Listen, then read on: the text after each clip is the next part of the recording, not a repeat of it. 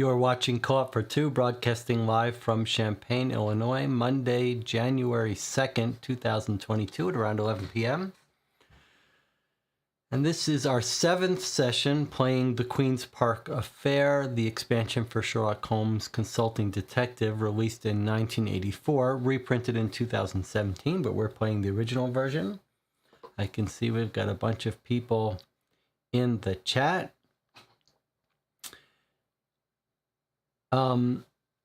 And Robert is just saying that he's going to watch this stream after he plays his version, the more recent version. Just as a reminder, this is the wrong video to start with in any case.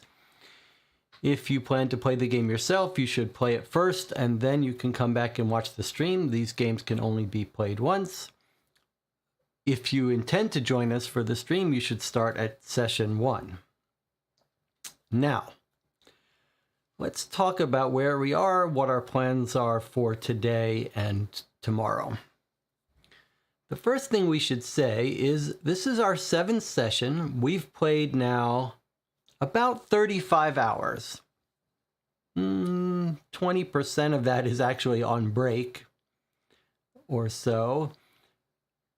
But 35 hours, and I think we've got another full session and then maybe a discussion video. So actually, my original thoughts that this was going to be shorter than Adventures by Gaslight looks like it may be wrong. This is going to be up there in the same caliber of a 45-hour experience on this channel, which is exciting. It's the last big, long expansion we have, so we're trying to savor it. 35 hours so far, that's no joke. And thankfully, towards the end here, it's felt a little more manageable. The first 3 sessions really felt like we were underwater and in deep water. Where are we now? We've well finished the end of our official time in day 4, but we have a lot of clues left in game day 4, which is the final day of investigation in this case. But we do have a better handle on what's going on. What I hope we will do today, we've got 6 hours, 6.5 hours if we need it, is finish all of the clues for day 4. There are a lot still to get through, but most of them may be just sort of cleaning up loose ends, maybe some short ones, maybe a bunch of clues that are just says the place is closed. I'm hoping, however, that we can finish up all of our clues today. We do have one big long one, which is cab ride log for yesterday that we may want to spend some time on. And then we have a decision to make. What I'd like to do is spend tomorrow evening mostly talking about the game, looking at all the entries we didn't read, comparing to the Space Cowboys version, giving our thoughts. I'd love to hear your thoughts on the game and the total experience, where it worked, your favorite parts, least favorite parts, where it didn't, talking about from a game design perspective, maybe compare it to Adventures by Gaslight. That's what I'd like to spend a good chunk of tomorrow doing. What I am open to is whether we should solve the case at the end of tonight or leave that for tomorrow. So they'll be answering the questions and then they'll be reading the epilogue solution. I'm okay with doing it at the end of tonight or the beginning of tomorrow. We'll have to decide that when we go.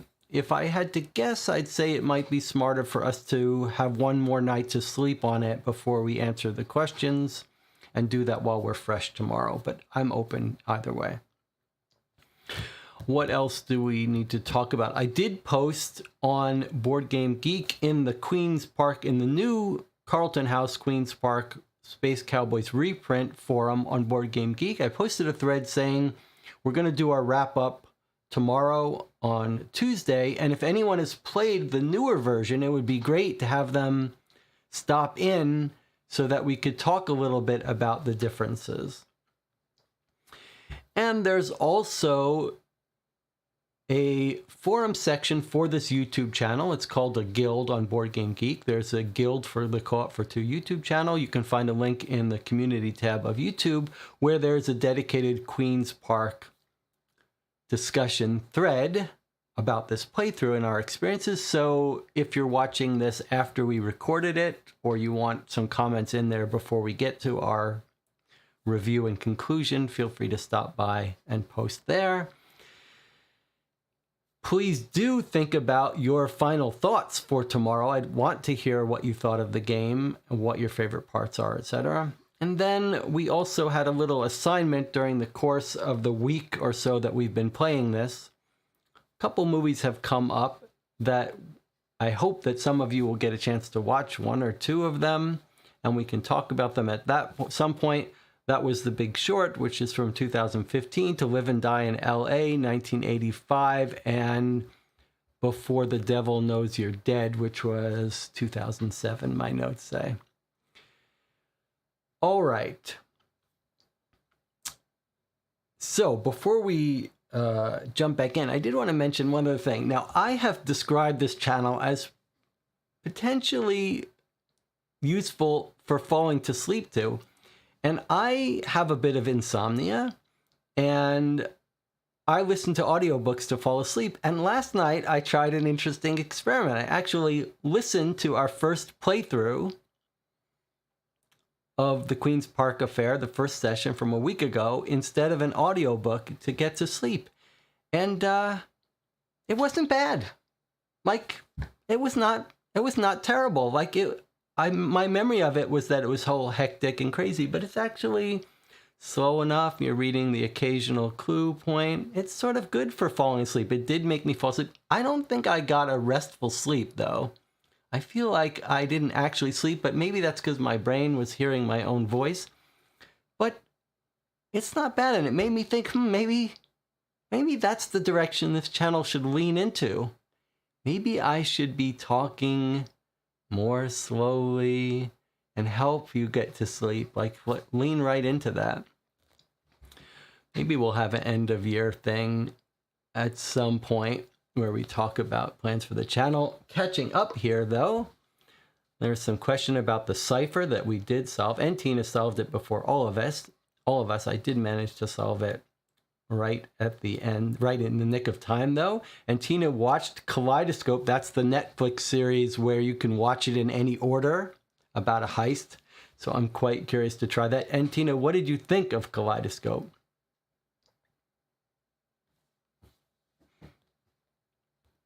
And what order did you watch it in?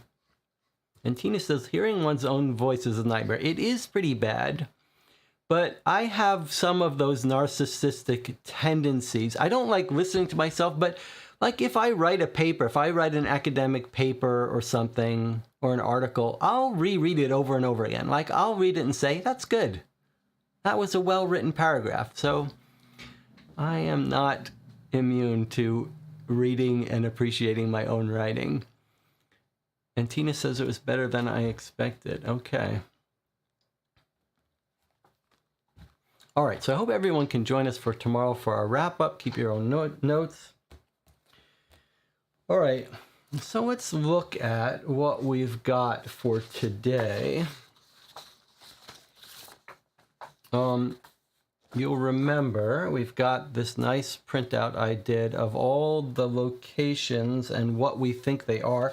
There are still a bunch of locations that we don't know why we might be going there, including some that change, which are almost certainly important because they probably initially said, why are you here? And it's a little troubling that we don't know what they are yet.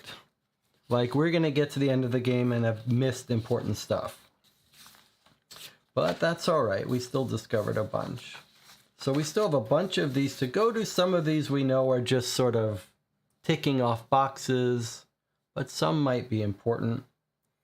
We're considering it to be after 10 p.m. at this point, so anywhere we go, if it says, like, if it's before 5 p.m., well, we've missed out on that. And then we've got a bunch of notes about questions that I think we should try to answer, and maybe we should keep in mind as we go. In fact, I wonder. Oh, okay. So here's some notes with a bunch of Anna's comments here. So we had the timeline that Anna worked up for us, which is fantastic.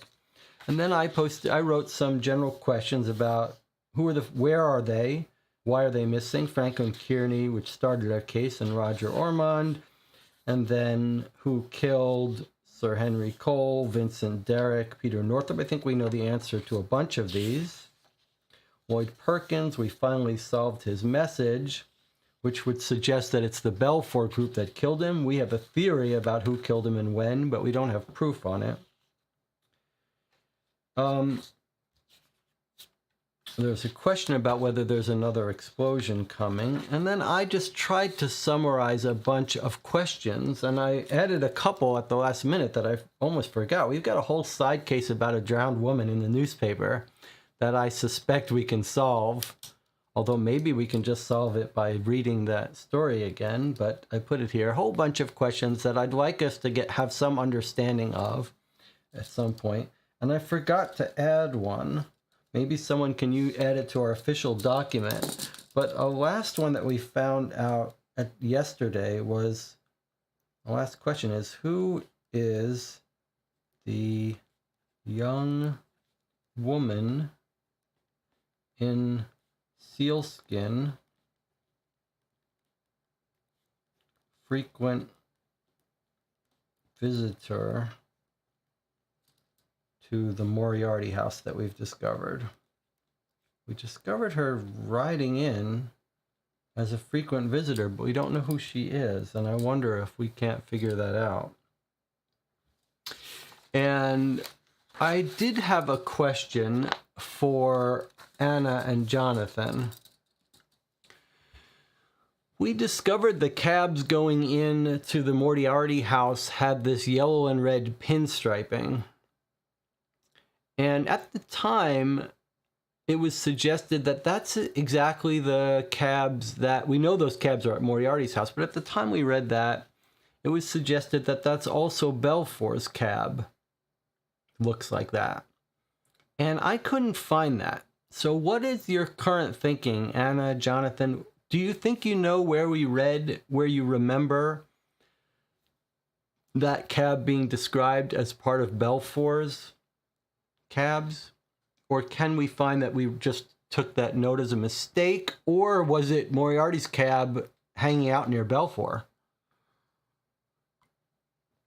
Jonathan says, I think it was the first day we visited Balfour. Okay, I have my doubts about that because I think I went back and skimmed it, but we can check it again before we start. Balfour day 1 clue was 54.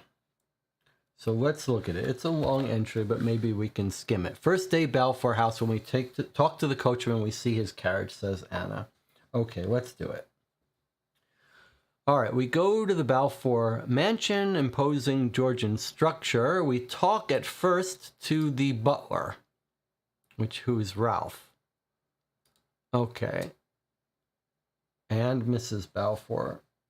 She is in her mid-50s, so she's not going to be that young lady. All right, let's see. We're told the safe is from Leith and Ross, which we haven't visited because we think we've figured out the whole safe nonsense. All right, they're insuring it with Pearl, which we also haven't been to, but we might want to clear up. Okay, where is he? He's at the Temperance Society. Ralph the butler will help us, says the woman. Okay, here's where he's going to start to introduce us to the cab driver. He says, what would you like to know? I'm afraid there's not much to tell. Freddie Weed, the coachman, which maybe we can find. I mean, maybe we should find Freddie Weed in the directory if he doesn't live here. Okay, let's see. He drove them to the Balfours, to the Siptons. He discovered the lamp.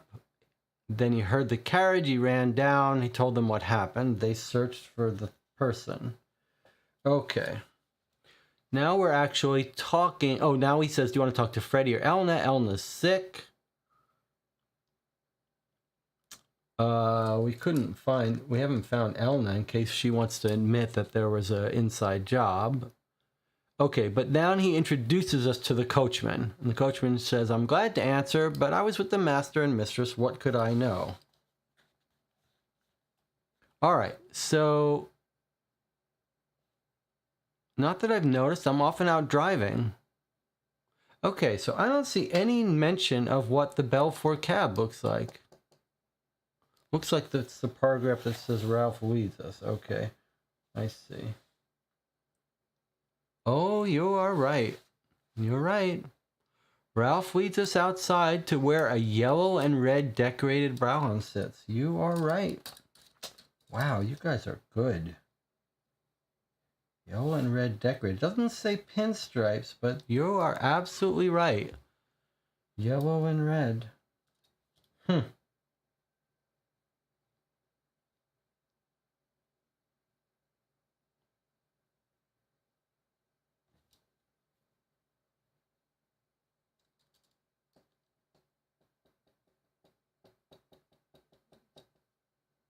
Okay. Can I just, I have a, okay, that's good. That clarified it. Can I just, make sure we're not making a terrible mistake? We have surmised that it's an inside job with the jewelry stolen from the safe.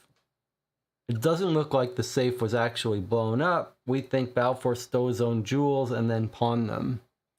And then he was robbed.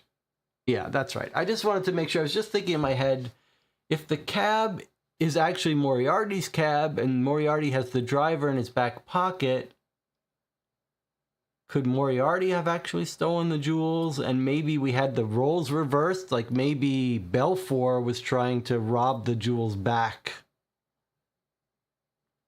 But no, I think all of our evidence is that Belfour was pawning the jewels and he got robbed by the Lambert's inside people. Okay, so we don't, you might add that to our questions there, right? Like one of our questions is, why does Belfour have the same cab design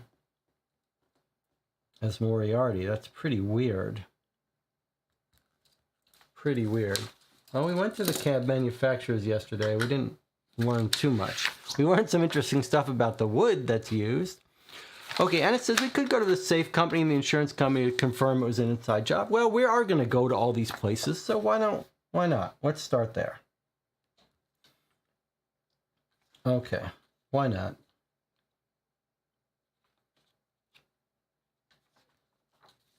We'll try to bounce between some interesting clues and some just clean up loose ends clues. So here's Leith and Ross, the safe company, 34. Now, I don't know if we should, I'm not gonna bother, well, I'm trying to decide whether it's worth keeping track of time. Maybe we'll keep track of time just for fun. In fact, I'm gonna pretend it's 9 a.m. We can just decide later whether we want to call that 9 a.m., 9 p.m., just in case we hit some place that's interesting. Okay, let's see what's at the safe place. We could have gone to this place earlier, but we surmised that we understood it all anyway, that we understood it was an inside job. Okay, let's see. Yeah, we sold the safe to the Balfours, our top model, the Anchor Reliance. Will stand up to anything. The amount of explosives it would take to blow the safe open would bring the house down. Have you looked at the Balfour safe? Yes, it was not the explosive that opened the safe, although whoever placed the explosive knew what he was doing. How was it opened then? Well, if you have the time and skill, any safe can be opened. Ours is the best safe on the market. It was either opened by someone who knew the combination or who had enough skill to pick the combination. Okay, that's pretty fun. So it's sort of given away what we had guessed on our own. He confirms it, though, straight out. Explosives did not blow this safe open. But then he says whoever placed the explosives knew what he was doing. That's a little weird, isn't it? Because Belfour is not an explosive person. So this is a weird, whoever placed the explosives knew what he was doing. That's weird to us because we thought it was an inside job by an inexperienced person. But then he comes back around and says the person probably knew the combination. So I don't know why it says knew what he was doing. Maybe he's just saying whoever was trying to get in knew what they were doing because they went in, because they got in.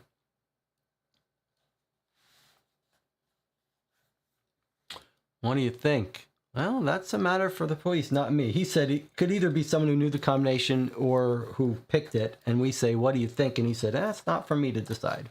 Okay, we did have a little bit of unsureness with that safe because it swung open easily, and it could either be that they blew it open and broke it or that it was never blown open.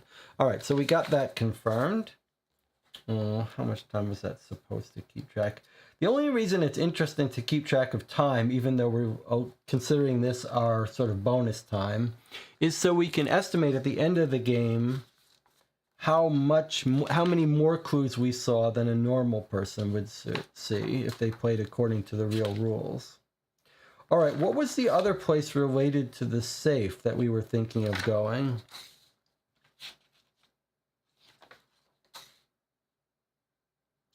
Pearl Insurance. Let's go to the insurance company and see what, for fun, what the insurance company about the jewels tells us.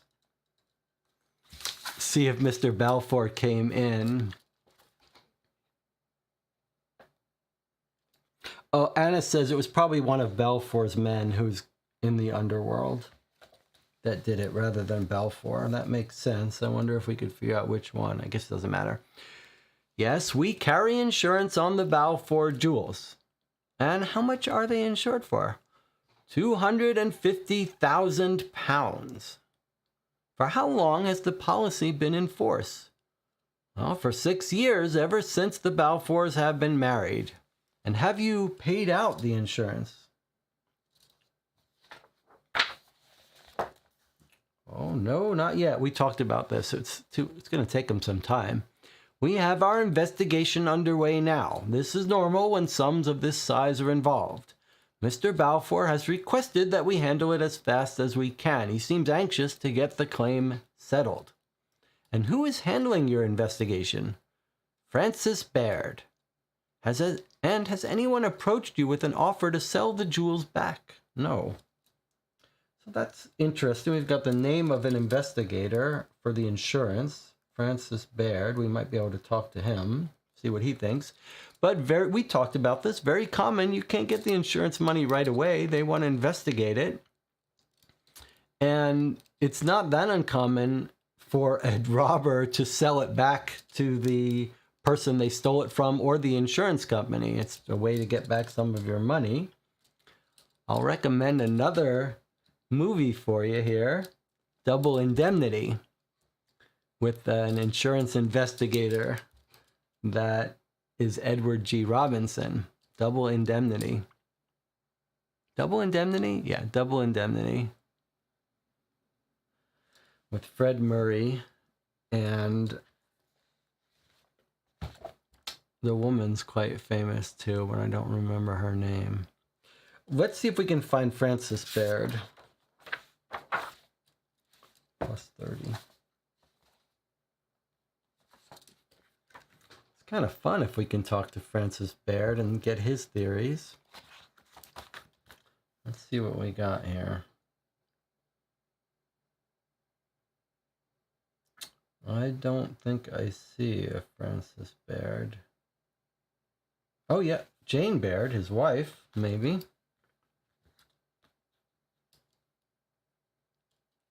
So we've got a Jane Baird at 83 EC. Is that a location? One of the fun little mini games of this thing is figuring out what these unknown places are. Okay, so there's no 83 EC, so we can't talk to Francis Baird. He's in the field. All right, next up.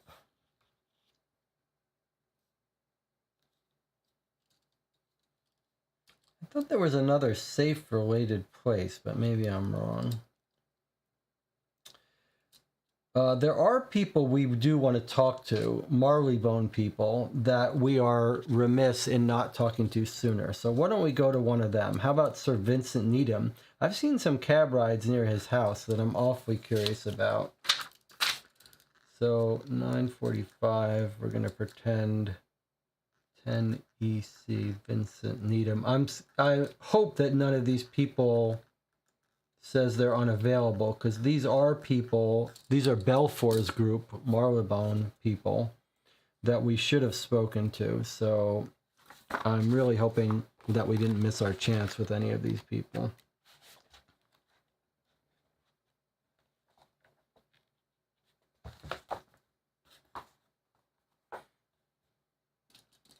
The townhouse door is answered by a middle-aged manservant whose quick appraisal of us subtly inclines his attitude but not his words. What does that mean? Appraisal of us subtly inclines his attitude but not his words. Good day, sir. How may I help you? We'd like to see Sir Vincent Needham. Is he in? Asks Wiggins with hat in hand. No, sir. He can usually be found during business hours at his office at the House and Land Investment Trust. I suggest you call there for an appointment if you wish to speak to Sir Vincent. Well, thank you. All right, so this is one of the people that we've talked to because we've been to their office. That's fine. We expect a bunch of clues from today to have that flavor. How about Aberdeen Navigation? Safe related was Lenny Woods at Millbank. Yes. Okay, let's go to Millbank. Millbank is here. 23WC. Let's go there. Let's talk. This is the guy that Porky thought would have the expertise to pull off such a robbery.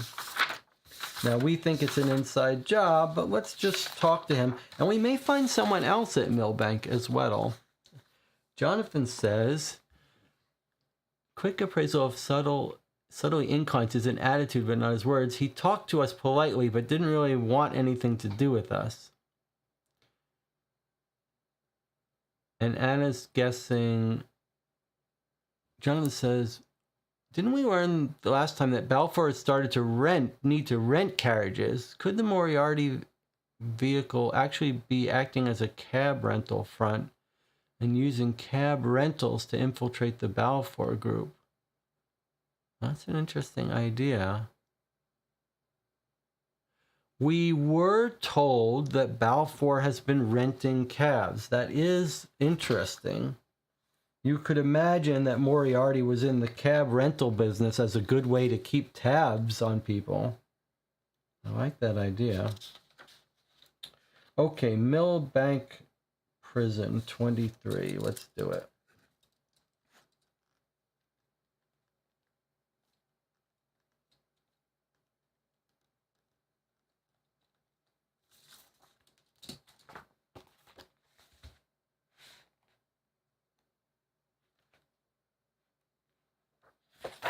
Oh, we got a long clue here at Millbank.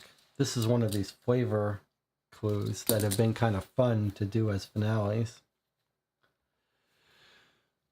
Warden Devine has called Leonard Woods into his office. This is who Porky said might have had the expertise to pull off the Balfour robbery. This is the person who could have maybe picked the combination to the safe, if need be.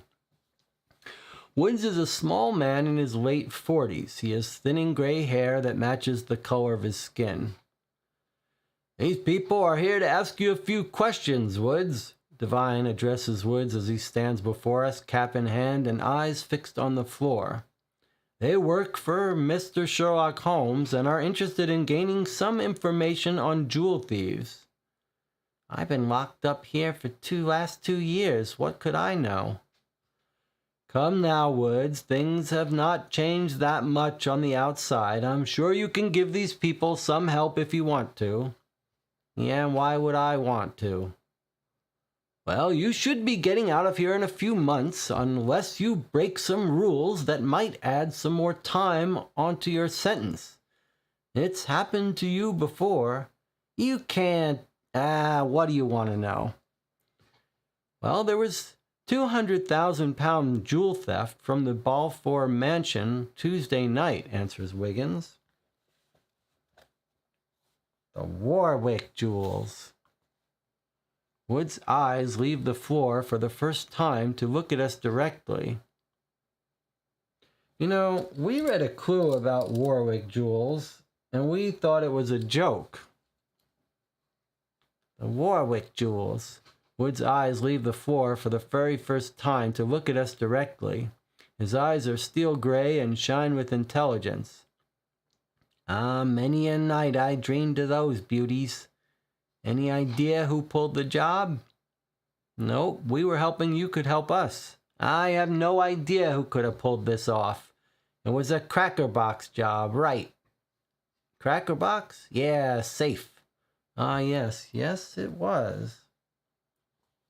Then he says, "You know what kind?"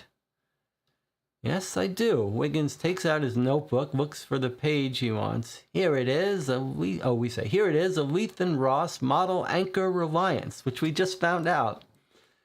That's the best you can find, best you can buy. How'd they get into it? Looks like they used explosives. Nope. You could blow the whole bloody mansion down before you could blow that door off. Nope. You would have to torch it or pick it. Meaning? Welding torch. You'd cut out the tumbler, put in a small amount of nitroglycerin, blow out the lock bar, and presto, it pops open. Take about 2 hours and a lot of equipment. Yeah, and to pick it? That would take longer. 3 hours at least, but the only equipment needed would be a good ear, great fingers, and a lot of knowledge. Well, who could do it? I'm no squealer. What you tell us won't leave this room. Remember, Woods, if you help us, I'll help you. So the warden's says Warden Devine, he's trying to help us. This is for Holmes, right? Not for the police. Yes, for Holmes, answers Wiggins. Well, the only one who could pick it would be me, and maybe the Dutchman, Van Dutcher. I don't know about the Dutchman, but I have an airtight alibi, don't I, Warden? That you do, Woods. There are only 2 torchmen I would use, Willard Jaffe and John Kellogg, but then you're dealing with jewels. You need someone to dispose of them. That's the hard part. Well, who would do that? Well, a little out of my line. Tommy O'Neill would know. You could ask around the White Eagle if you dare.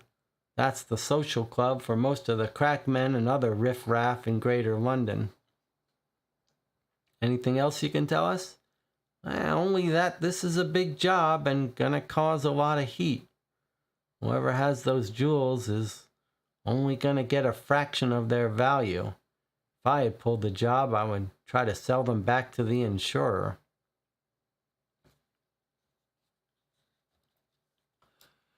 Well, thanks for your help. I appreciate it, says Wiggins. Just keep where you got it to yourself. Tell Holmes I may call on him for help someday. I'm sure he would like to meet you. The warden calls for a guard who leads Woods away. Did you see the gleam in his eyes when you mentioned the Warwick jewels? I have a feeling Woods won't be taking the straight and narrow path of a law-abiding citizen when he leaves here. Well, I hope he was able to help you. I'm sure that he has. Thank you for your help, Warden. Time 1 hour. All right, that was fun. That was fun. I might put that on one of my lists I'm tracking of my fun entries. Okay, that was 62, the safe cracker. Okay, well, what do we make of that? The thing that troubles me was he talks about the Warwick jewels, which we ran into someone, I think maybe in Hyde Park, who said some crazy stuff, and we thought, okay, this is the game playing with us. But now we might want to reread that because these are called the Warwick jewels. That's her, I guess, the Mrs. Balfour's maiden name. Okay, and he gives us some more names to follow up if we wanted to, if we thought this was broken into. He's Van Dutcher. That was the other person who could have exploded it. No, who could pick it. The other person who could pick it would be Van Dutcher. Since it wasn't blown off, he says you'd have to drill out the tumbler, but the tumbler's not been drilled out. So the torchman, if you wanted to torch out the tumbler, would be William Jaffe and John Kellogg. Says then you got to dispose of the jewels, and then he says Tommy O'Neill. That's the O'Neill brothers. We have him in our criminal log.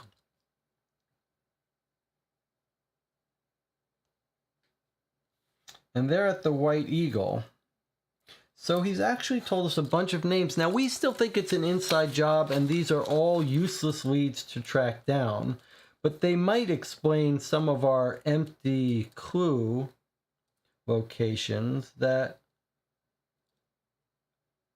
if we wanted to see for fun if these are some of the people we could look up, we could do that. Van Dutcher, and then he says Willard Jaffe and John Kellogg. Some of these people might be in our criminal list. I'll take a look at that in a second. And then he tells us the people who would pawn the jewels are Tommy O'Neill. This is going to be of the O'Neill brothers. I believe we've got him in our database. And the White Eagle bar.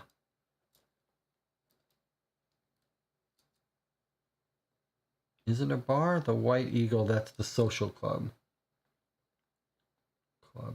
Okay, so just to be clear, and that took us an hour.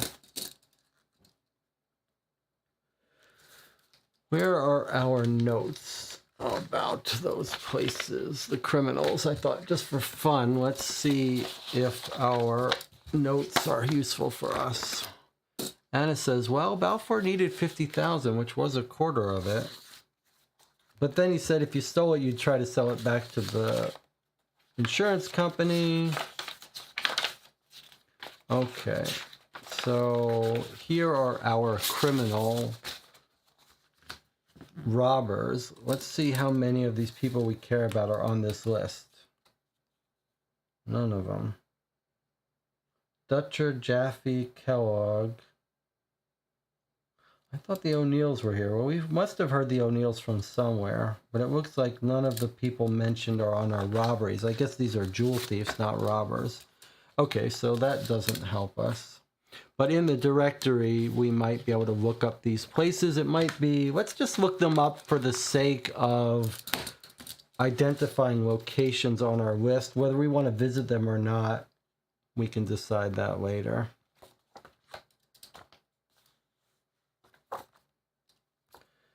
Okay, Dutcher, Van Dutcher is 30 WC. I need my glasses for this so I don't make any mistakes.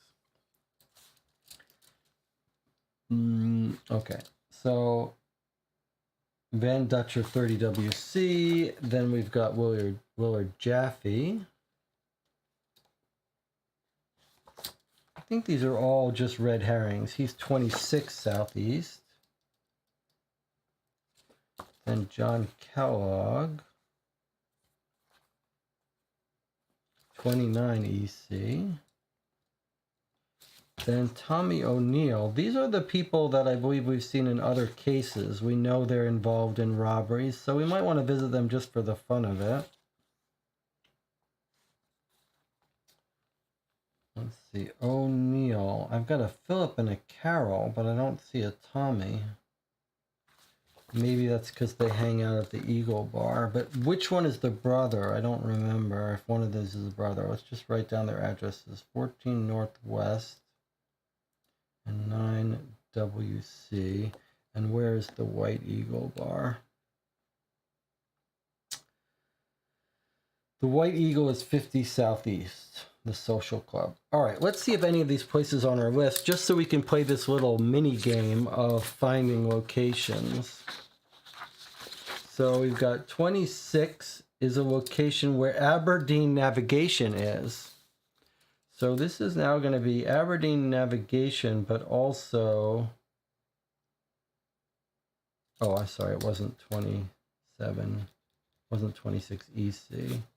It's 26 Southeast and 29 EC. Okay, so here's a new location. We did fill in one of these. This is John Kellogg, the jewel guy, jewel thief. Okay. Then we've got some WC and Southeast. Let's try to fill those in. 14 Northwest is where one of the O'Neills is. That might explain what that place is. Southeast, we've got a 26. Okay, here we filled in another place. This is Jaffe Willard. Okay. Then we've got the White Eagle Club is at 50. That fills in another place. Some criminals live nearby. And then 30 WC fills in yet another place. This is Van Dutcher, the jewel thief. And then we've got another O'Neill at 9 WC, but he's not in our entries. All right, so this was actually fun because we actually explained what some of our mystery places are. Whether we want to go to them or not, we can decide. And it says he tried to sell it to Lambert, a known fence. I mean, he probably would have gotten the 50,000 he needed ASAP. I see what you mean. Yes, you're right. He steals his own jewels. He pawns them for a quarter of their value and then gets the insurance later. So that's actually a good deal for him. He does get the money right away while he waits for... He gets quarter of the money right away and waits for the insurance. Okay, I like it. Let's go to the Suburban Bank because it's probably closed, or it's going to tell us to find the person we want to speak to at their other office. Oh, no? Okay, Suburban Bank is open for business. These are one of these places that we think Balfour was trying to get loans.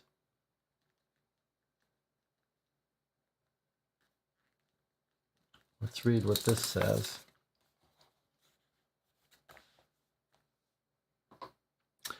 Few sidelong glances are cast our way as we approach the desk of Vice President Neville Cardis, who's at work on a Saturday, who eyes us with bewilderment. Wiggins immediately launches into his introductory speech. Sir, I have some very confidential questions to ask you concerning Mr. Jabez Balfour. I trust you'll be able to help me. I fear you will be disappointed, young man, unless you can present me with some very good reasons why I should. I cannot divulge such information. Well, can you tell me anything about Mr. Balfour's dealings with the City and Suburban Bank? All that I am at liberty to say is that several of Mr. Balfour's companies have accounts with us. I understand your reticence, sir, and I thank you for your time. We have already turned to leave when Mr. Cardis calls to us. Just a minute. After glancing around and reassuring himself that no one else is within hearing, the banker continues. I really should not be telling you any of this, but I am personally glad to see someone investigating Balfour's finances. He has several companies, and I suspect that some of them are on the verge of defaulting on loans. I fear there has been manipulating of the books, if not worse. What is worse? I'd like for some real estate expert to spell this out for us. If my fears are well-founded, it could spell disaster for the financial community. Neville Cardis looked somewhat shocked at himself at this disclosure. Before we can ask for more details, he continues. That's really all I can tell you. More than I should say, in fact. But I do believe it would be best for all if the true facts of Balfour's financial dealings were made known. Now I must bid you a good day. All right, well, that's all stuff we knew, right?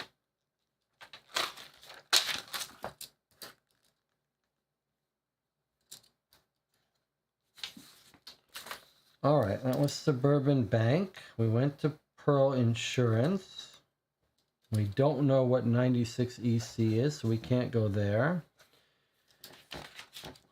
Let's go to Aberdeen Navigation. It's been a while since we've been there. I mean, not been a while. We've never gone there, but it's been a long time since we should have gone when we found the slip. We think this is his honeymoon trip that he took after he won some winnings at the dog track. But maybe there's some more information. Remember, we're trying to find where Kearney is, and this is where Kearney had a ticket. So maybe we'll get lucky and get some clue. Maybe he came in to get a refund, changed the ticket. That would sure be nice. But no such luck. Yes, that's our ticket, as you plainly see. It's for passage for 2 on our October Grecian Isles cruise.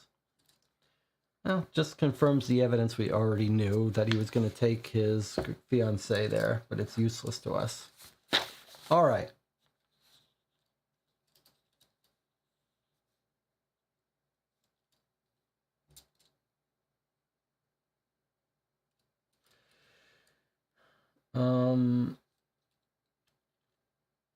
Henry Ellis has more to say to us?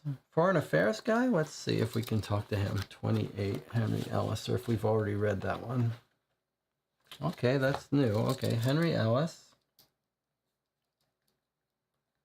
30 EC, which is 28. Let's see what Henry Ellis says. He just says, I remember a reporter by the name of Frank Kearney. He used to work for the Police Gazette. Why don't you go see Quentin Hogg? I think he knows you're Mr. Kearney. Okay, we already know all that. He was not very much help, Henry Ellis. All right, how about we continue the Allies and go visit Porky and tell him about what we learned at the Millbank and see if he has any new ideas for us. Porky's at 52 EC, 227.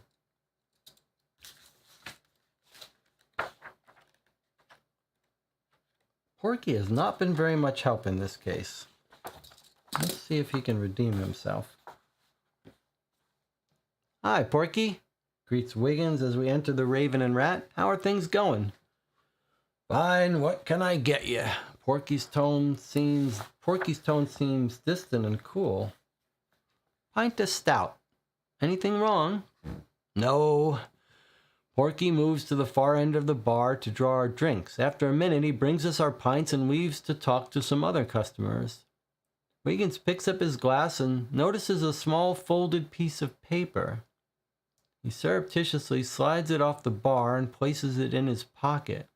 We down our pints in silence. See you later, says Wiggins as we leave. Porky ignores our departure. Once we're on the street and out of sight of the Raven and Rat, Wiggins takes the note from his pocket and reads it to us. I can't talk to you now, but you might be interested to know that Moriarty's address is 51 Bear Street.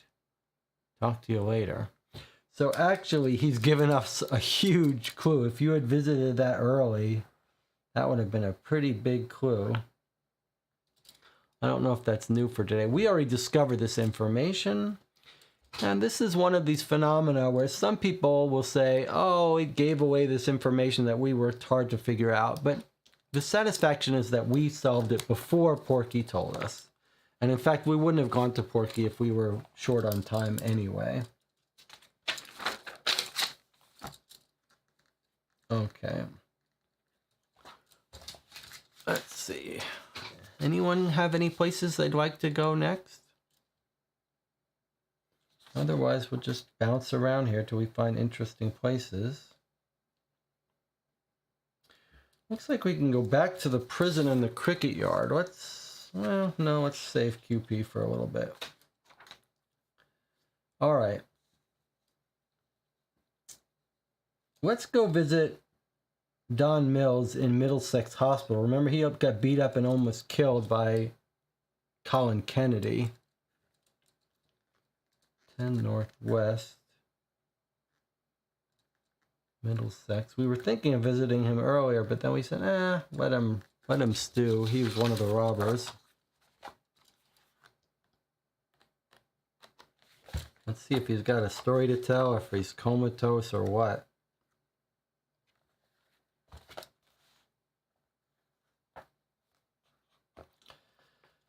Donald Mills has a mild concussion, but he'll be all right in a week or two. Mills' doctor informs us as he leads us to the patient's bed. You can talk to him for a few minutes, but it will be painful for him to talk. His jaw was almost broken and he lost a number of teeth. This is why you do not get into a fight with a big giant boxer. Mills is in his bed but awake. His face looks like one big bruise. One eye is swollen shut. Hello, Mills. Could we ask you some questions? Mills looks at us with his one good eye but makes no effort to answer us. Do you know who did this to you? Mills shakes his head, grimacing slightly at the pain. Have you seen him before? Again, Mills slowly shakes his head no. What was in the bag? Personal papers, mumbles Mills. What type of personal papers? Personal. Have you heard of the Belfour jewels? With another shake of his head, Mills closes his one good eye and waves us away. Oh, that was rough. All right, he's got nothing to say. He's not talking to us and his jaw is wired shut. Ouch. Okay. Okay, let's visit... Oh, we already visited Clive Jordan. All right, let's visit Julius Benedict, another of the Marleybone group.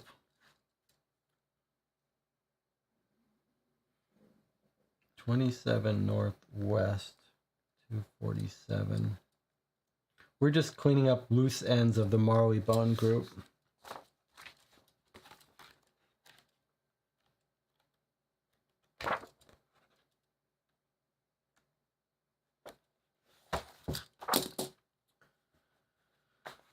Sir Julius Benedict's butler opens the door, but before we can ask to see Sir Julius, two large men with the manners and demeanor reminiscent of certain boxers we have encountered in the past push by the decorous butler. What's your name? They demand. Well, my name's Wiggins, and my associate and I... Sorry, mates, there's no Wiggins on this list of mine, and only the people on this list can see his nibs. You'd best be moving along now. Okay, this is what we see. Most of the people who work for Belfour are now in hiding and have hit the mattresses and have got bodyguards protecting people from coming in. So we're used to that. That probably can help us tell which ones are the people tightly involved with the Belfour up to no good. I see an entry here for Edna Wedler, one of our fiancés. I'm assuming that it's something we've already read, but let's see if we can go back to visit her again. Oh, I see we can go back to visit her. This was, I think, the girlfriend of the guy who's in the hospital, the robber. After we receive no answer to our knocks on Miss Whelan's door, we find the landlady. Happen to know where we might find Miss Whelan? Asks Wiggins with hat in hand. Yeah, Middlesex Hospital, is the middle-aged woman's curt response. I just can't have such going-ons in my rooms. Fights and near killings and the such. I'll have to talk with that young lady when she returns. Still shaking her head, she slowly closes the door, leaving us standing there. So that was the fiancé of the guy who just got beat up and sent to the hospital. Her landlady's not happy. Okay, and it says Pickering and Chatto. Pickering people. Okay, let's do that if that's what you want to do. Let's go to Pickering's people. Another one of Belfour's people. We've got a couple of entries from him that we found in his in the biographies. Here's Pickering and Chatto. It is interesting that there's so many of Pickering's places that we can go to from his biographies. The only person who worked at a bunch of places that is not currently part of Belfour's group. So maybe he's an outsider and he can give us some information. The sign on the door of 86 Haymaker Street reads, Charles Chatto, Architect. Let's move this up a bit. Charles Chatto, Architect. We enter the office and find ourselves in a large room filled with 10 or more drafting tables and at least that many draftsmen busily at work. Wiggins asks one of the men where we can find Mr. Chatto, and we're directed towards the back of the room where we find his office. Wiggins's knock brings a gruff, "Enter." "Mr. Chatto?" "Chatto! What do you want?" "We notice in the directory that the name of your firm is Pickering and—" "Oh, that cursed directory. I put in a change of name 6 months ago. No, Pickering is no longer with me. Thank God for small favors." "This was Morgan Pickering?" "Yep." "Can you tell us anything about him?" "Well, I can tell you many things about him, but I don't have the time. By the way, who are you?" "Well, we're investigators working for Sherlock Holmes." "Well, I don't know what Holmes would want to investigate him for. My complaint has to do with the quality of his construction. I designed the buildings, he built them. Morgan took every shortcut in the business. Lowest quality materials, cheapest labor. He saw it as good business. I and most of our clients saw it as shoddy building practice. But there's nothing criminal about it. He pushed the building codes, but to my knowledge, he never violated those codes. Now, I'm very busy and can't spend time on Morgan, so if you'll excuse me—" "Yes, sir, just one more thing. Can you tell us where we can find Mr. Pickering?" "Well, he bought Gas and Company." Okay. So that was one of the places he works, and then he bought Gas and Company. Okay, so he was bending the rules. Pickering, Morgan Pickering, bending rules, shoddy building, but not criminal. Interesting. Okay, let's find that gas company. Gas and Co. 42.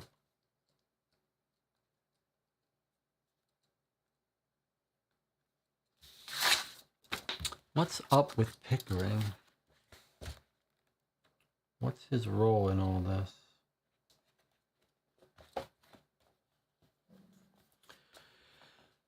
Okay, let's see.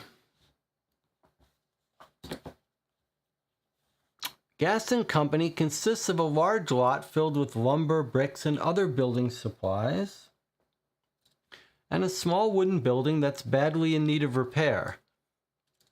As we enter the yard, there's an argument taking place between a large man in a workman's leather apron and a smaller man dressed in a tweed suit and bowler hat. That sounds like Moriarty's guy. 328 pounds? Where did you get those bloody bricks? From Buckingham Palace? I told you I wanted seconds, shouts the man in the bowler as he waves a sheet of paper at the bigger man. I've given you what you asked for. You're not going to get a better price anywhere in London, and you know it. Some of the workmen start gathering around the bowler hat. This seems to make the larger man a little nervous. So what do you want me to do, Pickering? I'll give you 290 pounds for the lot, in cash right now. If not, turn right around and take them back.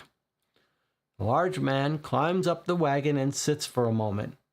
All right, give me the money. I knew you'd see it my way, Hank. Pickering hands Hank an envelope, and before he can check the contents, Pickering has his men unloading the wagon. Good doing business with you. Mr. Pickering, shouts Wiggins as we move toward Pickering, can we have a word with you? We're investigators for, if it's about the Tottenham Court project, you'll have to talk to my solicitor. No, it's about, I don't care what it's about. See my solicitor. Okay, so this guy is a sort of shady businessman, but he's not a criminal. So maybe if we need to keep track, if at the end it asks us like who's doing the illegal stuff and who's not, it sounds like Pickering is just a very sly businessman cutting corners, but is not involved in Balfour's criminal actions. he's on his own.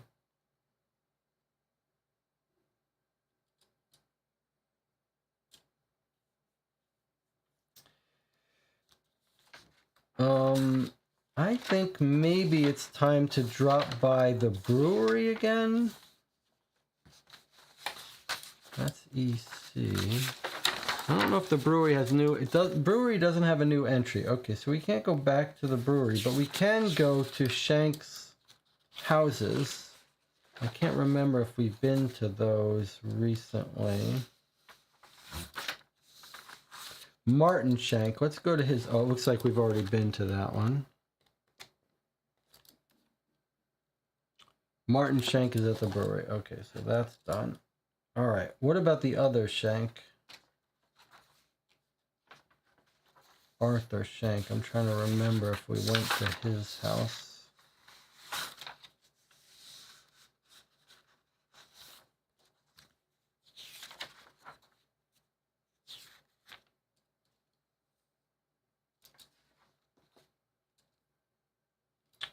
Martin Shank. Anywhere else other people want to go? I mean, we're going to go to all these places, but if you've got places that you're most interested in, just speak up and we can go there. We could go to the suit place where Don Mills, the criminal, bought his suits. We can go back to the jewelry store. I guess I should just go to these places as I see them. Let's go back to the jewelry store and see if they've got it boarded up or what's going on there. A sign on the door to Lambert's reads closed due to death. That's the death of the owner. Okay. Well, what about Lord Sipton? I've been wanting to talk to him for ages, and he's in Carlton House. He's in the mansion that is famous for the other book, the Mansion Murders, and the second half of the Carlton House box that Space Cowboys is all set at the Carlton House, and that's where Lord Sipton is, who's a Balfour friend who they went to and ate with for dinner when the jewelry was robbed.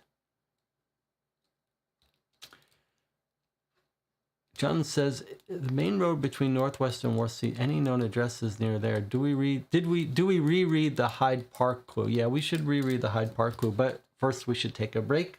I'll see you in 8 minutes. We'll go to Carlton House. We'll reread the Hyde clue, and we'll maybe look at some cab records. Has to be done. We're cleaning up, tracing down all our loose ends. I'll see you in 8 minutes.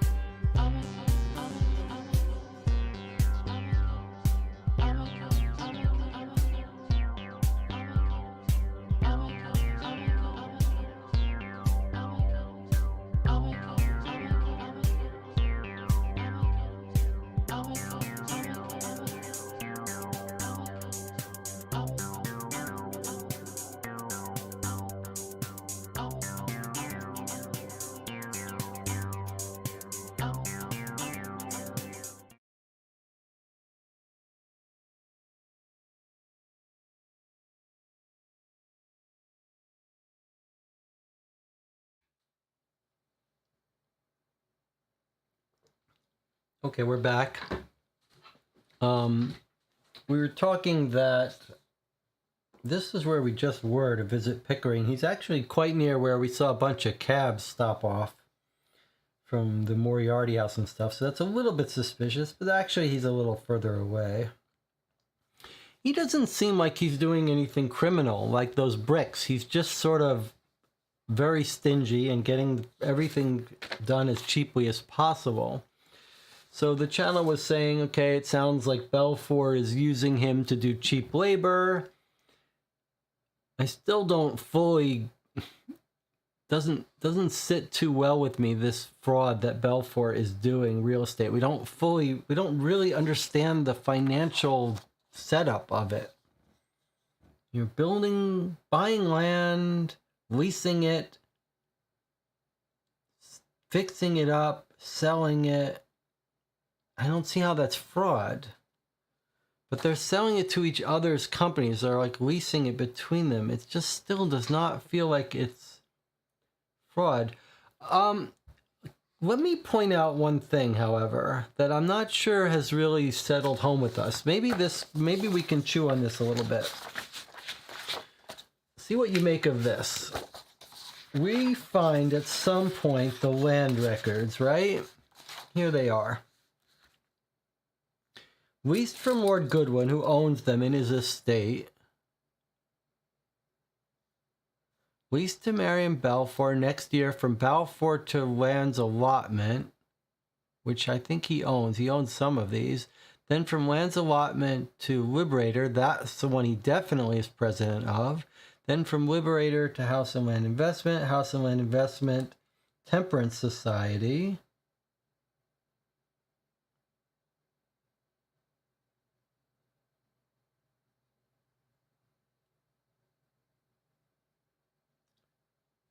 Leased to Marion, then from Marion to Land's Allotment, then from Land's Allotment to Liberator, which is his building, and then from Liberator to House and Land Investment, then from House and Land Investment to Temperance, but then look, leased again to Finch & Co.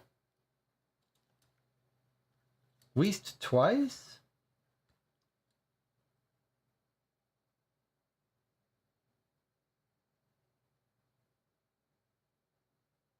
Is that what he's doing? Is he embezzling from the Temperance Society? By double leasing? Let's look at this lot. Same thing. Lord Goodwin to Marion. Marion to Liberator. Liberator to House and Land. House and Land to Land's Allotment.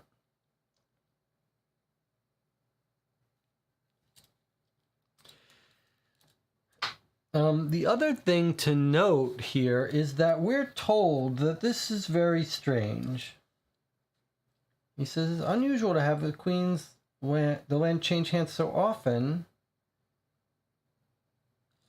There's nothing illegal. But we're told normally the usual terms are 200 years to the people for the purpose of developing the property. So the question is, normally these lands lease for 200 years. Why are they leasing for like a couple years at a time? And then what's up with this double lease? And did we look up Finch & Co.?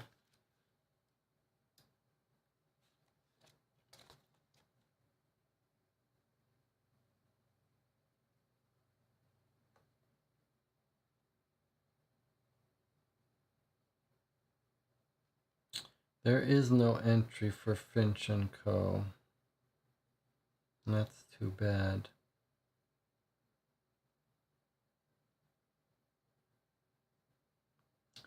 That's too bad. Unless they've got an advertisement somewhere, we're not going to be able to talk to them. This seems like it should make sense to us and reveal the fraud, but we don't, nothing about it. It just looks fishy, but we don't. Just seems like they're leasing them to each other. This one does look weird because it looks like a double, and we told the Temperance Society keeps having to move out. This one hasn't made the circle yet, though.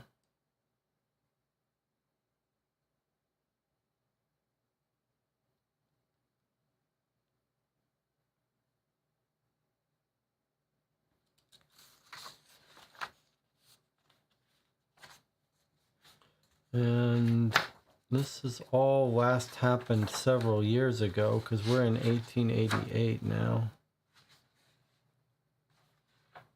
So 4 years ago, 2 years ago. All started on the same day. Let's look at this. Same day, these two lots start. Second day is the same, but to a different company. Then they go differently. Then they go off on their own differently. Look at this one. This one went from Marion to Land's Allotment. Then from Land's Allotment to Liberator. This one went to Liberator. And then from Liberator to Land's Allotment eventually. So it's like they're going in different circles around these friends. But I still... The owner Goodwin leased to Balfour for 200 years. How do you know he leased it for 200 years? So he could release it as many times as he wants in that period. From Balfour on, they aren't owners. They've just leased it. Everyone's just leased it. It's all just leasing, right? We don't know the terms of leasing.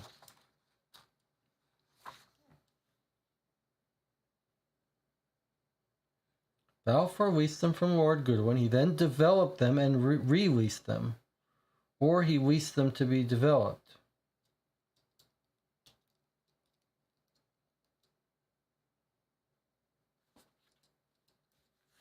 The only thing that makes it fraud to me is if these people that are all part of this Balfour group all know that they're leasing stuff way beyond what it's worth.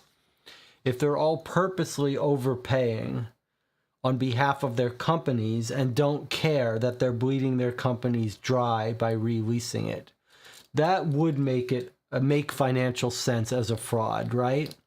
Like, let's say I've got 5 friends. They're all presidents of some companies. They're taking public stock investments in their companies. That's funding their companies. That's what's happening. That's what's happening. That's the key to understanding it, that these aren't private companies. All of these companies that the Balfour people are presidents of are public companies using stockholder investment money. So they're overpaying for these leases, leasing them to each other, just running them around the circle, each time paying more for it. And they're bleeding their companies, their public companies, dry while they profit from, well, the money turns around and gets profited by Balfour. And as long as you keep paying off dividends and people are investing, you're just taking public money and funneling it into the pockets of the presidents of these companies. But eventually you don't, it's all being, you're paying too much for everything. Eventually you run out of money and then you just declare bankruptcy. So maybe that's how it all makes sense.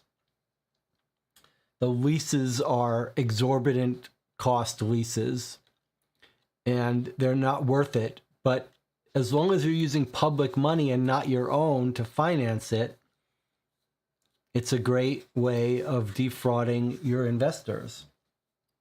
Okay. And then eventually you go bankrupt. You say we have to go, each company has to go bankrupt eventually. It can't pay its lease. Although I don't know why he's, All right. Let's go to some more places. It looks like Bon March we can't go to. Boy, am I suspicious of Bon March, though. Let's go to the local police station in the Northwest, which is near... So we've got an address of a local police station here in the Northwest. Let's see what they know. I mean, all of our important people are here. 89 Northwest.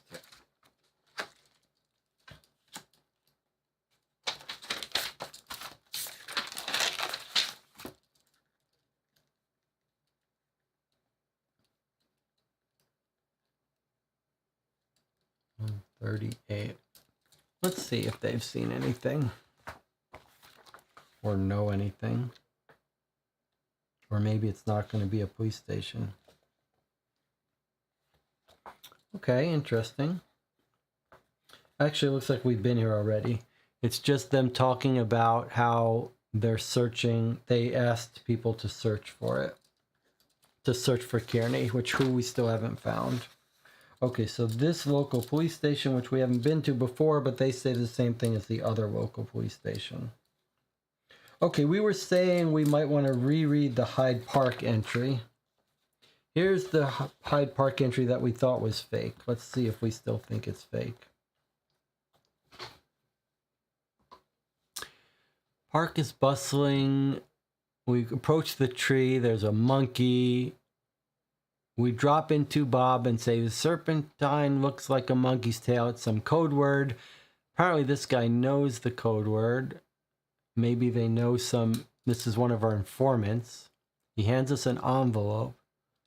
Galloping Napoleons. Look at this, Williams exclaims. A jewelry appraisal from the Royal Amsterdam Assurance Company. This is to certify that the jewelry collection itemized on the attached schedule and consisting of 52 pieces, Mr. and Mrs. Balfour, also known as the Warwick Jewels, which now we realize is true. The Warwick collection have a total value of £780,000. Look, here's a letter to Lloyd Perkins from Greta Jocelyn. Have arranged a deal. If you deliver the Warwick collection before September 30th, I can guarantee the £500,000 we discussed. Greta Jocelyn. We sort of wrote this off. 140 Hyde Park. This is involving Lloyd. Well, we know Lloyd is a spy now. He's a spy that works for Balfour. So he could have been involved, but we don't think he is. Royal Amsterdam. All right, let's see if we can find some of these places. I still think it's fake. Anna says, I still think it's fake. Jonathan, no, you didn't miss anything. I still think it's fake too. Let me just see if the Royal Assurance Company is real. Because that would be a good way to test this out. We just go there and they say, we don't know what you're talking about. Well, there is a Royal Insurance Company, 68 Northwest.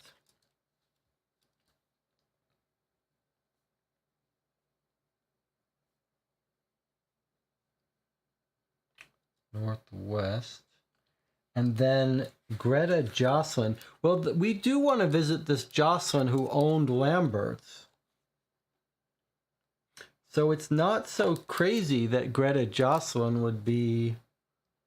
that a Jocelyn wouldn't be involved in the Lambert's scamming. We know he's up to no good. But I think this is still a joke. But if you go to Jocelyn... we see an Edgar, 79 WC. Edgar Jocelyn. All right, so we still think this is fake, but if we pursue it a little bit, in fact, you could also say, what about Warwick? Was that Sir Philip Warwick is 71 Northwest. I wonder if they're going to tell us about the jewels. All right, let me see if any of those locations are here on our list here. So 71 Northwest is not a place. We can't go there. Jocelyn, however, Edgar Jocelyn is the Lambert's person, so we definitely want to talk to him. And then Royal Assurance is 68 Northwest. That's not an entry. Okay, so these were fake entries. That Hyde Park was a fake one. However, while we're here, let's go talk to Edgar Jocelyn, maybe his widow. He was killed. Let's see if she has any theories about the robbery at her husband's pawn shop.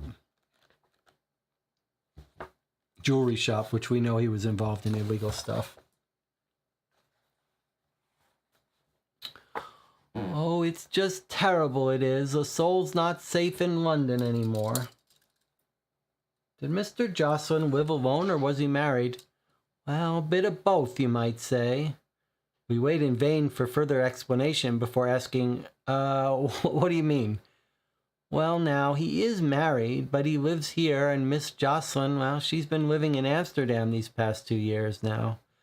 But she's been notified about Mr. Jocelyn being dead, and she's on her way here now. I don't expect she'll stay long, though.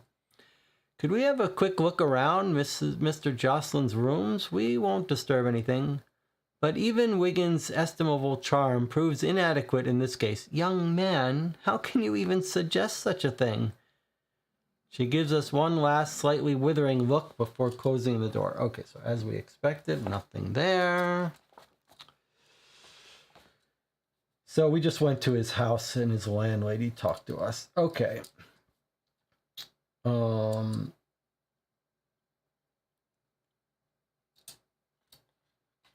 Let's talk to the jewel thief that we just learned about, 13. We don't think these people are involved in anything. Let's just see what they say to us in case they have something fun to say.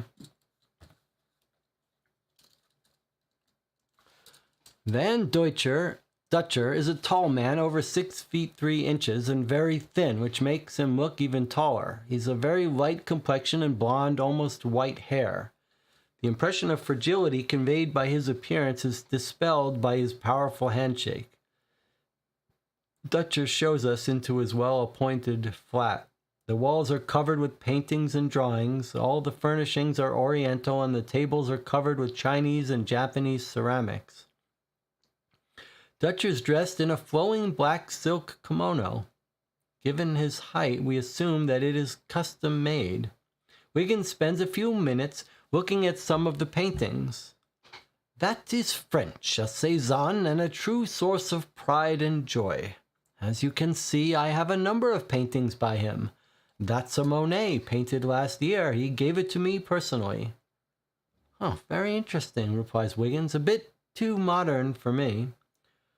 Well, many people feel they are the mad dogs of painting, but I like them, and someday they'll get the recognition they deserve. But enough of art. What can I do for you? You say you work for Holmes? Yes, we do. We've heard that you may be able to give us some information on the Balfour robbery. I hope I am not a suspect, he says with some humor. Well, your reputation seems to have leave little doubt that you have the ability to do the job. Ah, diplomatic answer, Wiggins, is it? Yes, my name is Wiggins. But what is it that you want to know? To start with, I will tell you I had nothing to do with the burglary of the Balfour mansion. In fact, I have found a new line of work. Not as exciting as my former, but more in conforming to society's laws. I am now a stockbroker. But would you have any idea who might be behind the robbery? I must admit I have been putting some thought to that subject, but have come up with no answer. With the type of security the Balfours have, there are not many men who could pull the job off. The first person to come to mind is Lenny Woods, but he's serving time in Millbank. Thomas O'Neill, of course, but he doesn't like safes the size of Balfour's. You seem to know a lot about Balfour's security, we say. Well, he says, I have been a guest at the Balfours many times. I handle the stocks for some of his home development societies. I have done quite well off of his stocks, and it's all legal. So there's nothing you can tell us. Not that I can think of. I really have been out of touch with my past environment for the last 2 years, so there may be people on the scene that I don't know about. That's a good feeling. Makes me feel like an honest, upright citizen. If you weren't an upright citizen, how would you dispose of the jewels? Amsterdam, no question. Why there? Well, Amsterdam, because That's where you'll get high pound. In London, you might get 20 to 25% of their value. In Amsterdam, 60 to 70% is not an unreasonable expectation. They'll just recut or reset them and put them back on the market. Here, they're stolen goods, so everyone who handles them is taking a risk that could send them to prison, and they make sure they get paid for it. Most local thieves will unload jewels to a fence, won't take the risk involved in getting the jewels out of the country. It takes a lot of connections. If you wanted to sell them in London, who would you go to? You won't quote me, will you? No. There are only 3 fences that could handle a heist this size. Fritz Dollimore, Edgar Jocelyn, and James Moriarty. I'm sure Holmes has run into the latter. He has his hands into almost everything that's illegal. Yes, we've heard much of Professor Moriarty. Well, we thank you for your time. We'll keep what you told us to ourselves. So he gave us the name of one new person, Fritz Dollimore. Again, we don't believe any of this is related to our case, so at some point we could just decide to stop here. But Fritz Dollimore might be one of our other unknown clue locations. You could see, wow, people could get on the wrong track of this case and be hunting this jewelry robbery down for their whole case. Dollimore is 36 Southeast. Let's see if it's another place on our list here. 36 Southeast. It is a new location.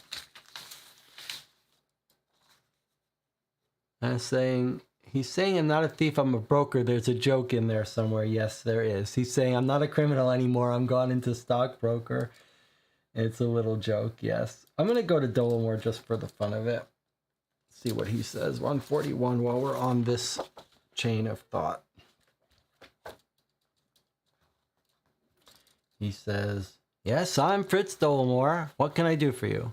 Well, we heard you might have some word on the Balfour jewels. You don't look like coppers. What's your interest? Well, we work with Sherlock Holmes. You can count on our discretion, I assure you, says Wiggins in his most convincing manner. Well, Sherlock Holmes has done me a good turn once or twice. I'll tell you if I knew anything. I'd tell you, but I really don't. I'll tell you that I wouldn't touch those jewels with the 10-foot pole. Look what happened to Jocelyn. Was Jocelyn involved? Well, now, I don't know for sure, but rumor has it that he was in the middle. He was in the middle of a buy when he was killed. Any idea who the gunmen were? No, but they were a big part of the reason I wouldn't have anything to do with the jewels. Okay. All right. Where to next?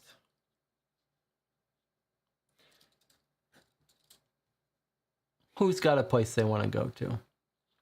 Get 25% from a fence. Jocelyn was one of them. Yep. Okay. How about... Oh, no. Bodyguard can't go to. Let me just verify that. Already been to him. Yep. Okay. We're running out of stuff. Okay. Here's another Leo Mills house. I think this is... He's already been killed, but we could go... Whoops.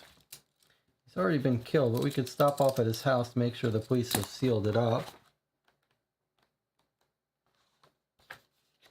The landlady informs us that the police have ordered the room sealed. No one's able to be admitted except in the company of the police. Okay, that was Leo Mills, who got broken his fingers and thrown out the window, or one of them. What about Peter Northrup's house? Has that got a different entry in it? Last time we were there, they said she left town. Let's see if there's been any more sight of him. This is a new entry. Let's see. Oh, this is the same thing. We read this already. I don't know why we didn't mark it. We knock at the door. The next door neighbor opens it up and says they left. She tell you where she was going? She said no. Her husband, Peter, she says, I think he was here on Monday. Someone was in her room and she paid her with a £5 note, which could be counterfeit for as far as we know. She seems to have more money than before. She loaned me £10 a couple months back. So she's been getting money supported from Moriarty, but we already read that one before. All right. Where shall we go next? We could go after the insurance investigator, Francis something. Yeah, we couldn't find him. He wasn't in the directory. It was Francis Baird, and he wasn't in the directory. B-A-I-R-D. I couldn't find him. Francis Baird. Or I found him at 83 EC, but there's no entry for 83 EC. I think that might have been it. Okay, just going through here. We can stop off at the Don Mills house. I think, seems like we already went to that. Let's see if it's a new entry for us. Yeah, 80 we already went to. That was when we saw he was a good dresser. So, in that spirit, let's go to the shop where he buys his stuff. Where he buys his fancy dress. Maybe they can point us somewhere, even though he's already beat up and in the hospital. But we could just chase down that last lead, make sure his tailor doesn't know anything about him.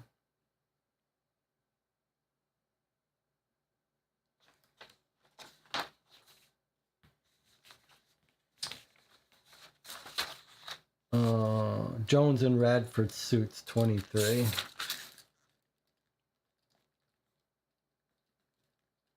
You never know, they could be involved in some illegal stuff.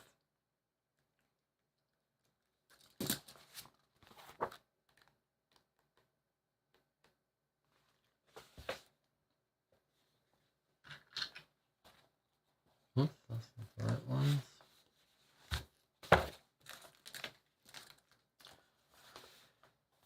Okay. Do you have a customer by the name of Donald Mills? Yes, Mr. Mills buys clothes here quite regularly. We're a bit of a loss to know what else to ask of the tailor. Can you tell us anything about his account? Wiggins asks, reddening slightly. Really, sir, I should simply ignore such a question, but I will tell you that Mr. Mills is in the habit of transacting his business on a cash basis. I trust you have no more insolent questions. Good day. Okay, so we knew that was not going to give us anything. He's the criminal. But now we've been there. Okay.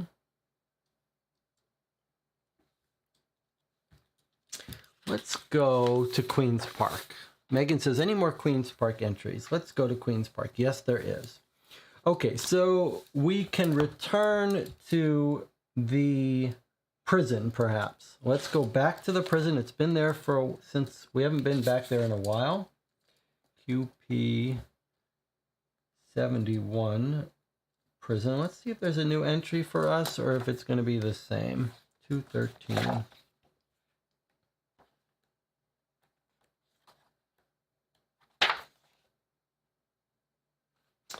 213 looks like just duplicates of what we already got at the prison. We can talk to the guard or the warden. And I believe we've read these already. Yes, so actually the prison is not changed. What about the cricket field? Let's see if that's changed.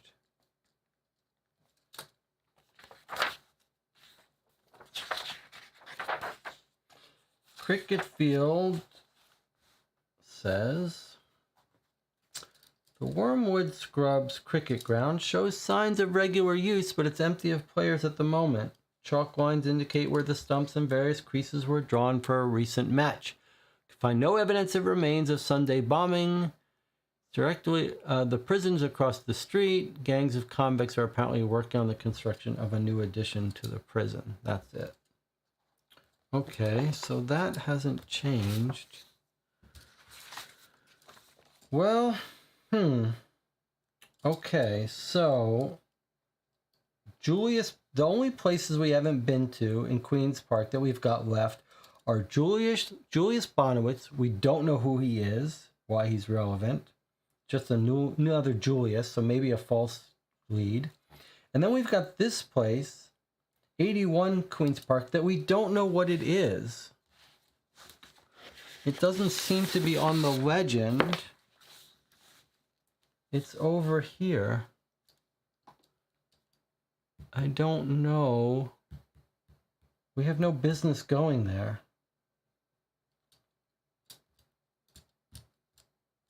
Shall we knock on Julius Bonowitz's? Actually, the only reason I know it's Julius Bonowitz is because he's in the directory. He's actually not mentioned in our... I don't believe he's one of our people. Let's look at our Marleybone people and our Queen's Park people. So I think the only two places on QP that we haven't been, we don't have any business being there.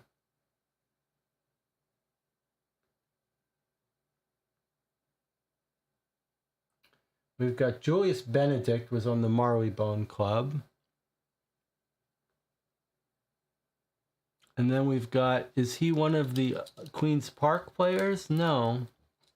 So we don't know anything about him. So I guess we can't really go to those two places. It's a bit troubling. Anna says, let's go to 15 EC Jardine. Okay. Let me see if that's on our list here. 15 EC. Okay, so 15 EC I have as a blank location. What is 15 EC? Jardine, that's a company. How did you get that, Anna? On what basis are we going to Jardines? That sounds familiar, like a company name. What is it? Jardine van. Anna says a Jardine van picked up Northrop's family. Wow, I missed that completely. So you're saying when we knocked on the door, she said a Jardine van picked him up. Wow, I missed that completely. All right, let's go there. That sounds like a good catch. I wonder if... Is that the woman we saw? That would make total sense. Hold on a minute. Pause for a second. It would make total sense that the woman in the cab with the sealskin might be the frequent visitor to Moriarty's house, because the neighbor said she's had lots of money lately, and we know that Northrop worked for Moriarty, and I think she was working with Moriarty to spring him out. So that would be very likely that she might be the visitor to Jardine's house, to Moriarty's house. All right, let's go to 15 East, to 47. Let's see if we can catch anything interesting.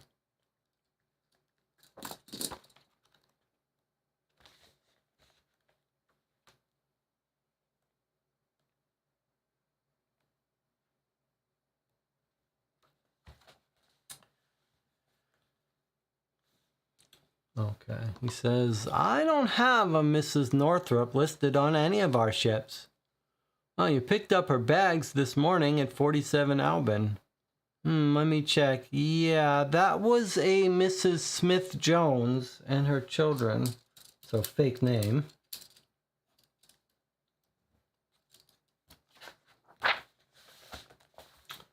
But not her husband, we say. Yeah, he was booked also, but he didn't show up.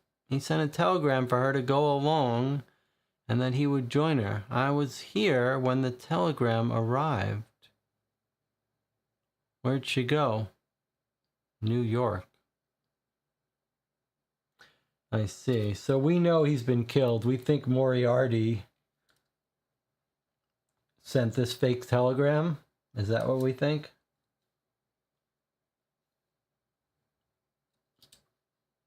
We think Moriarty killed off Peter Northrop and then sent her a fake telegram, I think. Well, that's nice. If we get asked where did Mrs. Northrop go, we know she went to New York. Anna says, poor woman doesn't even know her husband is dead. That's right. Absolutely right. She doesn't.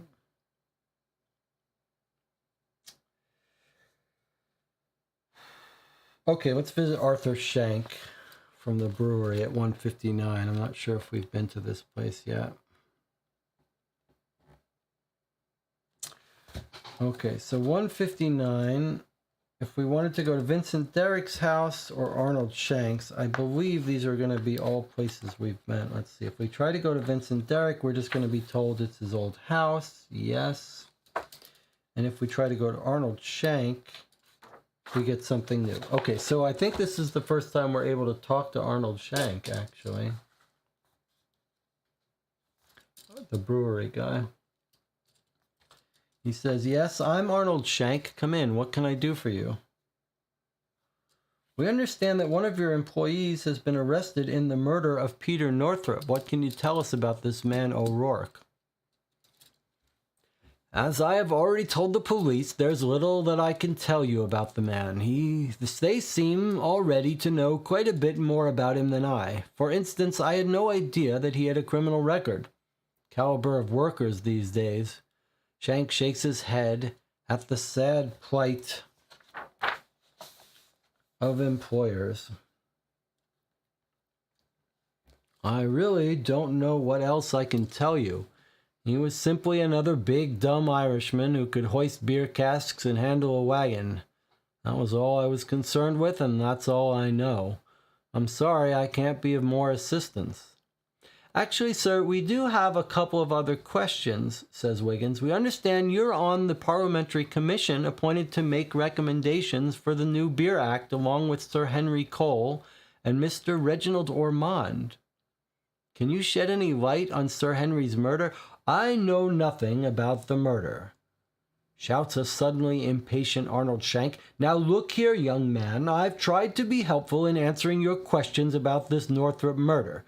But if you're going to start implicating me in every other murder in London, I will have to bid you good day. I'm a very busy man.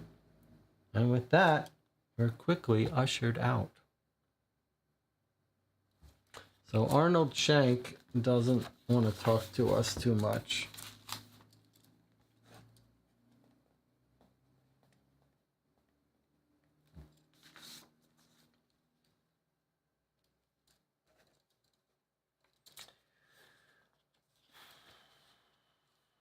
That finishes up all of the places except for George Hamilton, which is 41, which is the one that says they're not at the cricket field. Okay, so that finishes up all the places that we know about in EC neighborhood. There's still a bunch that are entries that we don't know about, including this one with an asterisk, which is tempting, but we don't know what that is. Every other place we've been to today or before. Okay.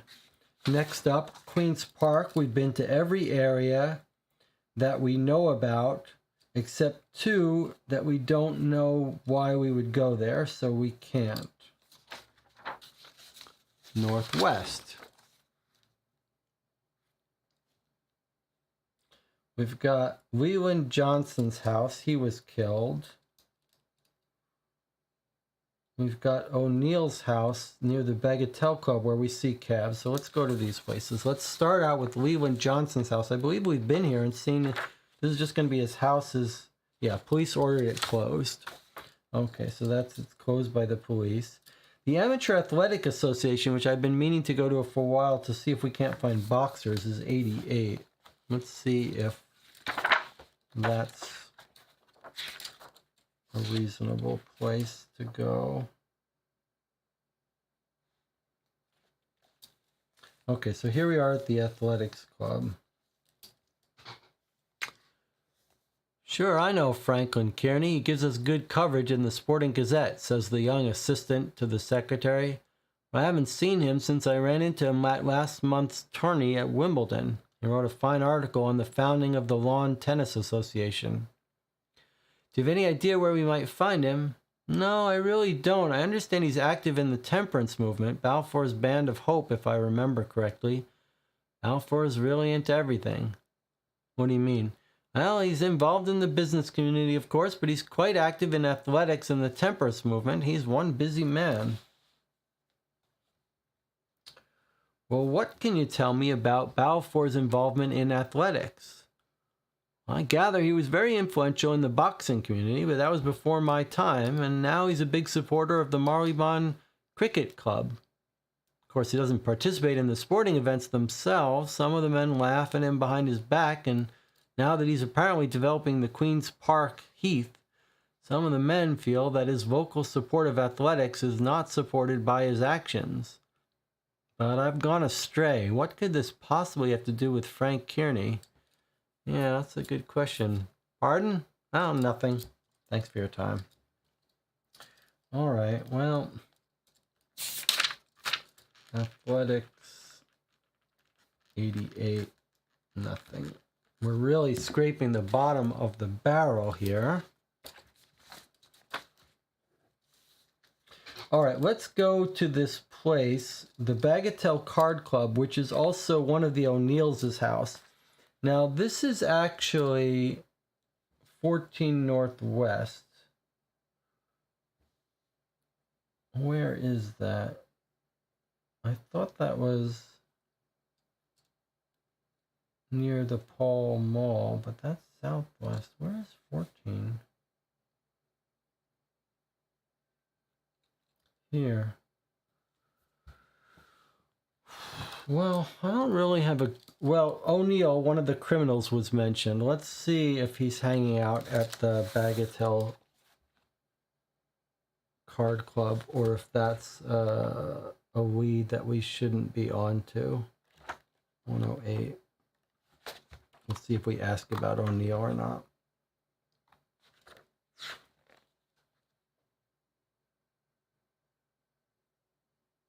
Yeah, this is the O'Neills. If you'll remember from other cases, we've run into these brothers before, these crooks. Day 4. Okay. Our knock on the door brings an immediate response. As the door flies open, we're face to face with a very small black man dressed in black pants and white shirt, but bare of foot. He looks up and down and lets out an unintelligible stream of yelps. Moku ni hasabawa. The little man then jumps and slams the door in our faces. From behind the closed door, we hear a woman's voice yelling, "You little savage, what are you up to now?" The door again opens, and we're now facing a motherly-looking woman in her late 50s. Behind her, the small black man is standing on his tiptoes on his chair against the wall. He's trying to reach what looks like a blowgun that rests on a shelf that's still a few inches away from his fingertips. I'm sorry about Mabudo. Little savage scares everyone. No tradesman will call here anymore. Hello, Mrs. O'Neill. Are your sons at home? These are the crooks that have this savage living with them we've met before. Well, Barry is. He just came home from the hospital Monday. Won't you come in? I'll get some tea. Mrs. O'Neill opens the door wide to let us in. Mabudo is jumping in an attempt to eliminate the inches that separate him from his favored weapon. Stop it, you little savage. Miss O'Neill pulls the chair out from under Mabudo, who goes flying into the air, doing a backward somersault. He lands on his feet, still without the blowgun. Baku no Nakasuba. Mabudo does another backward somersault and runs up the stairs. Can you understand Mabudo now, Miss O'Neill? Asks Wiggins. Learn that, heathen ton? Never.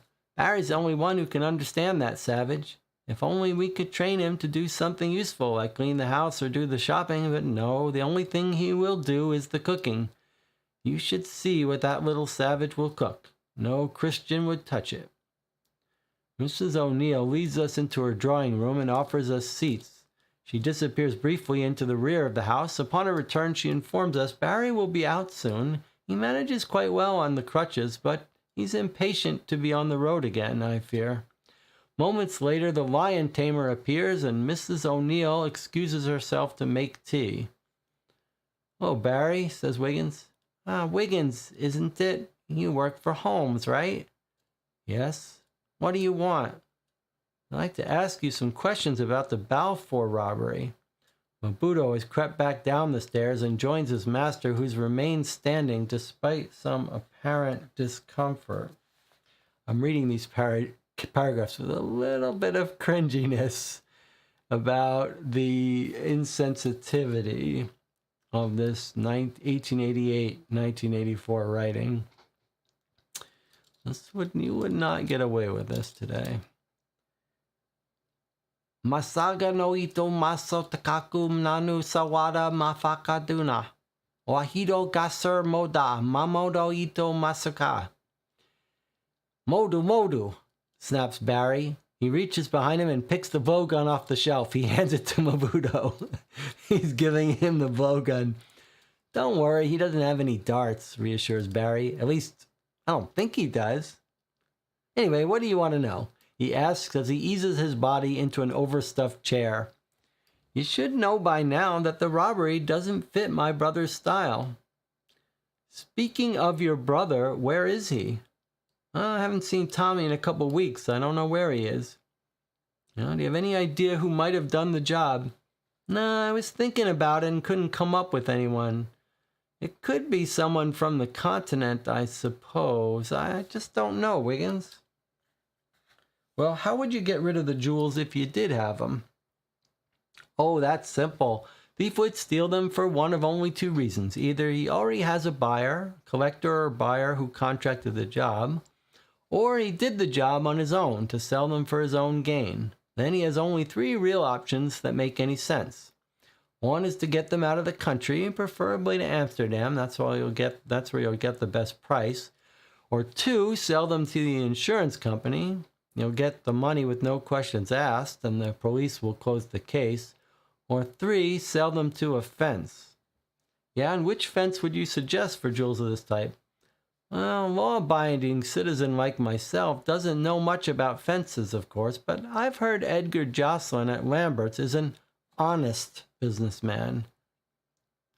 "Was" is a more appropriate term now, I understand, and with him dead, I have no other suggestions. "Well, if you hear from your brother, maybe you'll get in touch with us," says Wiggins a bit half-heartedly. And then 1 hour has passed. Okay. Jonathan says, "Safe to say this did not make it into the Space Cowboys version." That's an interesting question. If you're keeping track of what to check on the Space Cowboys, we might want to check that to see, for historical purposes, how did it change. All right. What have we not been to? Okay. It looks like maybe you can go back to Worthington Bank. I'm guessing it's just going to be closed or an entry we've already read. Let's just peek at that. The daughter's office is closed. We've already tried that one. We've already read that before.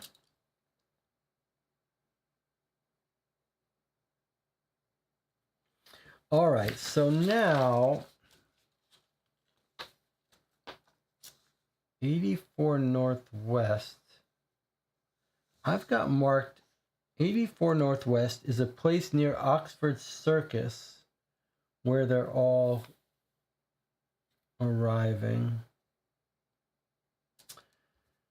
We don't really have a good reason to go there, I'm afraid. There's 84. It's a clue point, but we just have them arriving near here, so I've just marked that it's near there, but I don't know what it is, so we can't just walk in there. Unless we find other people going there today, maybe. All right, so that's all of Northwest. Southeast, we have some jewel thieves we care about. Willard Jaffe, I guess I'll just go to him to finish off. This is definitely, feels like a waste of our time, these jewel thieves that we were sent to. Knock at the door to Willard Jaffe's room elicits no response from inside, but does cause a door down the hall to open and a woman's head to poke out. Save wear and tear on your knuckles, love. If he's in there, he's passed out and can't answer. Most likely he's at the White Eagle getting ready to come home and pass out. All right, so these were just the people that the guy in jail told us to go visit.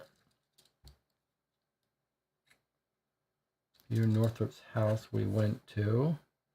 The Eagles Club. Okay, let's go to the Eagle Club where the jewelry people like to hang out. Got a long entry here.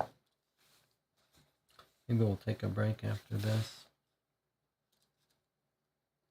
Again, this is all a whole path that we think has nothing to do with our case. Should we try the mantle maker about the sealskin coat? That's an interesting idea. Let's read this and then let's go to that. Oh boy, good. You reminded me of something else to do. In addition to that, to add to our mystery list, if someone could add this to our notes document on our unresolved question, there's something else that we were teased about that we don't understand, which is, where did Holmes go?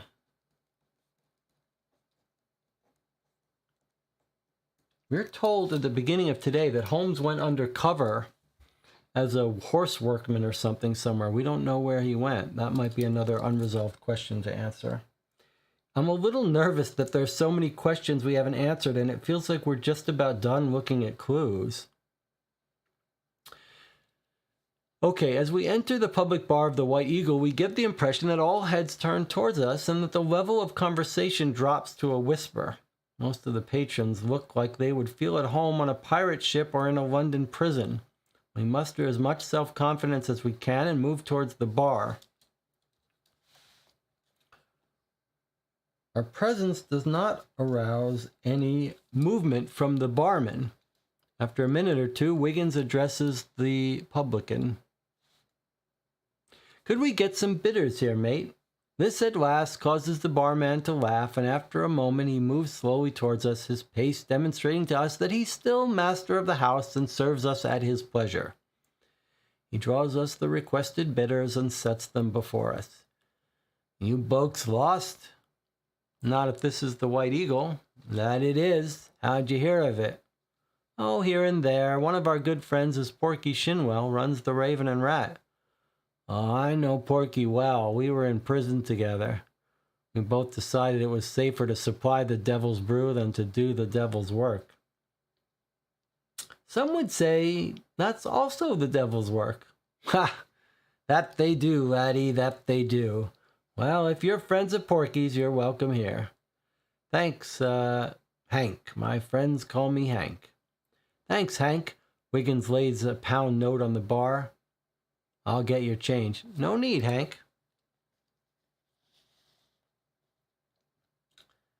Is my feeling correct that you want something other than bitters, Mr. Wiggins, my friend? Oh, one name is all I need to know for now. He says, one name is all I need to know for now. Well, Mr. Wiggins, let me give you some advice. Hank moves his head closer to us and lowers his voice. From time to time, friends come in and they want some information.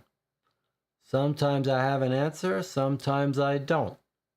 When I don't is when I don't know why the person is asking the question or what he's going to do with the answer. When you ask a question, I assume you want the truth. That's all I want, mate. Someday I may have a question for you, too. With this speech, Hank places the £1 note back onto the bar and moves down the bar to fill waiting empty pint glasses.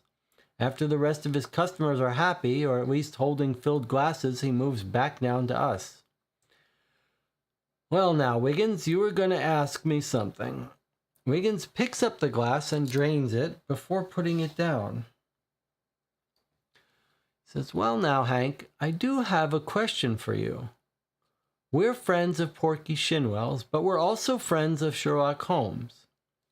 We've heard that your pub attracts a segment of society that with expertise in opening other people's safes and removing the valuables within. We are not members of any professional police and pass our information only to Mr. Holmes. At the moment, we're trying to find out all we can about the Balfour jewel robbery. Can you help us? Well, straightforward enough. Well, Wiggins, I too am acquainted with Mr. Holmes. He sat right where you sit now. See that bloke seated by himself in the corner, the one with the expression that tells you he knows when the world is going to end and it's going to be soon? Yeah. Well, that's Willard Jaffe. Talk to him. With this information imparted to us, he sweeps up the pound note and moves towards a bellowing customer in his empty glass. We move over to the table in the corner where the man with the forlorn expression sits and takes the empty chairs around it. Jaffe, his eyes fixed on his half-empty glass, takes no notice of us. Willard Jaffe, what? Jaffe's head snaps up with such force that it takes a moment for it to stop bobbing. What? Who are you? You from the professor? Tell him I didn't do it. I don't have the jewels. I couldn't blow the safe. I didn't have time to torch it. I don't know who has the jewels. I didn't even know there were jewels in the safe. Tell the professor I couldn't get the papers.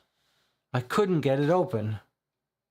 I told him from the start it was unlikely. It's not my type of work. He knew that. I told him that. Jaffe's head again falls so that his eyes again stare into his glass. His statement came out with such unexpected speed we didn't have time to get a word in. Jaffe! Wiggins tries to no avail to get the man's attention. Tell the professor it wasn't me, is the only response we get. Whoa! This is a fascinating little twist. Isn't it? A fascinating little twist.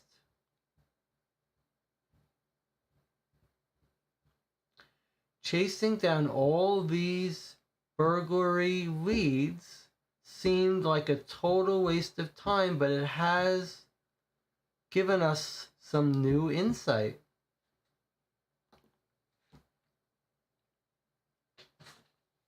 It's not showing the latest comment, but Anna says, so they did try to rob Balfour. Then Balfour got the idea to rob himself. That's exactly right. Somehow we missed Anna's last comment, didn't show up. Let me see if I can force a refresh.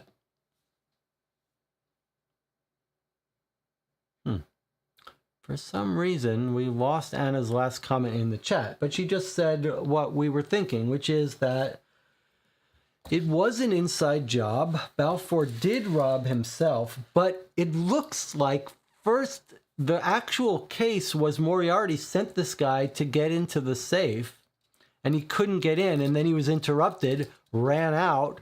Balfour discovered people trying to rob his safe and then got an idea for himself. So that is fascinating that that work actually paid all that tracking down clues, actually gave us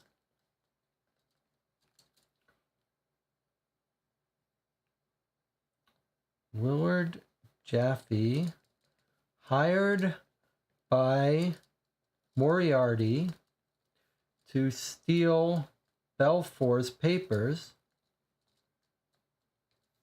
and then he failed to get into the safe, ran out with his stuff there. That's why we were told it would take like 3 hours to burn through the tumbler, and that's what he was trying to do. He was trying to burn through the tumbler when he was caught by the butler. He vamoosed, and Balfour must have said, now is the perfect opportunity. I can make it look like a robbery. All the tools are here. The police have been called. I'll just pawn the jewels myself. Fascinating.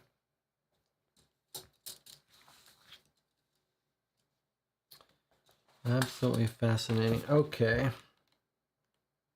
So in the southeast, I still have a couple of entries here. We've got one for a cricket player, Duggan. Husband's at the cricket field. We can cancel him from our list. Here's a criminal that I saw we got a list of criminals, right? When we went to look for robbers, we got a whole list of the biographies of the criminals. This one here at 61 Southeast seemed to be where one of the cab rides were from Shank's Brewery. So I'm going to check that in a second. Here are our criminals. I just looked at where their locations were. This guy, Artemis Aardvark, seemed to be traveling a cab to his house from the Shank's Brewery. So I thought we would stop by his house. We could stop by all of their houses. Before I do that, though, let me make a note of where the White Eagle is in case it's near someplace we care about. 50 Southeast. All the criminal bars and clubs are down here in the Southeast. The Gold Bar, the White Eagle. All right, so now if we go to this criminal who was seen traveling to the brewery, let me see if he's got an interesting entry or not. Artemis hasn't been around for over a week. Do you know where he is? God only knows, or should I say the devil. So that's nothing. The rest of the criminals we think are robbers are not involved in anything. Well, that's all of the Southeast. We still have the carriage depot we've not been to. We went to Van Dutcher, right? I believe we went to Van Dutcher already. He's the one who pointed us, yeah. Philip Daggett, we know that's going to say he's at the cricket field. That's it. That's all the West Central places we've been to. So East Central, Southwest we have to go. Mycroft. I wonder if he's going to shed some light.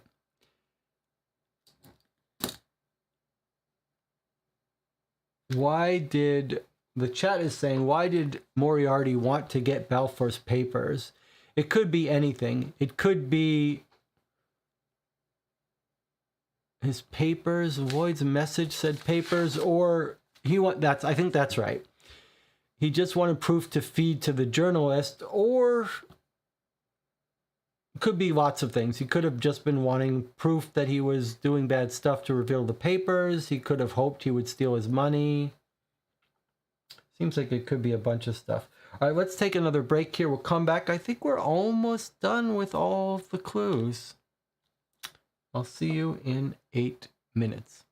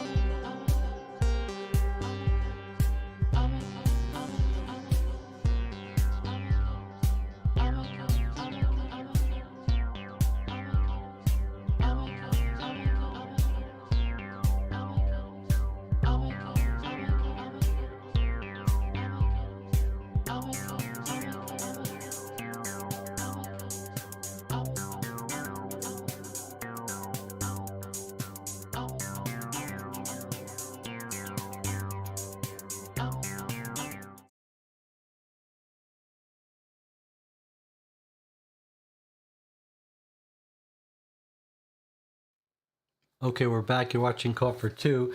The chat is trying to figure out some theories about where Holmes is working.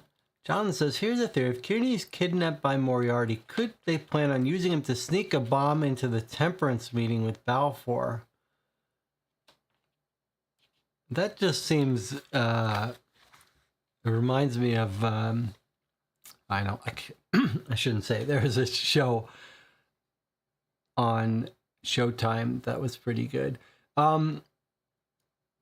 It just seems crazy. If you were going to bomb and kill Balfour, you would just do it. They already know how to plant bombs. They killed Lord Goodwin.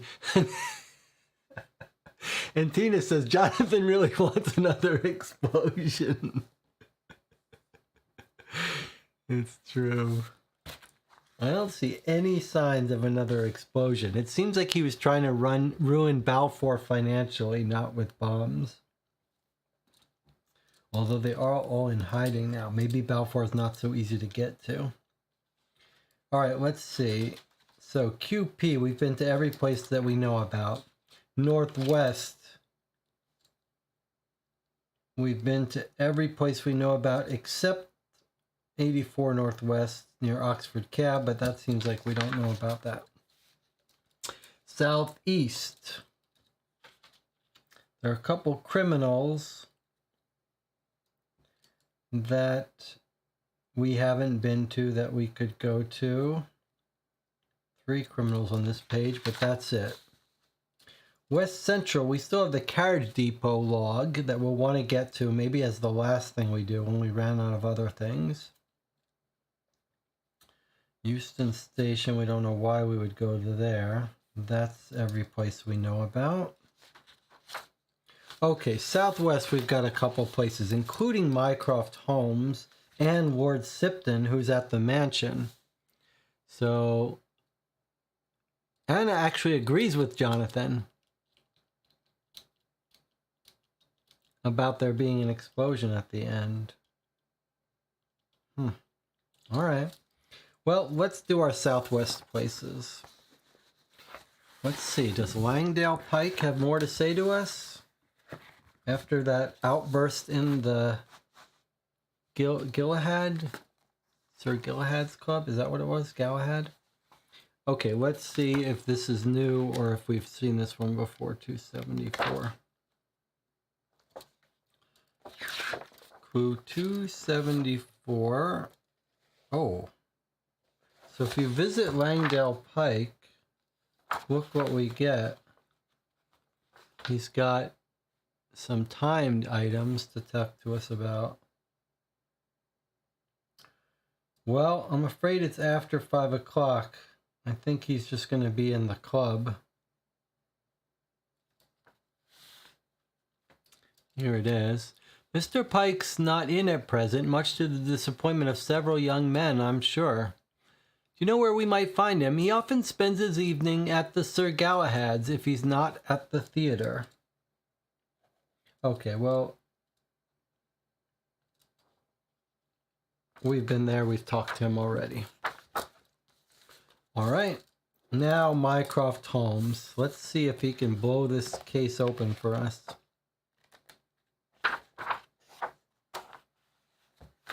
Finally, at least he's going to talk to us.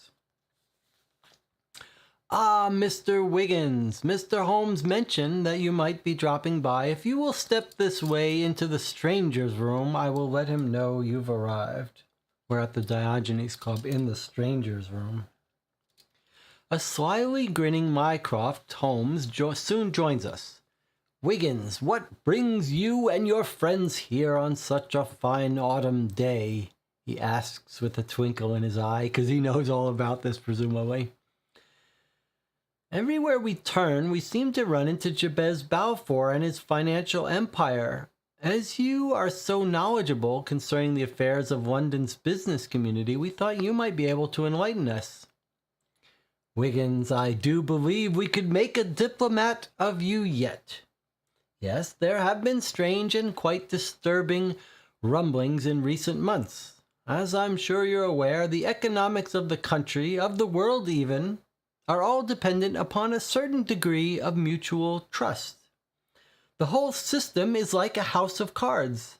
If one falls, the entire house comes crashing down.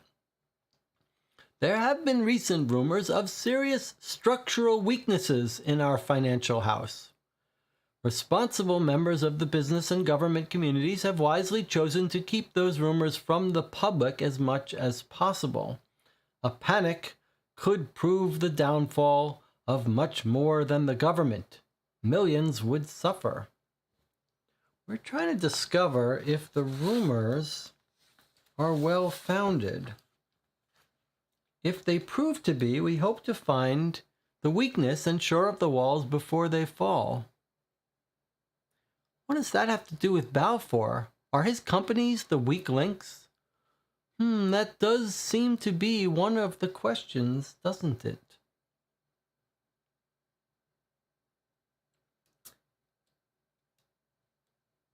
It is like Mycroft is talking about The Big Short. This is the 1888 version of the financial crash due to the House of Cards.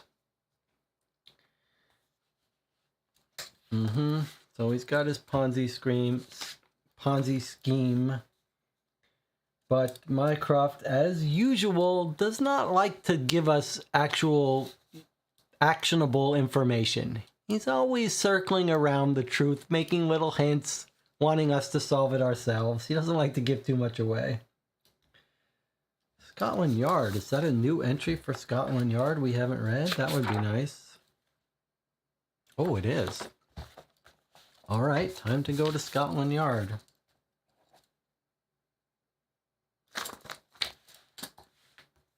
We find Lestrade sitting at his desk, whistling a happy tune while he works. I see, he's in a good mood. Let's see why.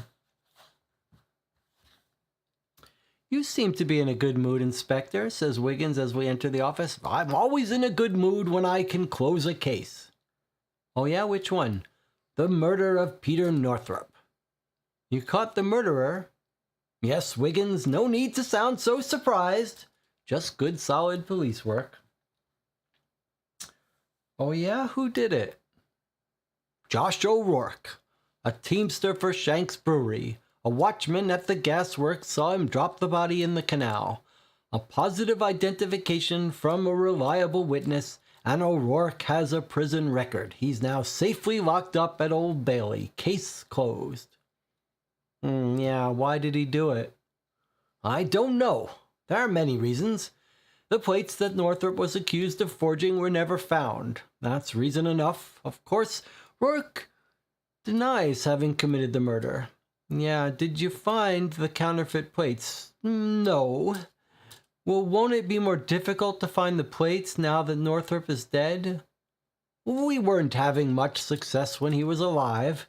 Now, why are you down here bothering me? Well, we were wondering, anything new on the Jocelyn murder? No, I think Jocelyn was a fence. We've thought this for some time, but could never get any proof. My theory is he was in the middle of making a buy when somebody robbed him. My intuition tells me the Balfour jewels might even be involved. Now that Johnson's dead, we may never know. Looks like somebody wanted to keep him quiet. We'll get whoever it is. They'll make a mistake. Now get out of here. As soon as I finish up this paperwork, I'm off to the races. Okay. Not much there. He even has some wrong theories about who did the Northrop murder and a wrong theory about the idea that they killed Johnson to shut him up when we know he was killed to get him to cough up information, or tortured to get him to cough up information. All right, next up, Morgan Pickering himself, which I think we had probably already read, or this might be him at a different location. There's a different entry for Morgan Pickering, which we found has a bunch of clues about him. At this time of day, no, Mr. Pickering is rarely in during the day. Quite a hard worker, that one is. Could you tell us where we might find him? Well, now, he has his own building company, he does, but I just can't remember what it's called. Seems like he called it after himself, but for some reason that just doesn't sound right. Sorry, love. Would you care to leave your card? No, thank you, ma'am. We'll try to find him at work. Okay. All right, that's Pickering. And now we've got a couple criminals from our rap sheets. But then we've got Lord Sipton, who I've been wanting to talk to this whole game. So let's go to Lord Sipton. This is the person that Balfour was supposedly having dinner with when his jewels were robbed. Mrs. Cecilia Sipton, the young and beautiful wife of the aging tea tycoon Sir Alfred Sipton, joins us in the drawing room. Good day. I understand you have some questions you'd like to ask about our work with the Salvation Army. Her smile could easily be described as angelic. Well, we're interested in the Salvation Army and the temperance movement, especially with regards to your dinner Tuesday night. I understand the Balfours were here. Yes, they were. We had quite a wonderful group of men here. Mr. Booth, of course, is as saintly as they come. That's William Booth of the Salvation Army. But there were others as well. Mr. Charrington was here. He's given so much to so many. He's truly a great man.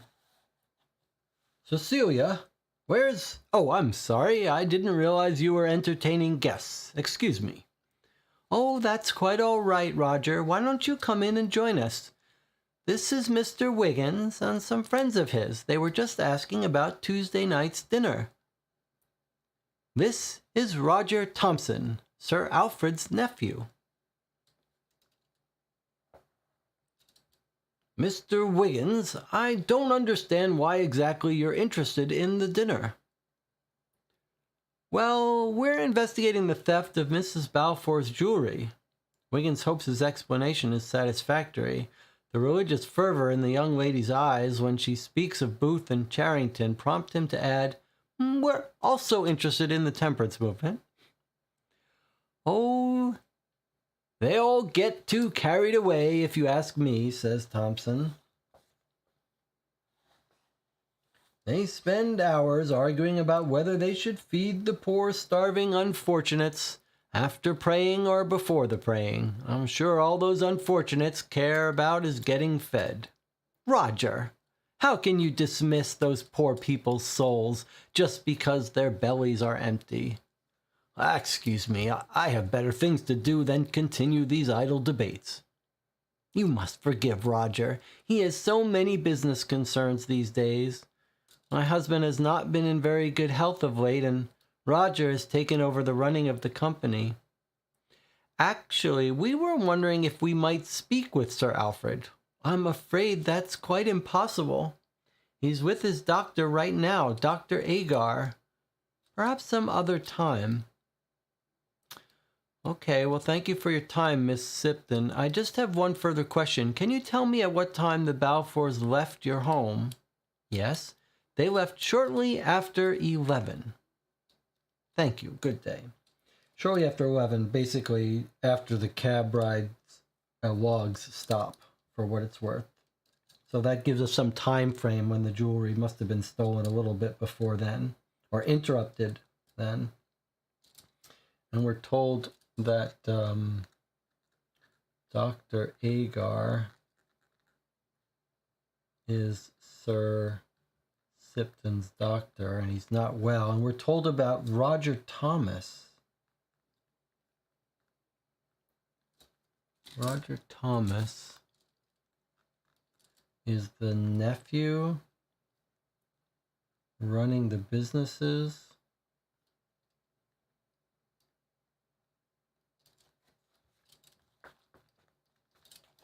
Is that someone we want to follow up with?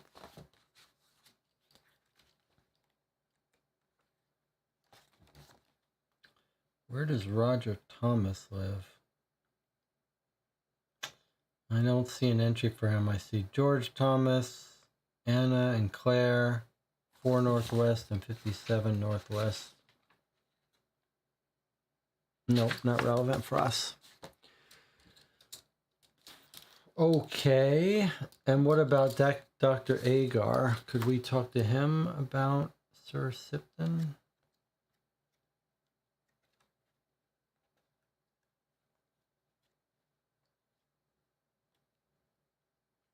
Dr. Agar Moore, 93 Northwest. Did we have some run-in with a Dr. Moore before? I'm trying to remember. 93 Northwest isn't on our list, so we can't visit him anyway.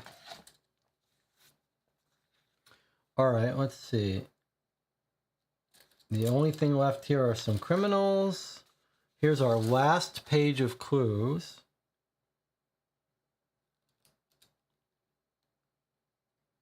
We don't know why we'd go there. I believe we went to John Kellogg. Let me just check. No, we didn't. Okay, let's read John Kellogg's entry. This is the jewel thief. One of the other jewel thieves we were recommended might know what's going on. We find the name of John Kellogg on one of a pair of large double doors on the third floor of an old warehouse at 29 Victoria Street. Our knock is answered by a woman in her mid-30s. The wrinkles are starting to show in her face, and there are streaks of gray in what once must have been raven black hair. But she is still a strikingly handsome woman. Yes, is her only comment to us as she opens partway one of the large doors. Is John Kellogg in? Asks Wiggins. Yes. Well, could we see him? John, there are some people here to see you, she calls into the space behind her. Bring them in, comes the reply. They can't see me from there. Come in. She opens the door for us. We enter a large area that was once a warehouse but is now used as an artist's studio. John's in the back behind the large nude woman. We head for the back, following Wiggins' brisk lead. We soon come upon a large nude woman with her back towards us. A man is busy rubbing her with a damp red cloth. The woman is made of bronze. What can I do for you, mates? He asks as we come into view. We would like to talk to you for a moment if you have the time. Always have time for patrons of the arts. He puts down his red rag, wipes his hands on his trousers, and moves towards us. What can I show you? We're detectives. Oh, blimey. What did I tell you, Cynthia? More police. I knew when I read about the Balfour robbery that you people would be on me like flies on honey. Well, I told that rat-faced colleague of yours that I know nothing. We're not from the official police. We work for Sherlock Holmes. Oh, I don't care who you work for. I've been clean for years. I'm now an artist.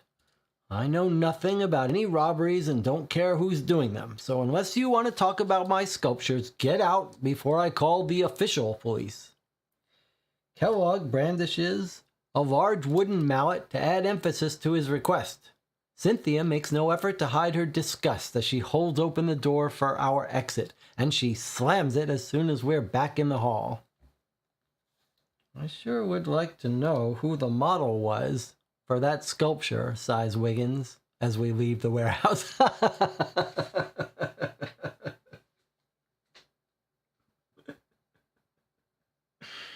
Wiggins is always on the make. He wants to know who the model was. That's all he cares about. Oh, Wiggins. Wiggins, you got a date with that other woman.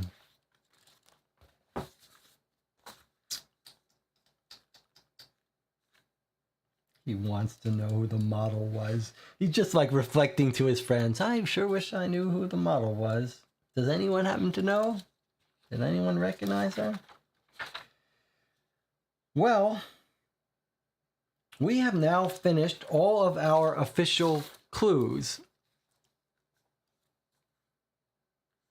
AJ Hunter jokes probably it was the unknown woman going into Moriarty's place. This is a bit of a troubling situation we find ourselves in because we have now finished all the clues that we know we have reasons to visit for the most part, and we have not found Kearney or Ormond.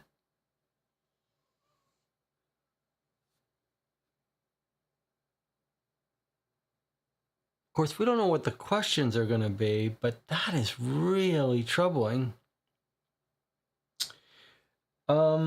Let me quickly skim through the criminal entries that I've got in my directory here, just to make sure they don't have any interesting thing to say since we have an excuse to visit them.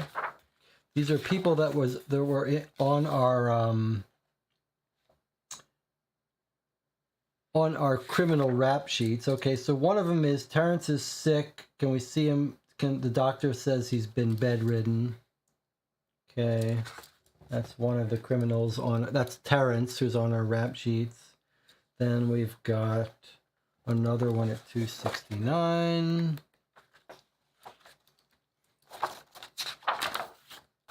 $269, Nate Jones. I got nothing to say to you. I served my time. I don't owe nothing to nobody. Get out. As we're leaving, Wiggins remarks, pretty brassy living right across the street from a police station. Maybe he really is clean. Okay, that's another criminal.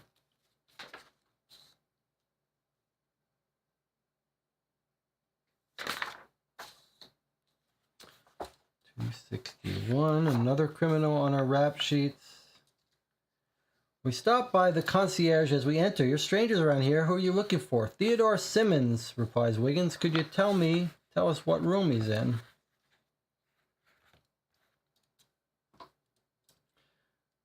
Well, calling him Theodore that way, I'd say you don't know him. Besides, he's not there. Do you know when he might be expected back? No, he left with his brother and another man, a real mean-looking bloke, yesterday. Hasn't been back since. He's often gone for days at a time. You can never tell. I think this is just telling us this guy's an active criminal, but he's probably not involved. He says Theodore. Calling us Theodore, you don't know him. He must go by another name, but I don't think that's a guy we care about. 261.30. There's another one of our criminals. Told all to the police, I have nothing more to say, slams the door in our face.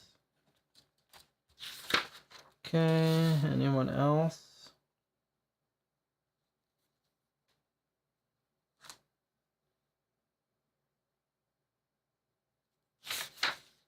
Well, that looks like it. All right.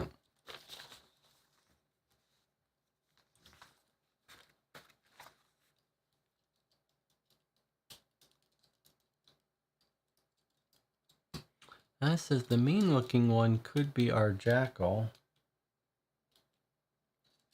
Mean-looking what? You got to remind me what thing I was reading. But the rest of our criminals are robbery criminals. All those criminals we looked up are robbery people. They're not people involved in more dangerous stuff.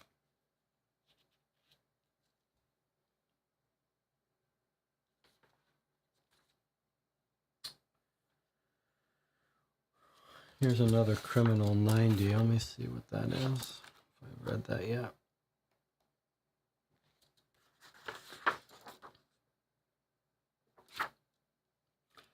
Claude Kilgore was killed in a fight over a week ago. Are you sure? I hope so. I saw them plant him 6 foot under. Do you know? That's all I know. That's all I'm going to say. That was another one of our criminals. Ended up dead. Okay. Well, there was some discussion about... Oh, you read, I've left with his brother and the mean-looking man. All right. Well, it's possible that was related, but if so, I don't see how we can make that leap, that's all we ever learn about him. What about the mantle woman in the newspaper? She put a couple of ads. 10 Great Prescott Street.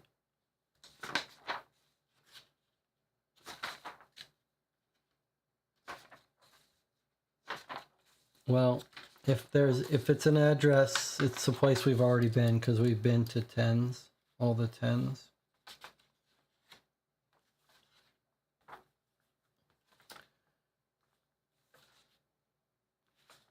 Well, I'm not sure. We've got this side case. We could look up the people in that.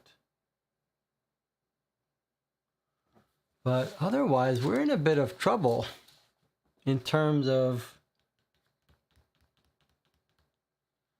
Well, we don't know what the end questions are going to be, but we sort of run down all our leads, and we have not gotten a good lead at where Kearney is. We do know he came in to buy, he was interested in the fishing. There's no fishing, although without his rod, I don't know how he's going to go fishing.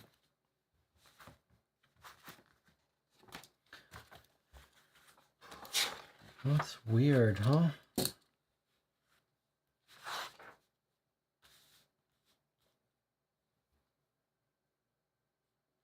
Why don't we take a moment, take a break here. Let me put a marker here. We could look at our side case here and write down some names. If nothing else, it might help us identify some locations that have some meaning for us. So this was our side case about this drowned woman. So let's just write down some names from this case. Maybe we can look them up. So we've got a Mr. W. Baker, the Jolly Angler,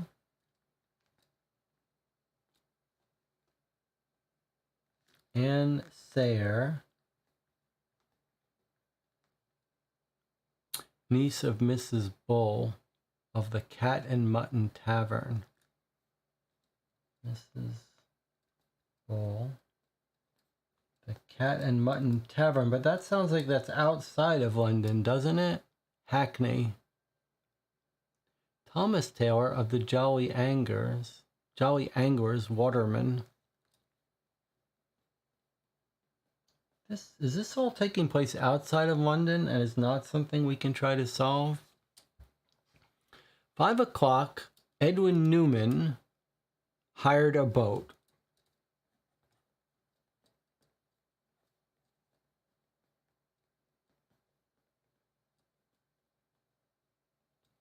Hired a boat with this deceased lady, which is Ann Sayer. She's the deceased.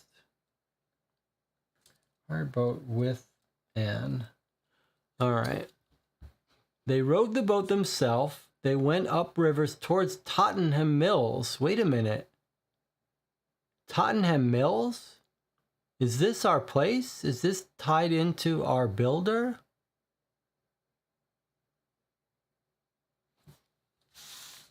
Is that what our article said? Tottenham Court development completed only last year. Why do I think it's a side case and not just the story? I don't know, just a gut feeling. Gut feeling that it might be worth investigating as if it was a side case.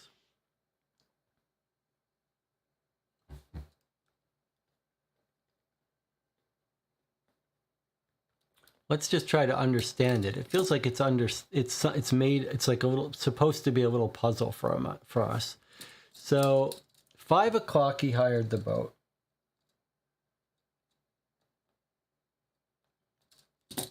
Rowed it himself up rivers towards Tottenham Mills. He seemed to know what he was doing. At 7 o'clock, there's distress. This is all happening Thursday evening. Thursday is September 6th. Boat ahoy from some person in the water.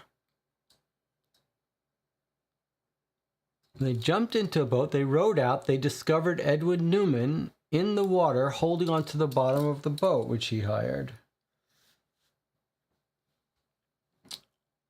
He appeared drunk.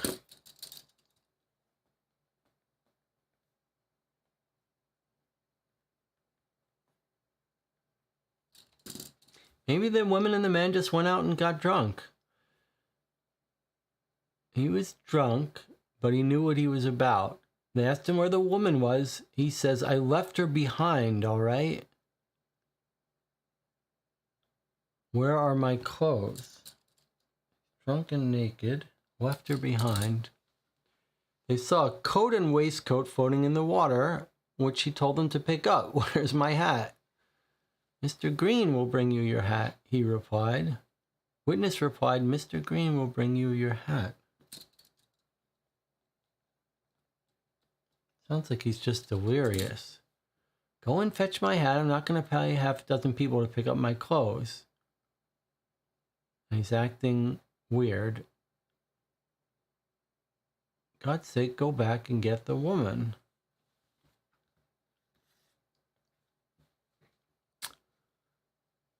She was in the boat when I passed them.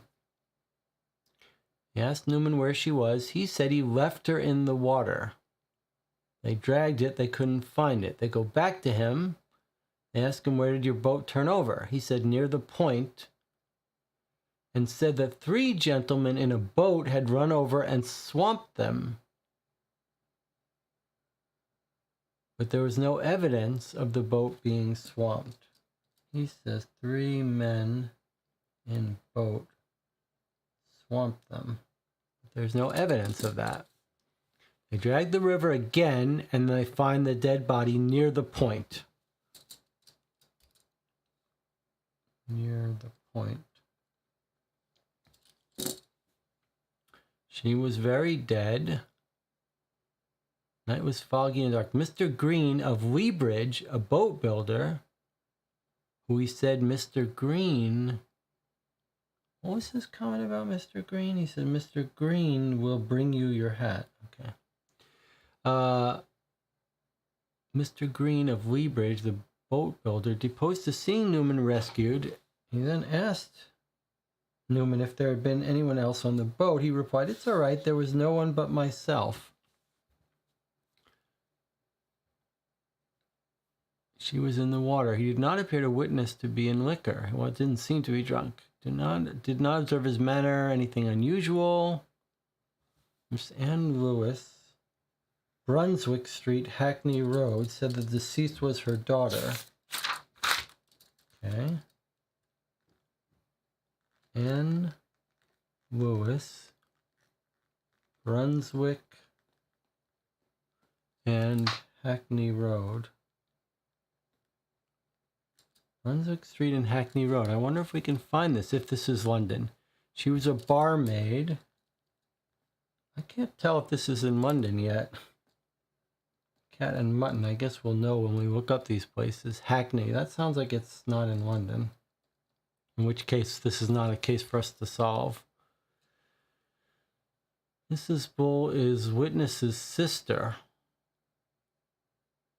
Witness saw the deceased last alive on the previous Thursday in the afternoon when she called upon her and stated she was going to the commercial road.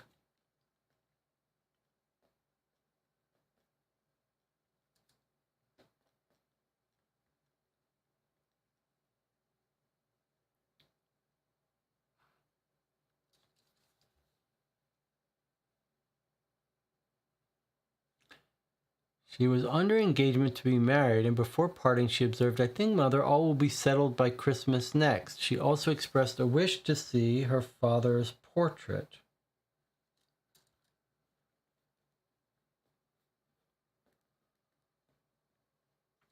To show Mr. Newman.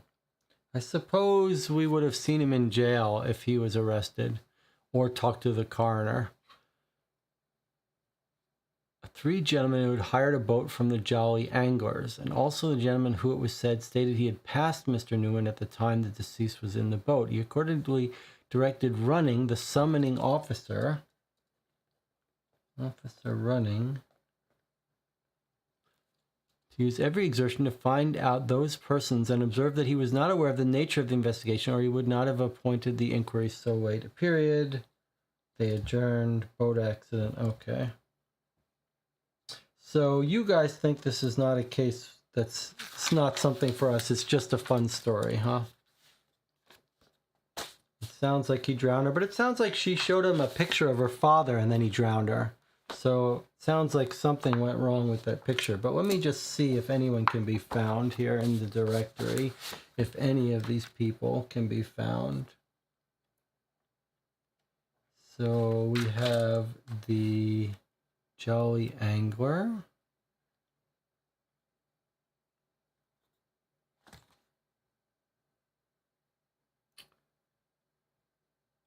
No jolly angler. The deceased was Ann Sayer. I guess maybe it was just a funny story.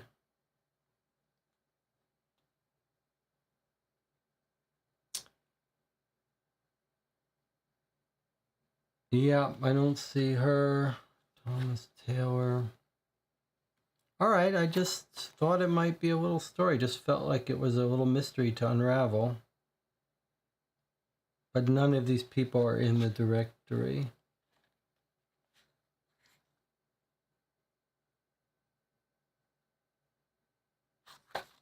Okay. It's just a story about a guy who drowned his girlfriend when she showed him a picture of her father.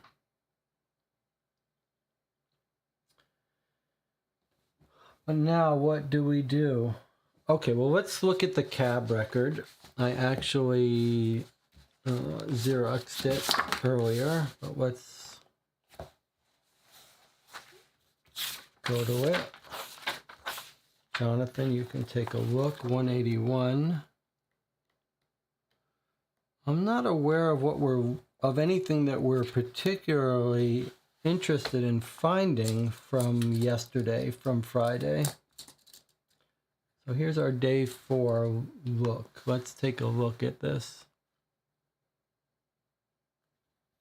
There's our cab record.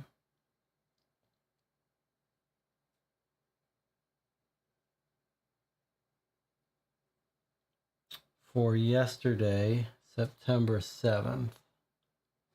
Now I actually printed this out. Let's see if I can find it.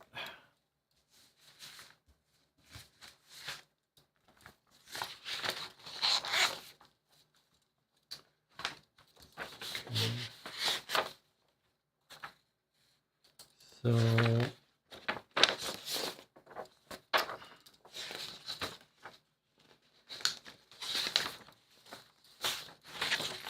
6th of September was Thursday. 7th of September is going to be Friday. Did anything happen on Friday that we're trying to track down? I suppose we can... Let me put this... This would be the cab logs for this day. No, this is the cab logs for yesterday. Today is Saturday. Today is day 4, Saturday. And we can get the logs for yesterday, which is the 7th of September.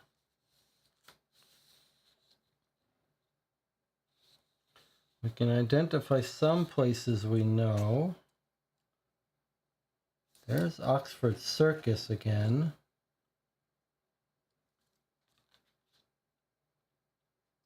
Where's our 51 Bear Street? Where's Moriarty's house?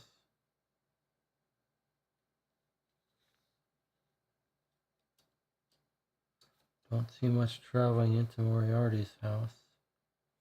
That woman who went in there was probably the woman at the women's college that was closed when we tried to go in. I did make a list of how to identify some aliases of locations. So if you look at Moriarty's house, it's Bear Street or President Street or Central or Goswell. So let's just see if we see any of those. Here's another, there's Moriarty house under its alias of Goswell. Here it is again, Moriarty's house.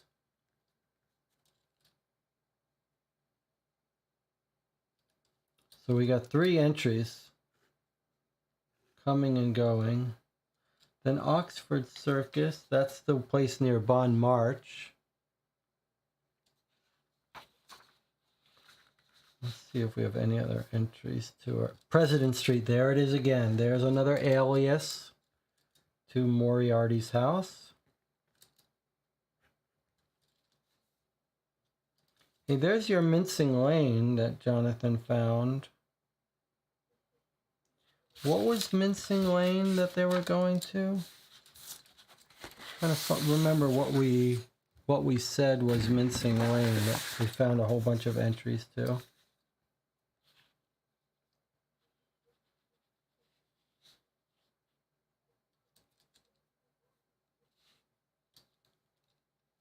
I remember we caught some people going to from Mincing Lane, a whole bunch of them. All right, well, let's look at our cab logs to our Moriarty place on Friday. So someone went from 67 Old Bond Street. That sounds familiar.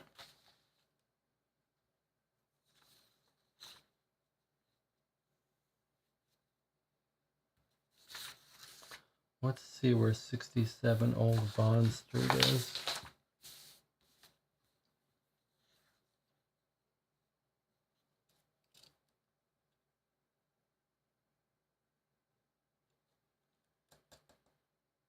Anyone know what neighborhood 67 Old Bond wins?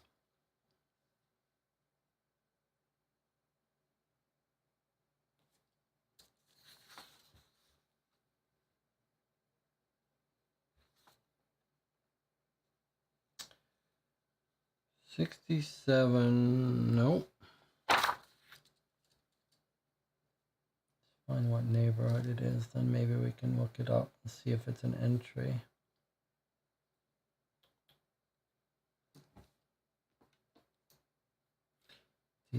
It's not in the East Central.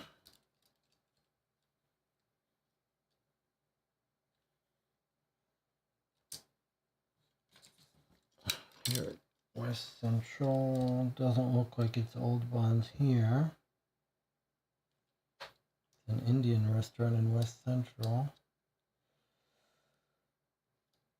67 Old Bond. Okay, so we've got a location there. What is that?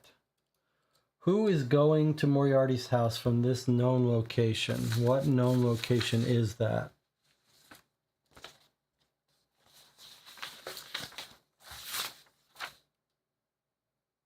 Worthington Bank.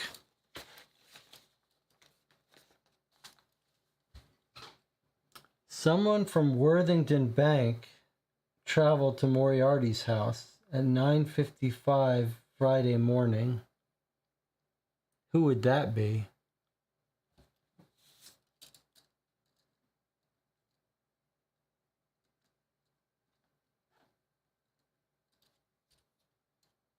Which member?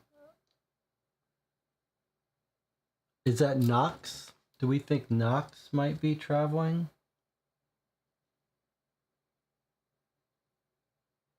And working for Moriarty? 9:55. All right, let's see where else they're going. 48 Marleybone Road. Well, that's the cricket club. Here's the cricket club they're traveling to. Are they just trying to... Is Moriarty's people just trying to find all the Marleybone, all the people? Is it not that there's a... It's not... Maybe it's not a traitor, but it's just Moriarty's people jumping around to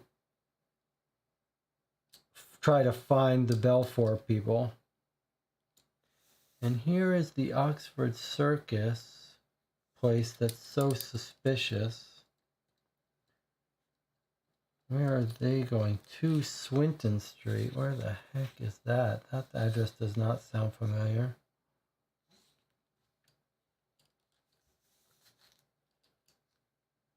Swinton Street is up here, West Central. And there doesn't seem to be anything there that we know about. Let me just check that there's no 2WC location. No, there isn't. Okay. What about this trip from Moriarty's house to 61 Albert Street? Where is 61 Albert Street?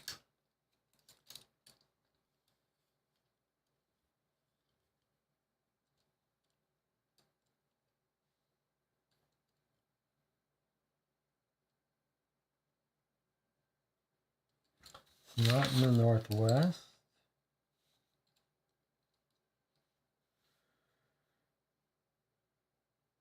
Oh, doesn't look like it's in West Central.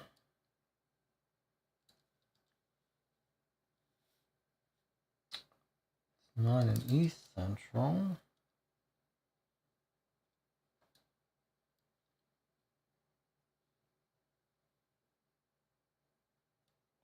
It's down here, southeast 61. Southeast. That we don't know of anything down there? Albert Street near the Great Midland Hotel. I wonder if that's not a location that is known to us, that we don't know what it is. Look where 60... What can I just point out? This confirms, I think, maybe... Look at what 61 Southeast. That's one of our criminals that I had previously tracked to the brewery via cab ride. So now he's spotted also from Moriarty. Let's go read about who this is again. Was this the person that Anna thought sounded suspicious?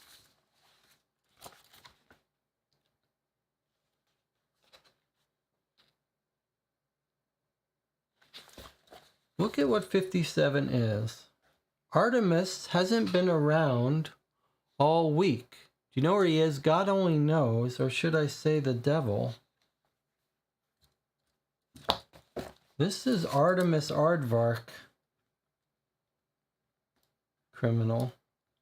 He sure seems to be involved with Moriarty, going to the brewery and going to Moriarty's house, but I mean, we haven't caught him doing anything. We don't know a description. Well, I guess we know a little bit of a description of him from his rap sheet. Here he is here at 61 Southeast. He's born in India. 5'5". I think he's just a criminal working for Moriarty, but not playing a role in this case. What was Mincing Street? Anna says, I think they're just observing and following Balfour's, yeah. John says, I'm not seeing any entries that look like they went to Victoria Station. Lord Goodwin must have owned his own cab.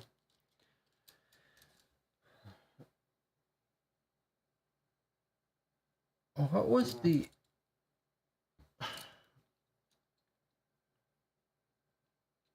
Yeah, these don't really jump out at me. Oh, here's another Moriarty house. Boy, it's so easy to overlook these with all their different aliases, but it's a good thing I did all my aliases because it does actually help. Okay, 57 Tyre Street. Let's see where that is. We are building up a network of Moriarty. Tyre Street is down here in Tyre Street is down here southeast, way in the corner here.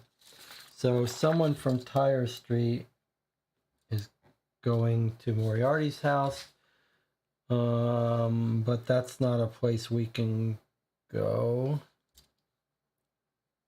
That's actually quite similar to the other place.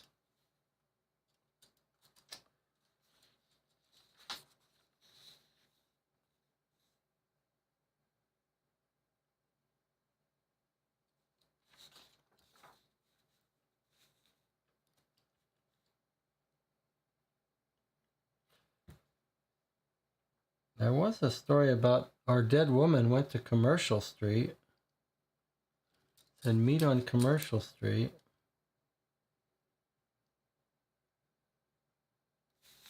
But that must have been another Commercial Street.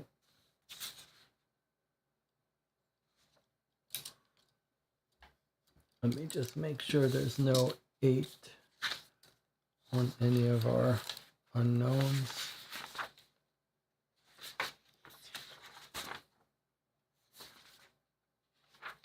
No.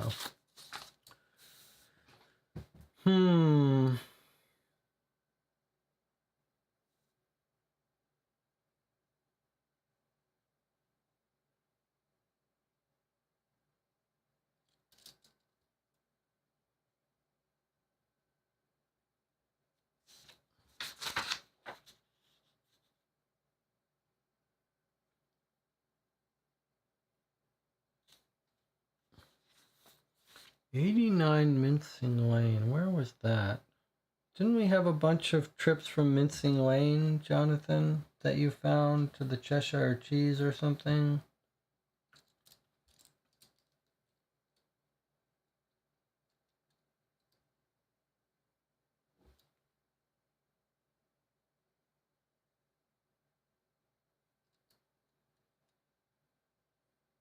'89 Mincing Lane is here.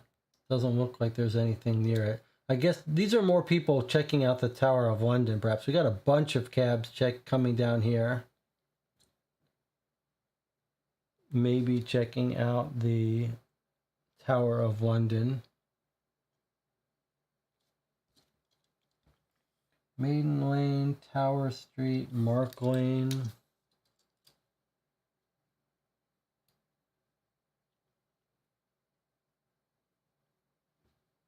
None of it helps us. We don't even know. We don't even know what we're looking for on Fridays, on Saturday. Sorry. This is Friday. We've got this log. We don't even know what we're looking for on Friday. Nothing interesting happened on Friday as far as travels go that I can remember. 33 Fleet Street sounds a little bit familiar. I thought it was Thursday was our main day we care about.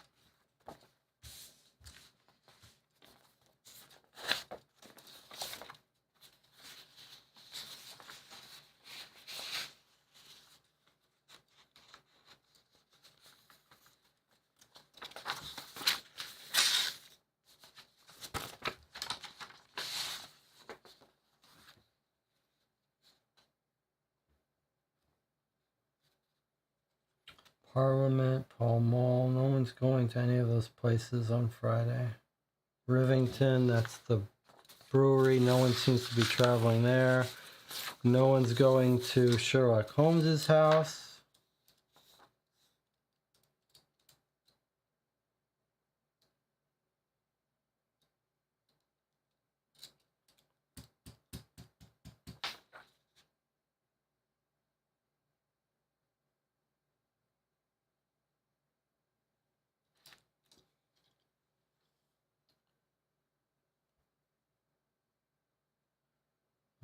Montague, Blandford.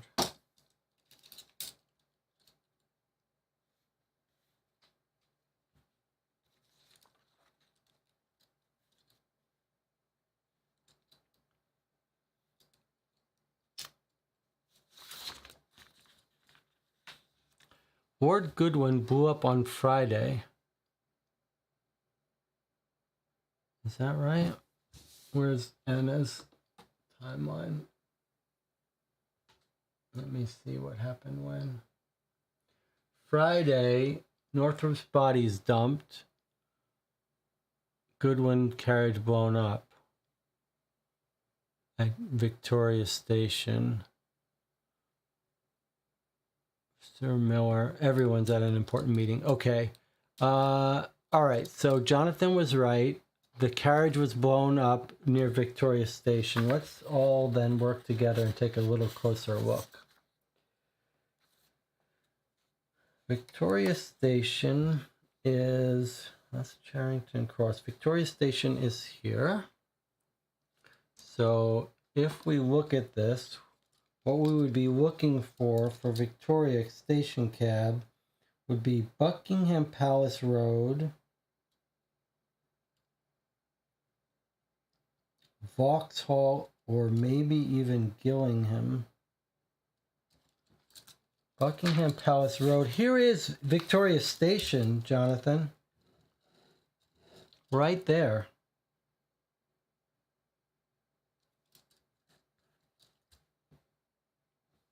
Here's someone getting in a cab at Victoria Station at 9:05.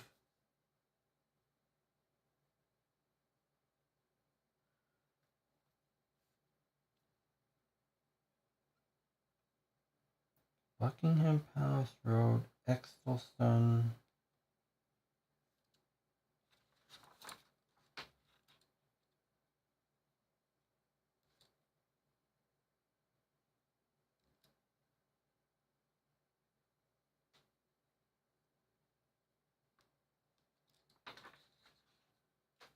All right, well, where are they going? 90 Beak Street.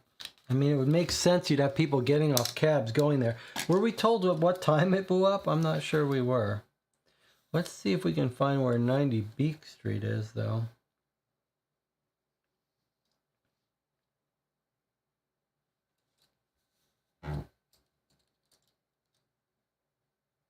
Maybe if you're blowing something up, though, you shouldn't be taking a cab if you know Sherlock Holmes can just subpoena the records. Doesn't even need a subpoena, he just asks them. 905 is interesting, but it goes the wrong way. It goes from the station to a place near his home? Really?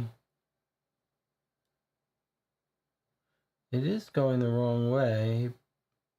Except if the killer blew him up and then hopped on a cab, it would be nice to know if we, like, for example, if we caught him going back to Moriarty's house. But where is he going?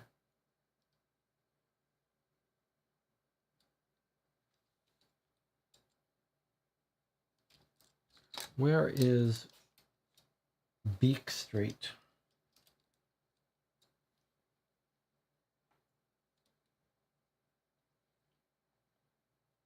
It's not in the southwest.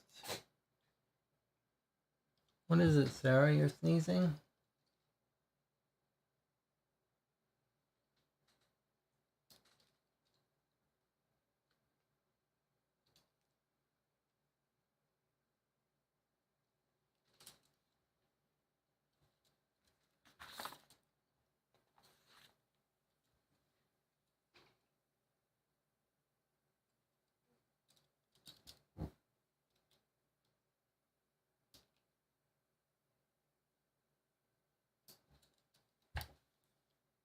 Northwest.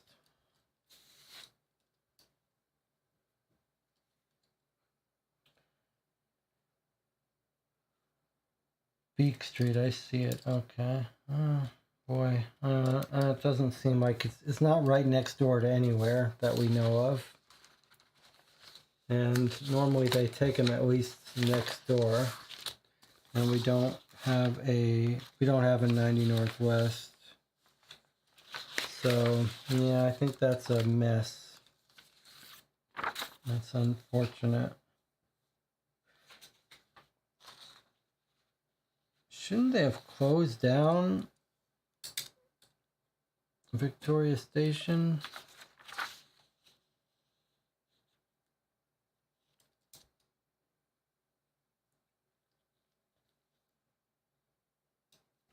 We've got a Belvedere Road near Waterloo Station. What other locations? The brewery is pretty easy to identify. Tottenham Court Road is Alice. We don't suspect her, I don't think.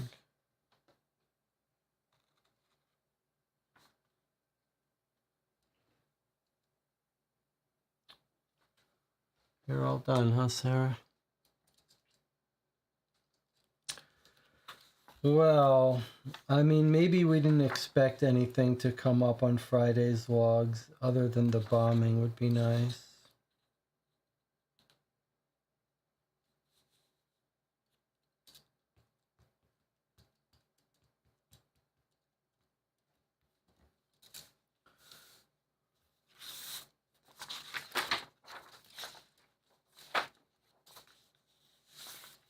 We don't actually have any unknown places in the Southwest to even go where Victoria Station is.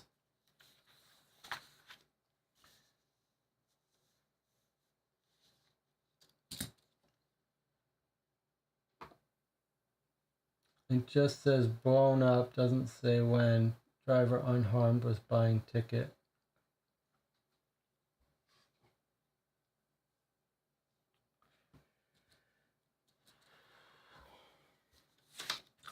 Well, that's unfortunate that there's nothing good in the log.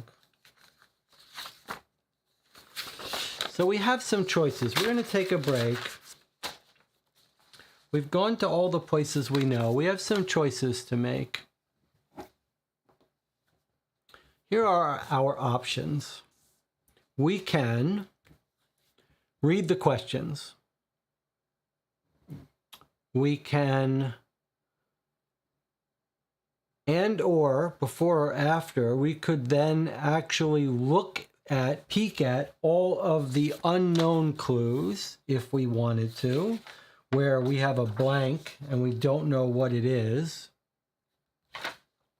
Especially the important ones with asterisk. There are a couple of them that look like they're probably places we overlooked in the case. There's 3 of them in West Central.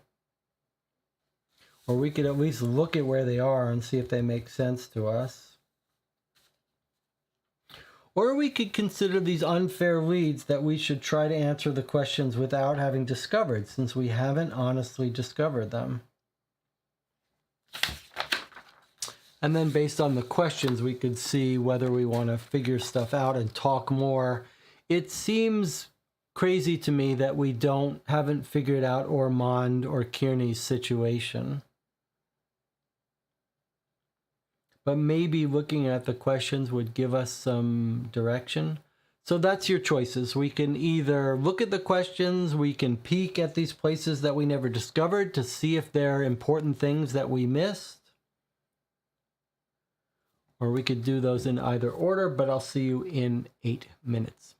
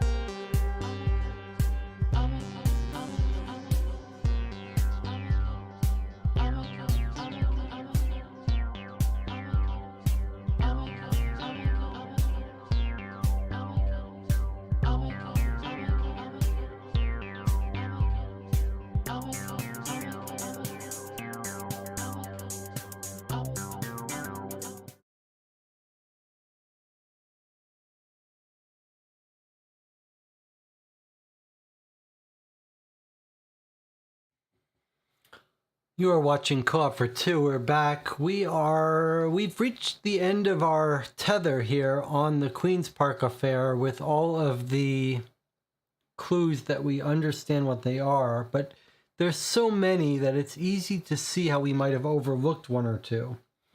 There certainly seems like there are a few clues that are probably important. The ones with the asterisks that change.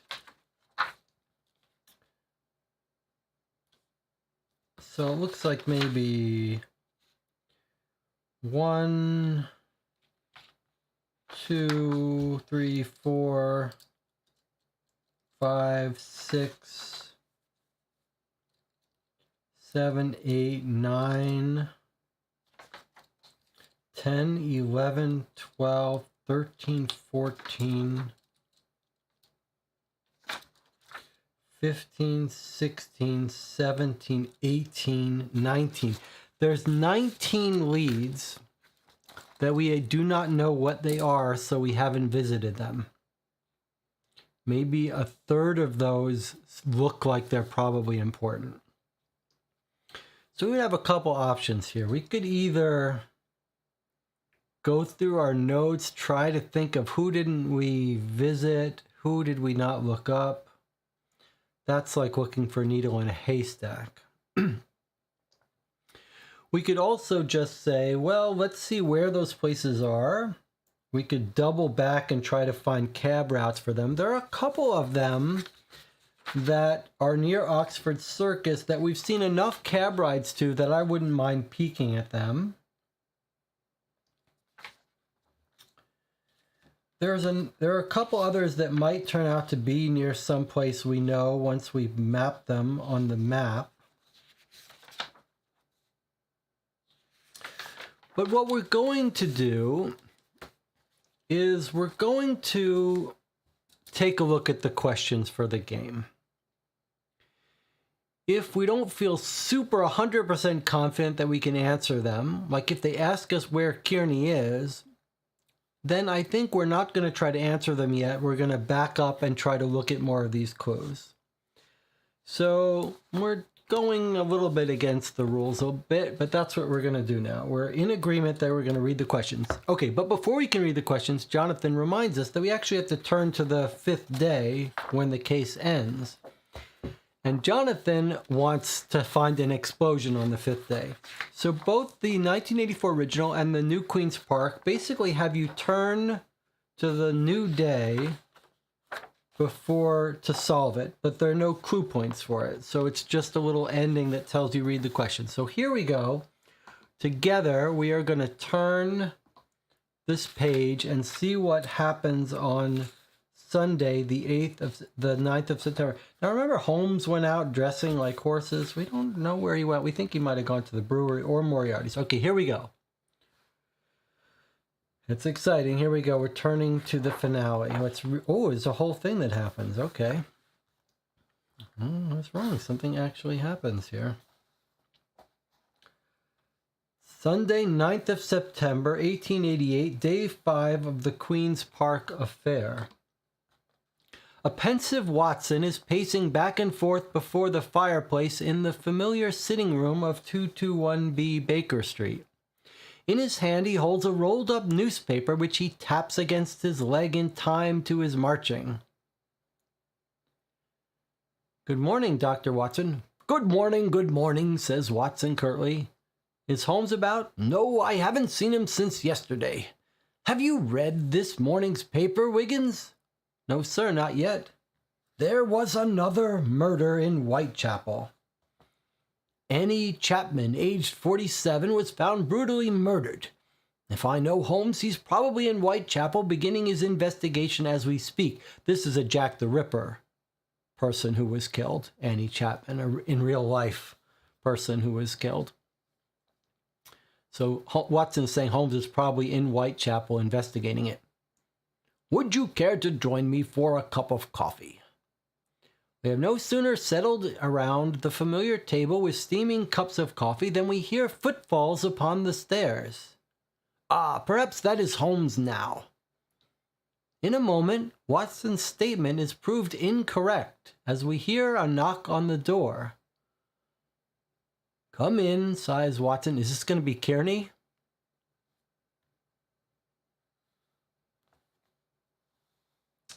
A man in his mid-30s enters the room, quickly surveys our group around the table. He addresses Watson. Mr. Holmes? No, I'm Dr. Watson. Mr. Holmes is not in at present. Ah, doctor, I am pleased to make your acquaintance. I am Franklin Kearney. Wiggins jumps to his feet. Watson's coffee cup drops into its saucer with a loud clank. I understand Mr. Holmes has been looking for me. I should say, exclaims Watson. Where have you been? Asks Wiggins. Kearney seems mildly amused by the pandemonium his entrance has caused. Before our questions can be answered, however, Holmes glides through the open doorway and into the room. He's still dressed in the rough and dirty clothes of a laborer. The potent odor of our equine servants is strongly apparent. Holmes' entrance does nothing to diminish the pandemonium. He removes the dusty cap and places it on the hat rack while he waits for the excitement to subside. Holmes could not stand being shown up by the irregulars.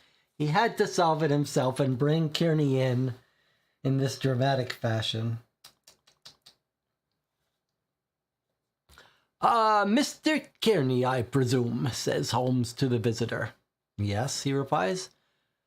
How in the world did you know that, Holmes? Exclaims an astonished Watson. In a moment, Watson.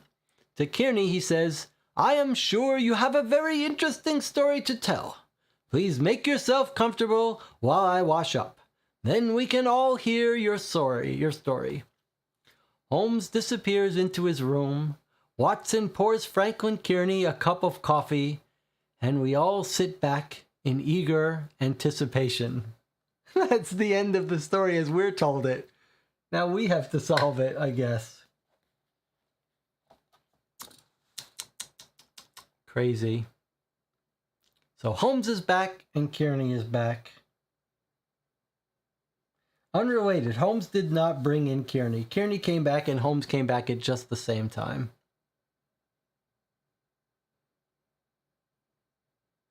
Pandemonium.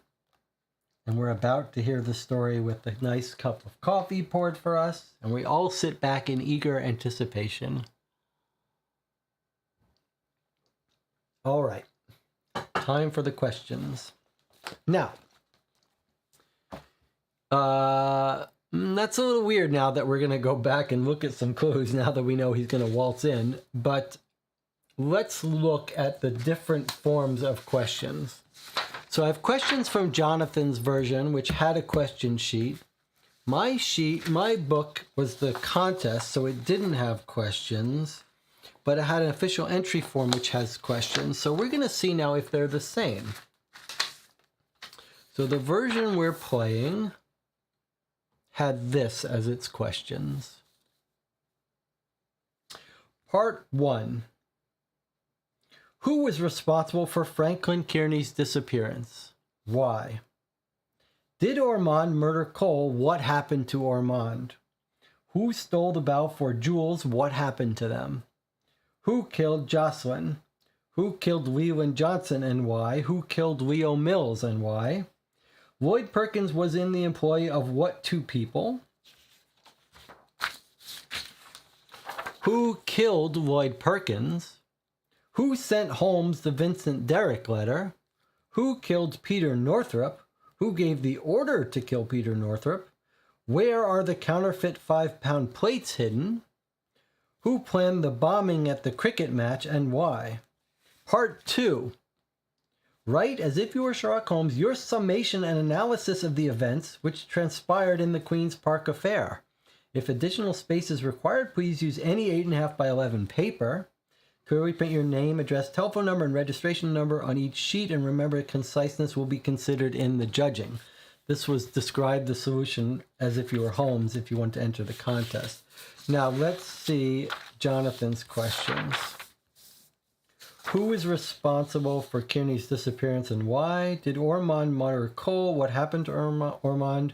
Who stole the jewels? What happened to them? Who killed? Who killed Leland? Why? Who killed Leo? Lloyd Perkins employed in the by who?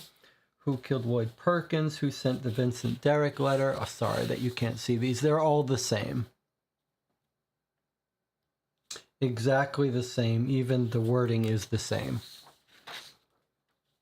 The only thing it doesn't ask you is for the Holmesian full dialogue solution that they judged in the contest to pick a winner amongst ties. So here are our questions. Let's informally see what we feel confident about. Okay, we're not confident about one. We're just not. We might have our guess, but we're not confident about number one. Number two, did Ormond murder Cole? Our answer is no. We don't believe the past stuff that they were fighting about was relevant. I guess it's only asking us, did he murder him or not? We're going to say no. But now what happened to Ormond? We don't know. If I had to guess, I'd say he's taken to Moriarty's house. So we don't know that one. We don't really know this one. We could make a guess that Frank Kearney discovered stuff and went on the run, but that is not very convincing. Who killed Jocelyn? Okay, Jocelyn is the Lambert pawn shop guy. And we know the answer to this one, right? We know that this was the Mills brothers. I guess we can start writing in here. We know this is the Mills brothers, right? Do we need to know which one? The robbery was set up by Leland Johnson. He's the inside man. And the two Mills brothers were the ones who came in, shot Lambert, and robbed the place. Okay, who killed Leland Johnson? We think we know the answer is Colin Kennedy, the boxer, who worked for Belfour. And why, you might say, to get info and then punish for stealing the Belfour jewels back from Belfour. Who killed Leo Mills and why? This is same as Leland Johnson, right? That's our theory, I believe. Same as Leland.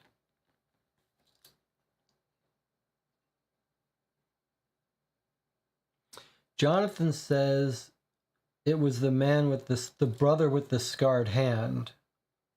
Okay, I think you're right that the one good witnesses can tell us. So we could double check that and see which Mills brother that would be. Jonathan says he thinks it's Leo. Lloyd Perkin was in employ of two people. Okay, well, we know this is both Moriarty and Belfour. He was the double agent spy.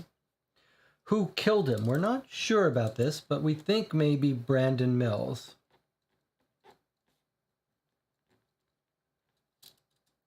Not completely sure about this, though. Let me zoom in here so you can see this a little better.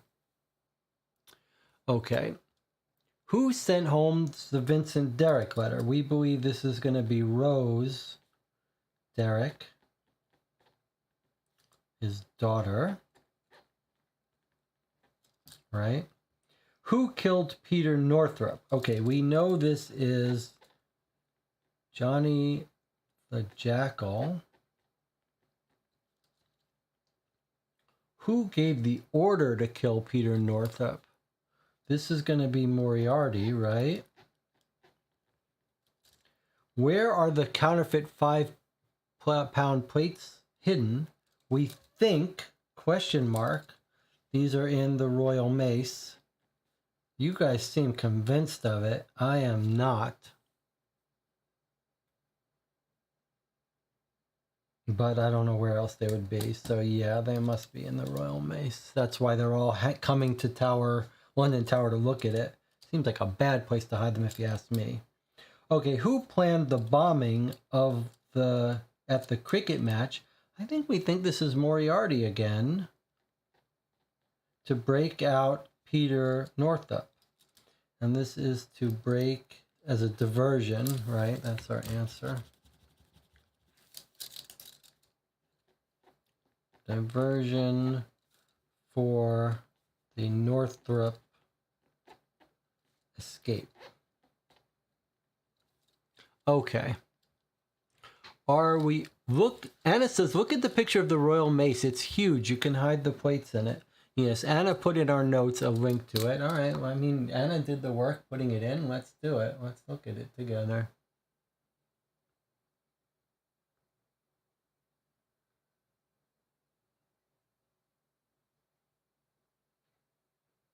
Here we go.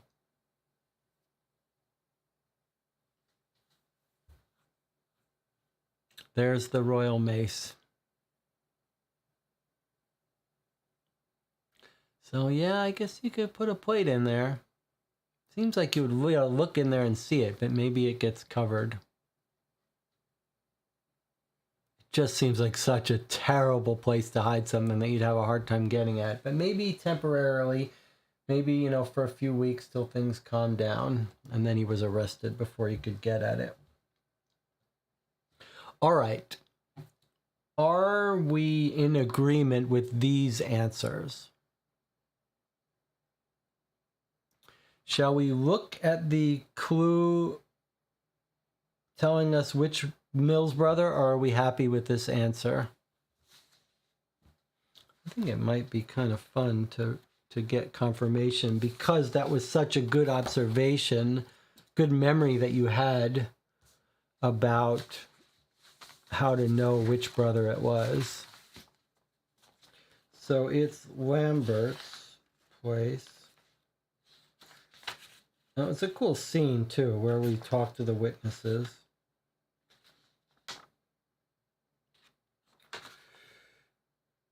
Let's find, where is the Lamberts? I do want to reread that, because I like, now that we know one of the witnesses is a liar, was the inside man, it's kind of nice to go back and see the... Okay, 88 Southwest is Lambert's. So probably we want...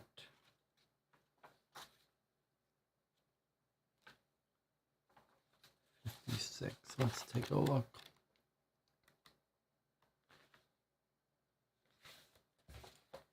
All right. Okay. So a few minutes later, there's a knock at the front door. One of the two men stood by the door holding his gun on Johnson and Idor. The other gunman made his way to Jocelyn's office. He kicked open the door, charged in, shots were heard, single shot. The gunman ran out of the office carrying Jones's black bag. The other gunman moved over to the glass case, smashed it with his gun, grabbed a handful of stuff. Shot him through the heart. All right, is that a correct summation? Okay, and then Wiggins says, do you have any descriptions? Okay, go ahead, Eric. This is the guy who's the real witness. Both robbers were small, I would say 5'3", 5'5". They both had light brown hair, long sideburns. They looked alike, like brothers. Both were dressed in cheap black suits. The one who stayed by the door, his right hand, the one that held the gun, covered with scars. So it's not the one with scars that shot him. That's the one who stayed by the door.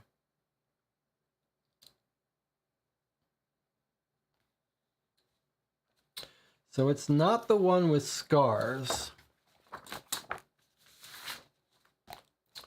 So not the one with scars. And then as far as which one had the scars, we'd have to go to where we see Mills and see his description. Maybe even, I wonder if it's even here. Mills Leo, Mills Donald, not a description there.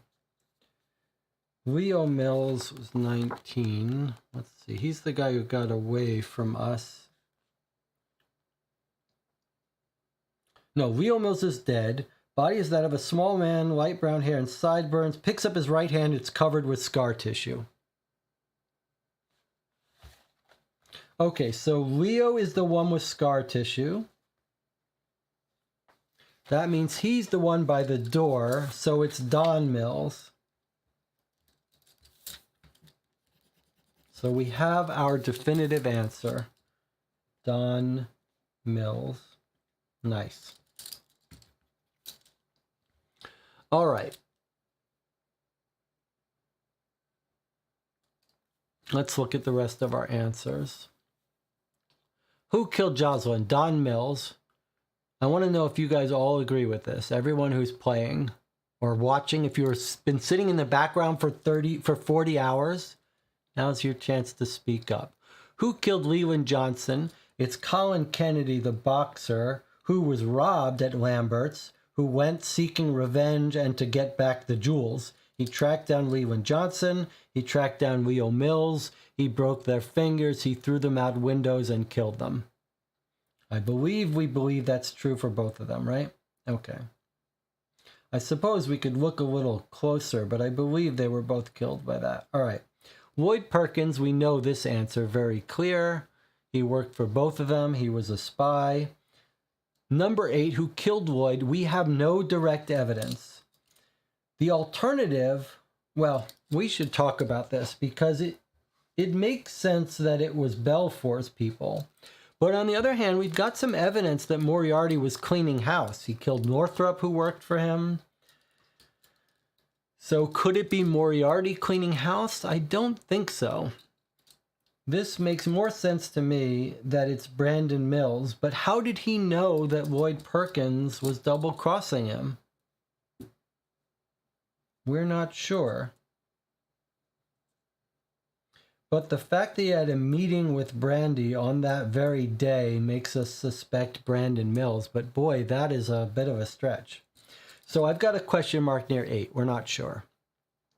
Let's go to the rest. Who sent Holmes the Vincent Derrick letter? We're pretty convinced of this, that it was the daughter. She traced his old letter, forged it to reopen the case because she suspects her mother. Interestingly, none of the questions ask us how Vincent Derrick got killed. Who killed Peter Northrop? We know this is Johnny the Jackal in the black and checkered jacket. We know he works for Moriarty. It's weird that Moriarty killed him, but maybe Peter Northrop said, hey, the plates are in the mace. You are never going to get them. Like, there's no way you'll ever get to them. And Moriarty's just like, just kill him off, silence him. So we think they're in the royal mace.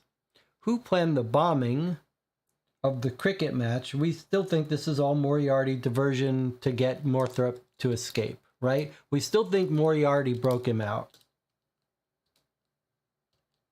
Now, let me just point out to you something, though. If our guess is that Moriarty broke Peter Northrop out and then killed Peter Northrop, failing to get the plates, then it was a total coincidence that he was broken out at the start of our case. Whereas, if Belfour broke him out, then we would have a reason why. Because he's desperate for money. So isn't it a little odd? We would also have a reason why Moriarty would want him dead. So why are we so sure that Belfour didn't break him out? Okay, I know why we're so sure. First of all, the poem says your friend James is going to help get you out. Second of all, Northrop and his wife were all connected to Moriarty's gang.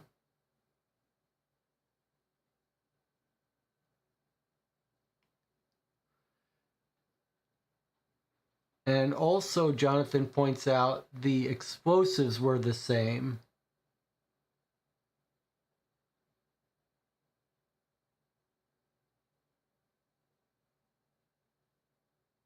I don't know what Jonathan is saying here, but Jonathan, aren't you saying that they are the same? The explosives were the same. Just one was touched up a little bit. So that's more evidence that whoever killed Goodwin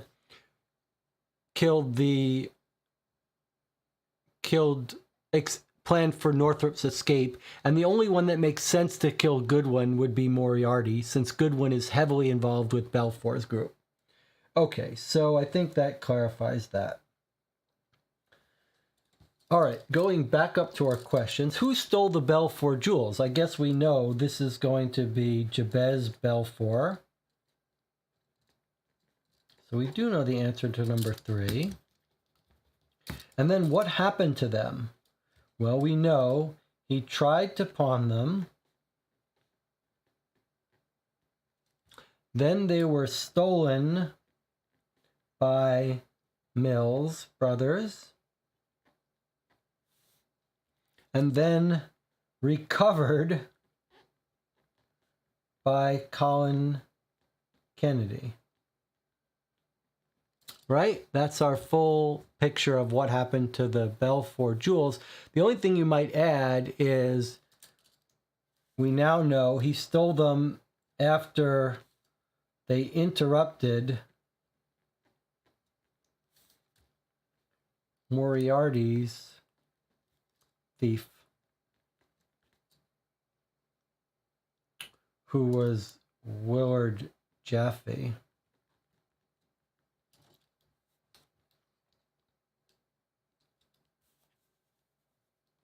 All right. So our problem now is who was responsible for Franklin Kearney's disappearance and why?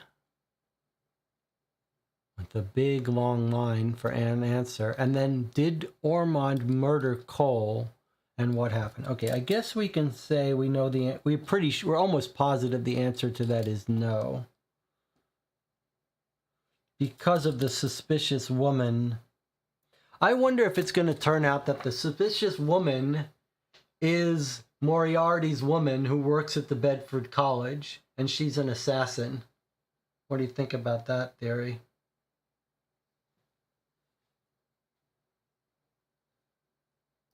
It's interesting that it's not asking us what happened to Henry Cole. Why was he decapitated?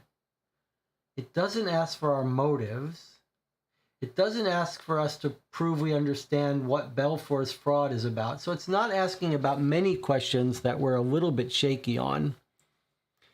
But it is asking what happened to Ormond, and it is asking with Franklin Kearney. Okay. Those are really tough. I think Ormond might...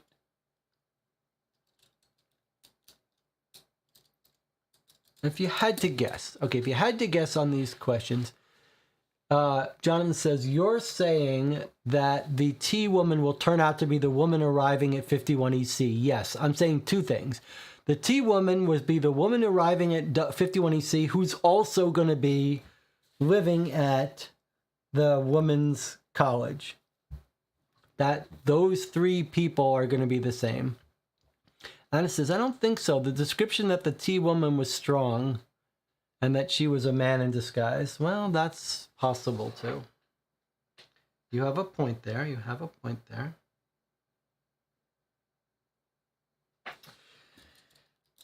Okay, so let's look at the questions that we're not sure about and then think about how we might answer them.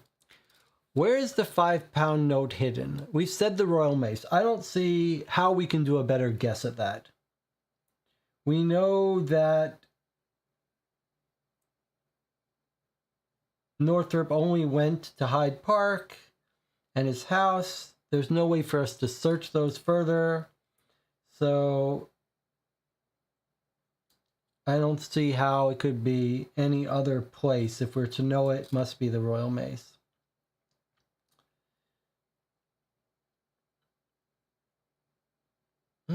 Except for, let me give you one last niggling itch that might tell us someplace else. Remember the poem from the wife that tells him how to plan his escape, tells him, follow Bray Street into the woods, follow your heart, you know the way. So that's a little tiny bit of an inkling, like, is it that he knows? We thought about, does he know this area? Is it because he's planted, saved them, buried them in this area? That's the only little doubt that I have about the mace. Like, if he knows this area, might it be that he planted stuff in this area? Okay, that's that question. Let's look, what else are we not so sure about? Who killed Lloyd Perkins? What are our options here? He was shot in the head, someone with a gun.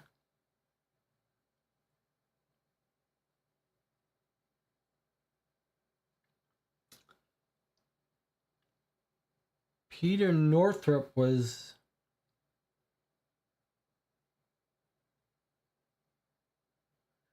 Peter Northrop was killed by Johnny the Jackal the Garroter, who worked for Moriarty.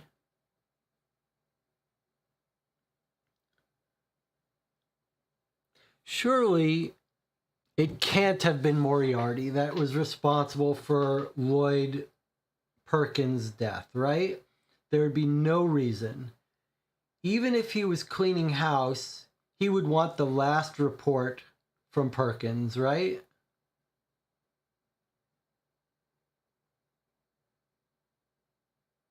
Although it did say report due, so for the same reason that we think Brandon was supposed to come there at 11, you might imagine that Moriarty's guy would arrive at 11.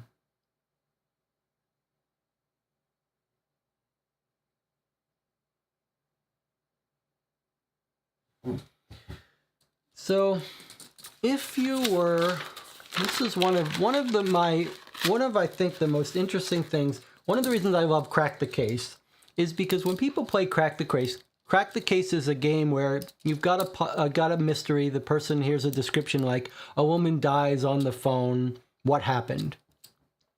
You can't guess that. You can only but the way the game works is you ask yes or no questions and you try to figure it out based on the answers to those. And frequently people start guessing things. Like your mind races and you try to imagine a scenario and you're like, okay, did a rock fall on her, rock slide fall on her while she was on a public telephone? The answer is no. You get so little information when you make a guess and you get a yes or no. And what you really have to do to play that game, to help yourself think, is you say, what question could I ask that would help divide the space of possibilities and let me narrow down? So I think what you do here in a case like this is you say, what are the possibilities and where could we look and go to try to answer this? So for the Lloyd, let's start at the bottom for Lloyd Perkins. Who killed Lloyd Perkins? Let's start there for a second and consider that. What information could we get to? What could we do to help us answer that question? The most obvious one that jumps out is cab log. But we've tried to find it in the cab log with no luck.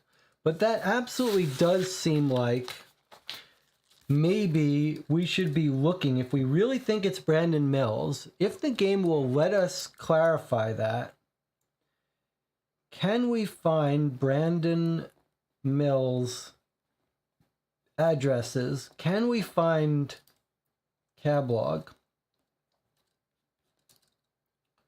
origin or destination? What else? What about, could we see if he's out of the office that day? Is one of his leads tell us he's out of the office and we don't remember?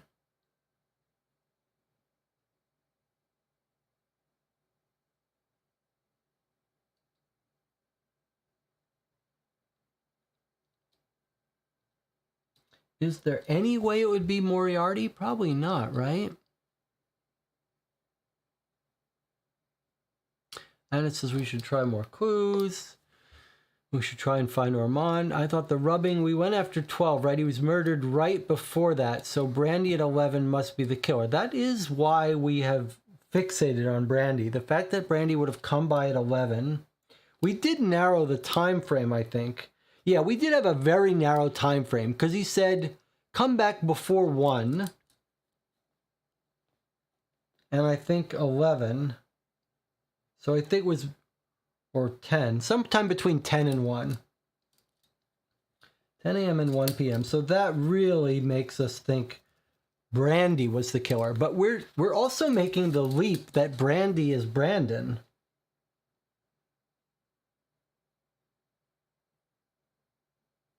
Can I also point out that the schedule says report due and Brandy at 11.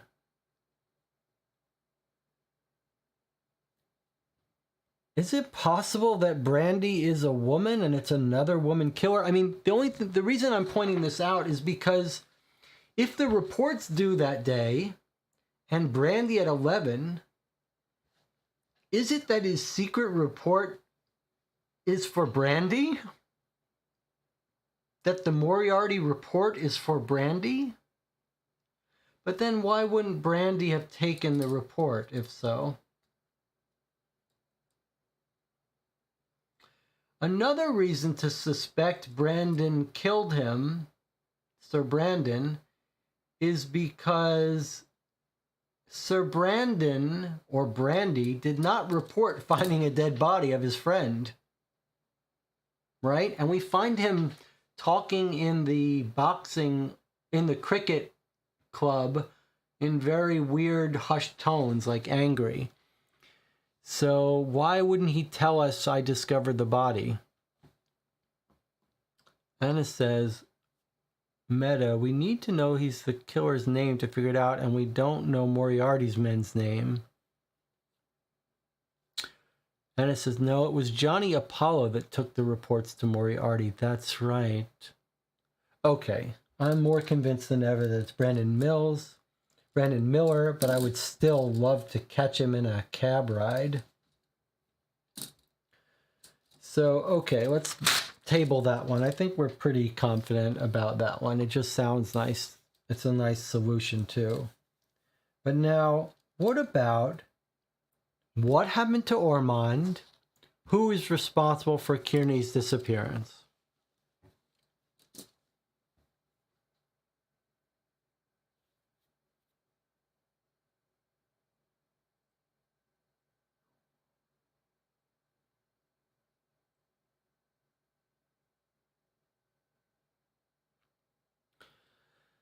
Anna thinks Kearney ran away. Okay, I think that's our best bet based on our very early picking up of the clue that he was rummaging around in his own house, getting toiletries. But then the question is why? So we think, I mean, depending on how you describe that, who's responsible? I mean, we think Kearney is on the run. Let me ask you something. If he was on the run, why did he come back today? What changed? What changed? No one's been arrested. No one's in jail. No one's stopped hunting him.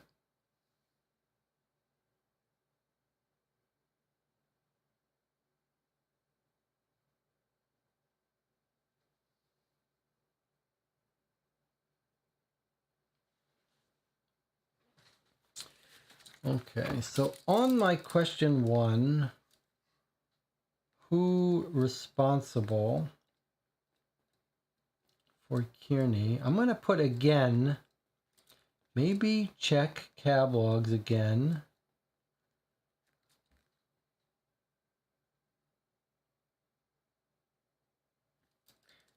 What about Could he have spotted someone across the street staking out his place?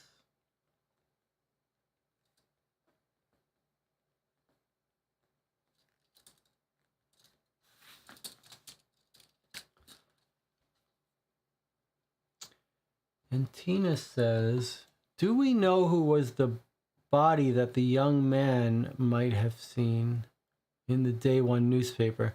No, we've never figured that out. It seems unrelated to us. Although it could be Armand's body, dumped, for all we know. That's an interesting question, actually. Only because, let's just look at this for a second. Wednesday, it's a body on Woodsford Bridge near Hainault. It's outside of London, so we think it's not figure outable in our case. But I was thinking, is it possible that when we look at our Tuesday or Wednesday logs, is it possible, or Monday for that matter, could we find a cab leaving London that would be dropping off his body? Most of these cabs are starting and ending in London, but would there be anyone at Woodford Bridge, Hainault? Let's just quickly look, see if someone took a cab to the outskirts of London.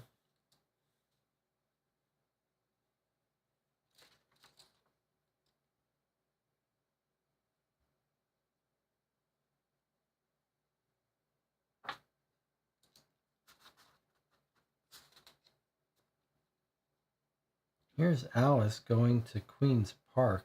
Kind of suspicious. Could he be hiding out in Queen's Park, can he?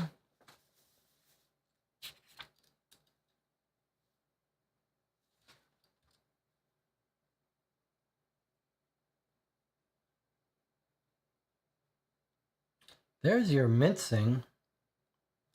Wow, why is everyone going to mincing?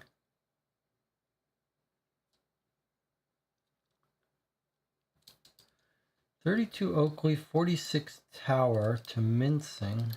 What the hell is this mincing? Jonathan, do we ever discover what mincing was?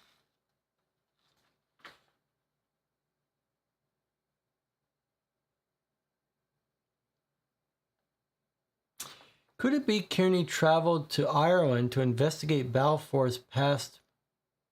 Why wouldn't he tell people? Yeah, why? That's what Jonathan's saying. He's suggesting it, but then catching himself. Why would he not tell anyone? I don't think we figured out 89 Mincing Lane. It's just we've got a lot of trips to Mincing Lane, both on, like, what are these places?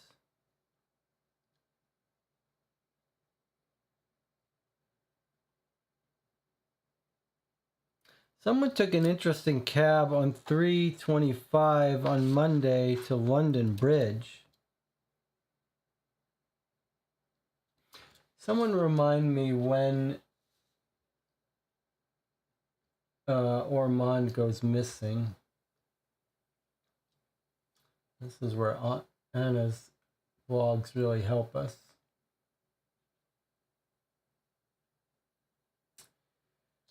Royal Committee meeting at Ye Old Cheshire Club. Cole never showed, lots of arguing. No one saw Ormond leave, but there was a suspicious tea lady.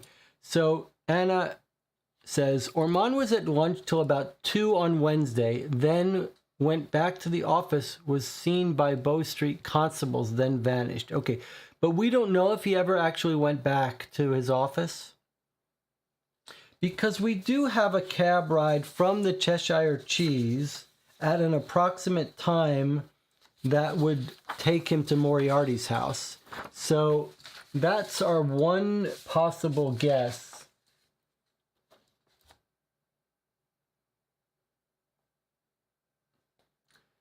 The Ormond is seen around Bow Street, but we don't know exactly what day that was.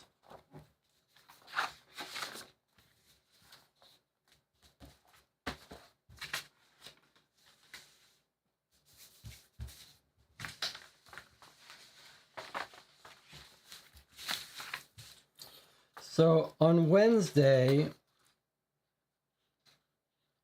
we have a trip at 2:15 from the Cheshire Cheese to Moriarty's house. This would be about when Ormond is last seen at this meeting. They would have known, perhaps, that he's going to be there and could have kidnapped him.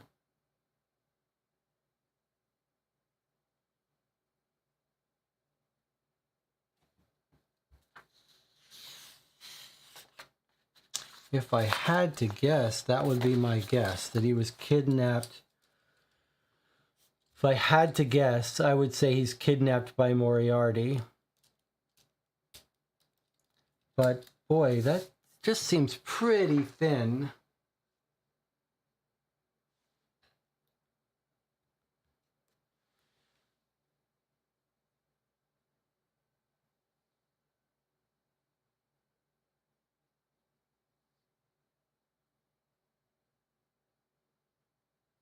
We really don't believe that there's any chance that Ormond killed Cole for personal reasons and then fled.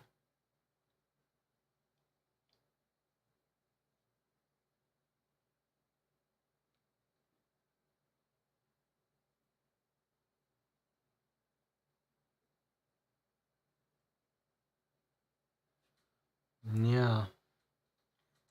The chat is expressing my confusion as well.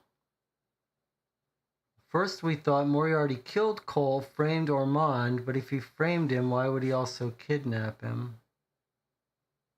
Great question. And why did he kill him by chopping his head off? Is the simpler explanation that he really did finally come to blows, kill him in his office, and then escape dressed as a tea woman? But how would he have the fake outfit to dress as a tea woman? He would just run.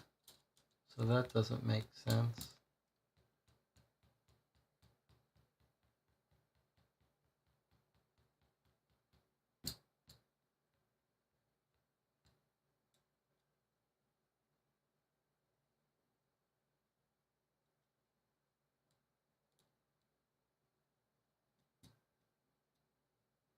And what's with the tea lady who was there for a few days, not just that one?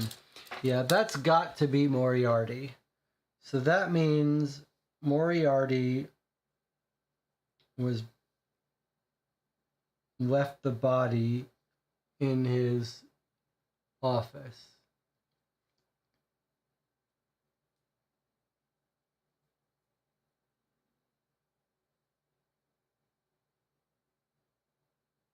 Oh, wait, stop.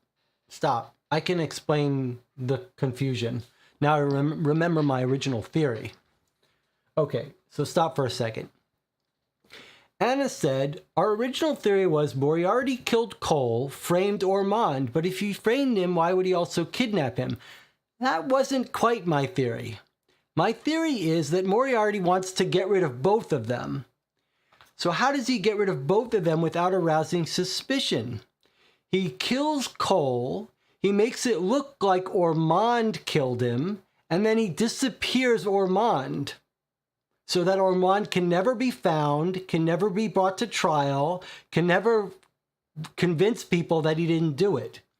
So the trick is, how do you get rid of both of them without people suspecting that there was some big political motive?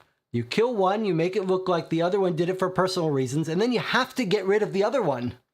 Now that you've framed him, you must get rid of him. Why didn't you kill Cole in a normal way? I don't know, you want to make it look personal, maybe? Maybe you want to send a message to anyone who might know that Moriarty's involved, that now you know, like Moriarty likes sending those messages, do you cross me, you get in trouble.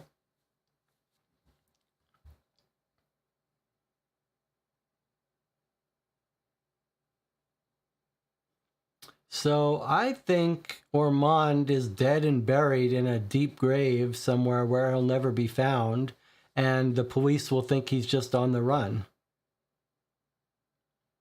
That would be the guess that I would go with. And it's a stabbing, poisoning accident. It would be probable that Ormond did it.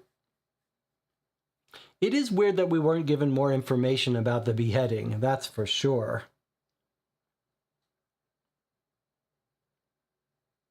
But I could see it as sending a message. Jonathan and Antina, what do you think about my theory? I mean, I don't love it, but I think it makes sense that you're not trying to frame him and let him get caught. You're trying to frame him and disappear him. We know both of those people might be against Moriarty's positions. It doesn't seem like that good a motive to kill them, though.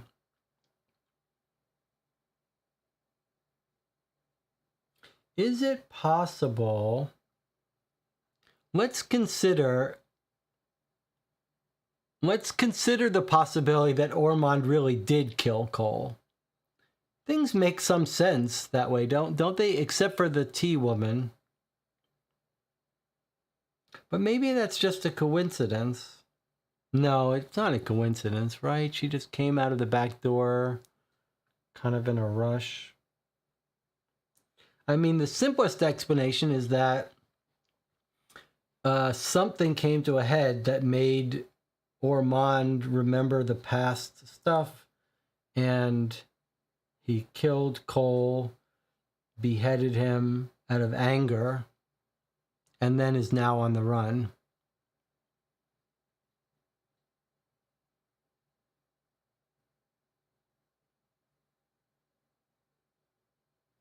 What's our best theory for why Kearney's on the run?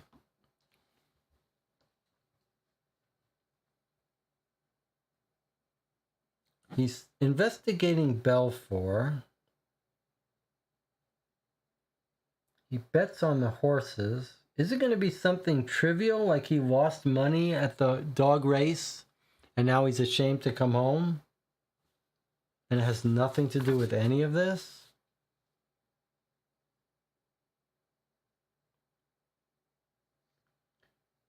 Here's the thing. He had plans of what to do the next night, and he had to sneak back into his house. So something had to happen between Sunday night and Monday morning while he was out of his house that he had to disappear without any planning.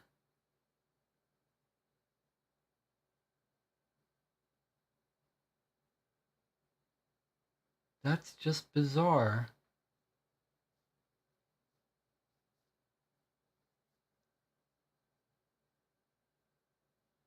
Completely bizarre.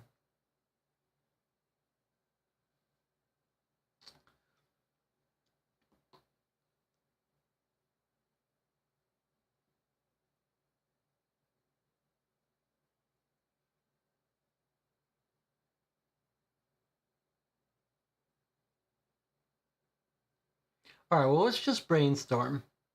So one possibility is he asks to see his fiance's stocks. He realizes the companies are all connected and scammy. And he goes and confronts Belfour. And Belfour says, like, get him, guys. And he panics and runs. And now he's on the run.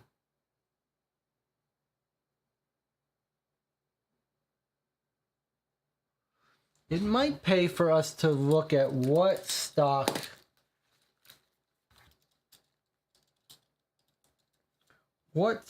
did he look at that his wife had? Which company and who owns that company? Maybe he confronts them and he says he figures it out and then they chase him and threaten his life. That just seems weird. It doesn't seem like they're the kind that would be threatening. Would he have reason? Anna says, let's see. Anna says, Oster said Moriarty sold the beer at Feist before Balfour won the turf. Yes.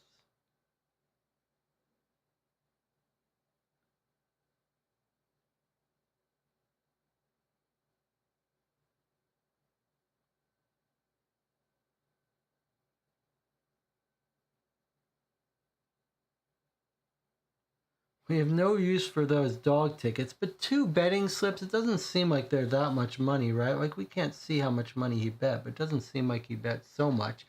And the guy would have told us, oh my God, he owes £100,000. He would have noticed if they were big bets.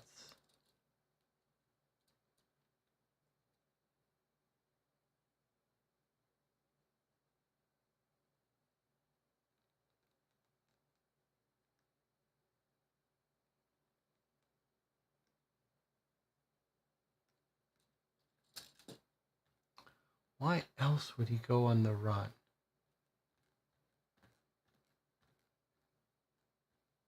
He had money, purchased the cruise ticket. Well, that was before. The cruise ticket was purchased quite a while before he disappeared.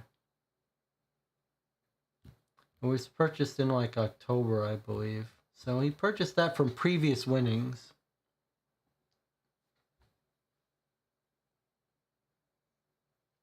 Let's think about what he did. He disappeared, and then he wrote a letter to us and to his fiancée.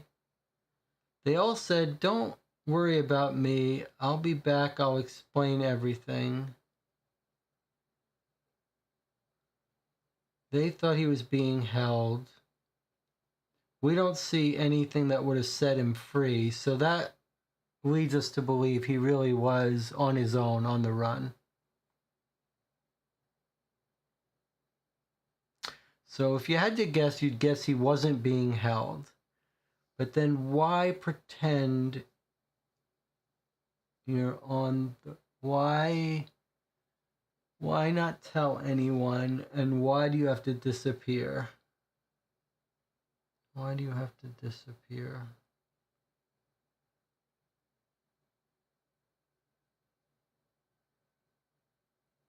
You disappear because someone's going to try to get you.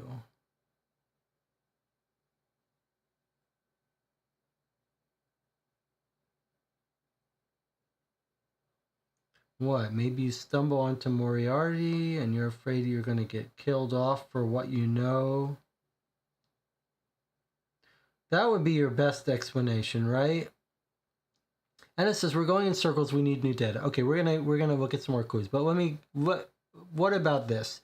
He's investigating. He sees something, and someone sees him. That would be your best bet. That he goes out Sunday night, and he sees something, and he's seen. That would be the reason why you couldn't come home. You're investigating something Sunday night. You see something and they see you. Did anyone get killed Sunday night that he might have seen? What do our notes say about Sunday? When investment trust upset about the society.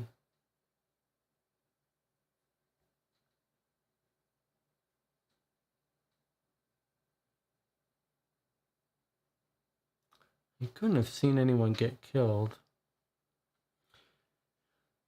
He never showed up for the report. It seems like he would have been seen by Perkins, Northrop, or Goodwin. Someone who's now dead, maybe.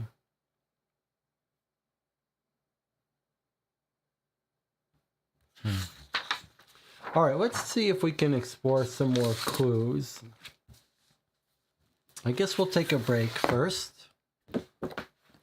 And then we're going to answer the questions tomorrow, which will be like doing a live performance because people may tune in. But let's try to go to some more clues. But first, we'll take a little bit of a break. Maybe we can catch something. Maybe we can catch a break. I'll see you in 8 minutes for some scrambling for clues, and then that'll be our last session. We'll go to sleep. We'll meet again tomorrow at 11. But we've got one more session, one more hour to play after this while we look at some clues and come up with our final theories to sleep on. I'll see you in 8 minutes.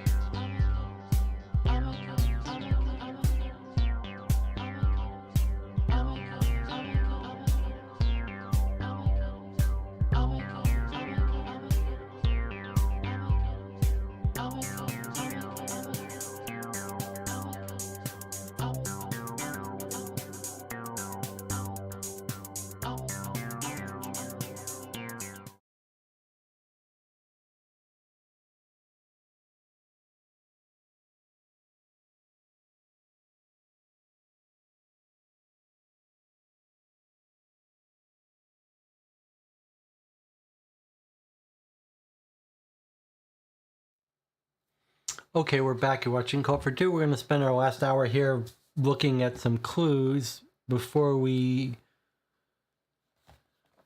end for the night, adjourn for the night, and meet again tomorrow to actually solve it. I did think of one other reason why you might disappear would be to make other people think you're dead, gone, whatever. Sometimes someone disappears to lure out someone. But I don't think that helps us at all. All right, so what we're going to do now is we know the places we haven't gone. And we're going to try to justify why we should be allowed to knock on their doors, is basically the game we're going to be playing now. Let us start with our Queen's Park map. So, and there's always the possibility that my records got messed up and I crossed something out that I shouldn't have crossed out. So I could just look through this. There are a lot of clues in here we haven't read. Some non-trivial ones. All right. So where were we not allowed to go in Queen's Park? Two places. One is Julius Bonowitz at 172. Where is that? No, Julius Bonowitz is at 58. Sorry, 58, which is clue 172. All right, so where is 58? 58 is here. Okay. Now, how on earth are we going to justify knocking on this door? It's near Tavistock Road. Oh my God, here's the Great Western Road. Oh my God, the Great Western Road. We found it. Jonathan, the Great Western Road. Holy cow, we were looking for that because we found it show up in our logs very suspiciously. What day was that?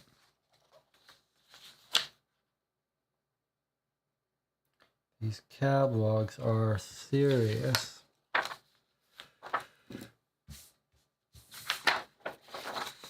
What was our Great Western Road trip that we were trying to find so hard? When was it?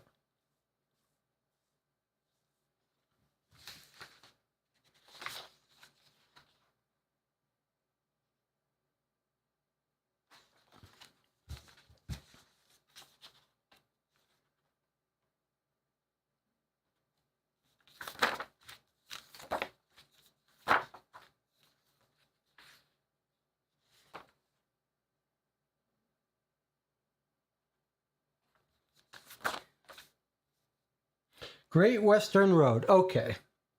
So here's someone going from the Great Western Road to Moriarty's house on Wednesday when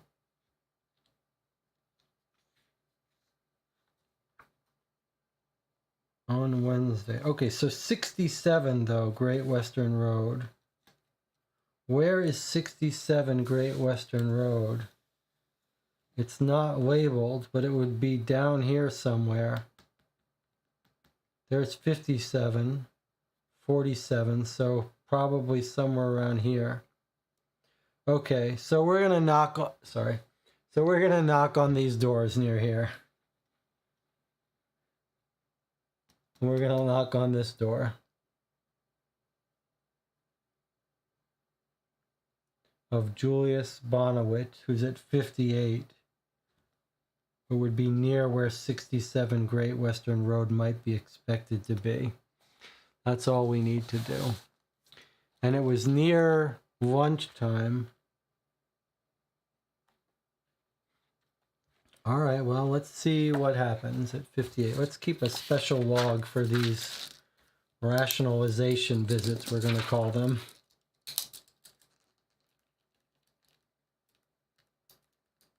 We've already tried to answer the questions as best we can. Okay. Maybe I should mark this differently.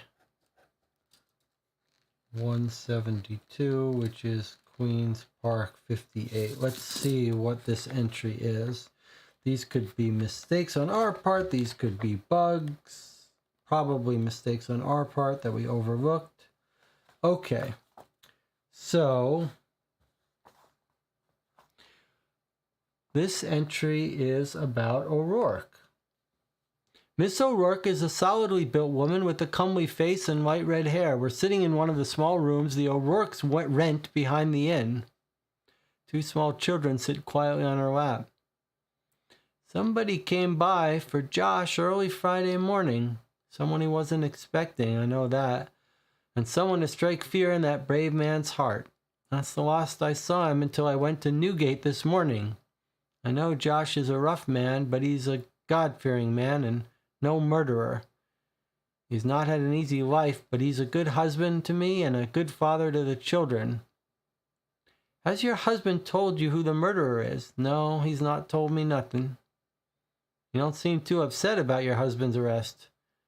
Tears will not free him. The only way to help him is to take care of the children and myself, so he won't have to worry. Life's hard, but you have to stand up to it.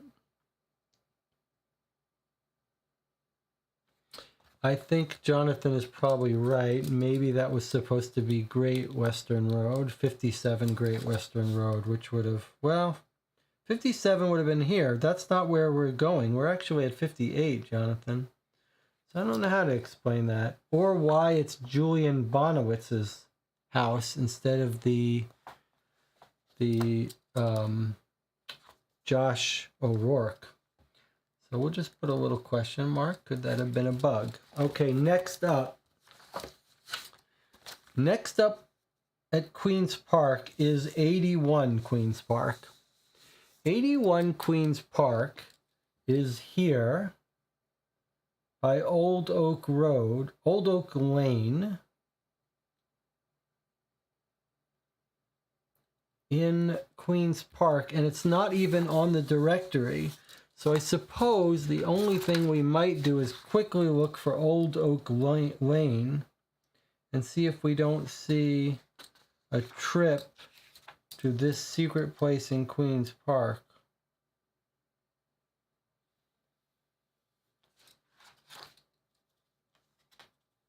It's where you might bury a body.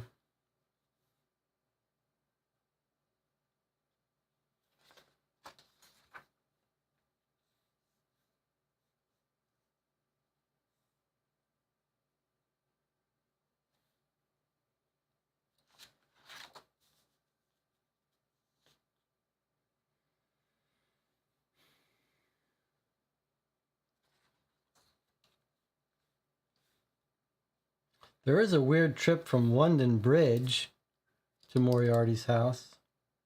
Just a bridge is a weird place to bring someone. Weird place to get on a boat or a cab. I don't see Old Oak Lane though.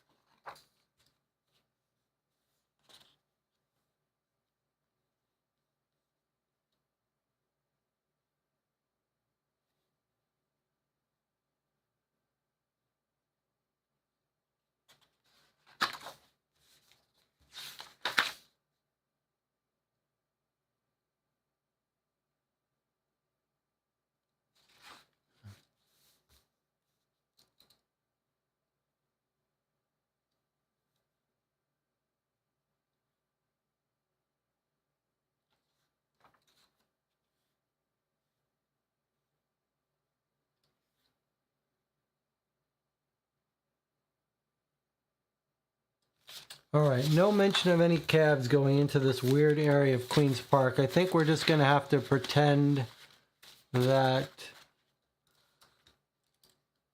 we're checking out all the factories and land where he owned road. Old Oak Lane. All right, let's just look it up.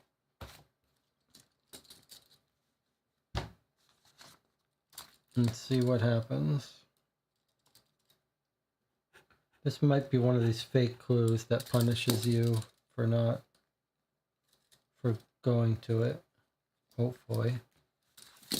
136.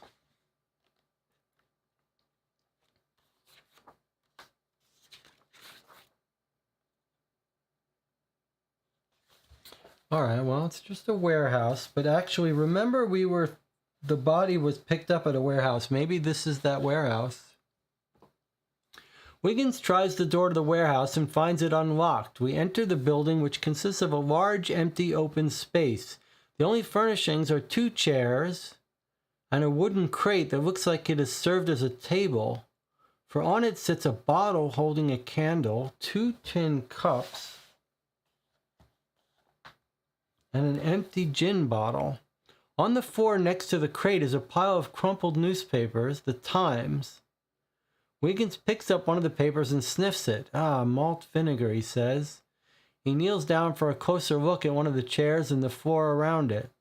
He points to some short pieces of rope wrapped around the chair back. Look at these stains, he said. Wager that was dried blood. There's more of the same here on the floor. So this is where someone was held. They were eating chips wrapped in a Times, copy of the Times. Potato slices. Okay, so we know this is where we think the body of Peter Northrop was killed, right? Because we're told that they went and picked up the body from a warehouse.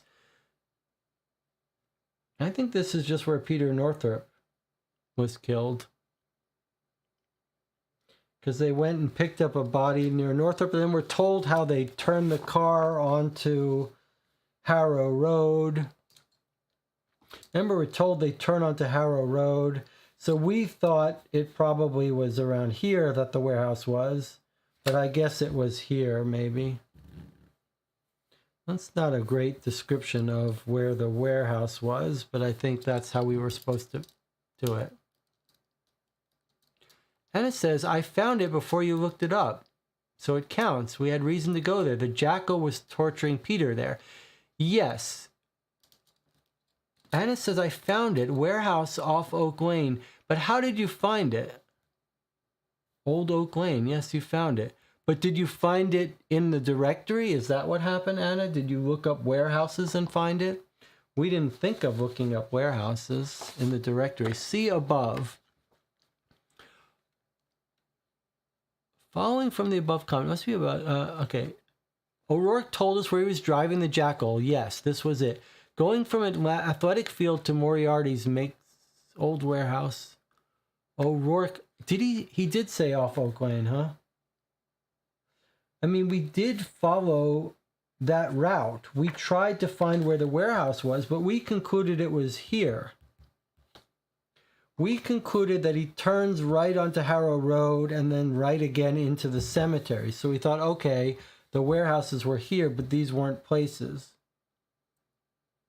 But somehow we were supposed to know that this was the warehouse. I do not like that. I think that's a bit of a... I would consider this another bug. Only because it's not in the legend. If there was a warehouse in the legend, we would have found it. So I consider this a little bug. And it says, no, they went to Harrow Road after the warehouse. That's not how I remember it. Well, either way, that was the place, the warehouse that we were meant to find by tracing his route, which we did trace. So we don't have to feel bad about that one. There is no warehouse section, so we couldn't have done it that way. John says, I noticed this, but my map of Queen's Park has some annotations in both of the big open spaces next to the cricket ground 90p. It says lot 4 1897 and 4 2309. Check with Office of Records. And this is supposed to be from Kearney's desk, isn't it? I wonder if we... Maybe it was. Okay, so actually... Oh my gosh, is that what happened? Jonathan, does it say where those lots are? No, they didn't bury... Is that what happened? Did Kearney stumble on to Peter Northrop being tortured and get seen? Was Kearney tracking down those 2 lots that the Office of Records had, showing that Belfour owns those 2 lots? Where, Jonathan, where on the map does it say those 2 lots were? Are they near this warehouse?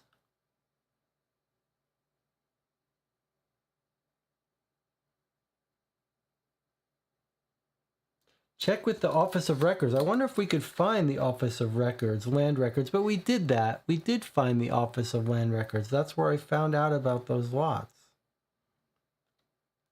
But now I wonder if Kearney wasn't going to investigate those lots and stumbled onto Peter Northrop being held. But that can't work, right? Because we know Peter Northrop was spotted at the hotel with his wife, right? When was that?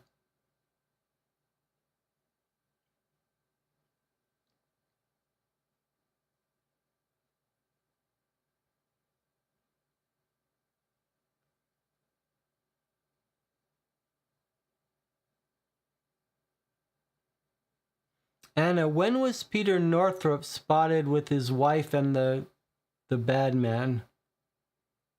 On Monday. It was definitely Monday, not Sunday night, right? Northrop was at the Bridge Hotel having tea with his wife.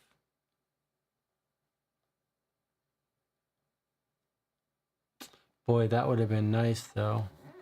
And Anna says, I think the jackal tortured him after that. Yeah, and that's right. And we know that Northrop was actually in his home on Monday night. So that wouldn't have been a reason why Kearney would disappear on Sunday. All right, well, that was almost right. Okay. All right. Well, let's move along. That's all of Queen's Park, it seems, which is very weird, though, because there must have been something we missed, because I saw something. Wow, there's clearly a place here that we're supposed to be able to find Toby. I just don't see how we could have gone to it. I hope that we're not going to find, when we read the solutions, that it tells us about some new places. No, clearly not. All right, well, let's worry about that at some other time. We finished with Queen's Park. Let's go to our other places that we can justify.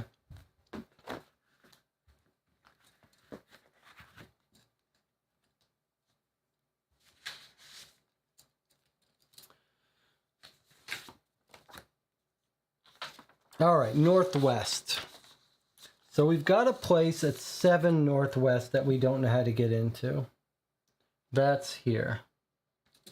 How are we going to justify that?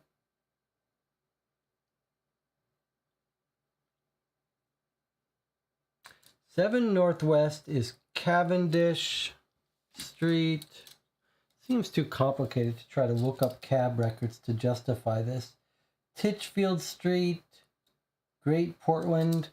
I guess you could look for the cabs and see if you see any 7 or 88s. Looking for 7. Where's my keys? All right. 7 Titchfield, if we could find any cabs leading us there. 7 Henry Street. No, we need Kitchfield, New Cavendish, or Great Portland.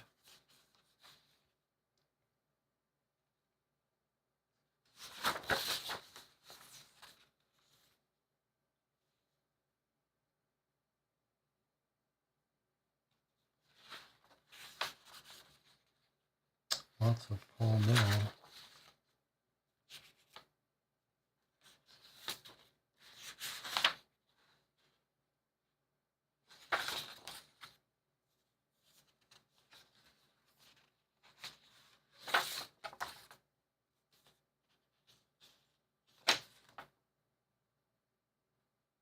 I don't see it. Let's just peek at it and see what it says.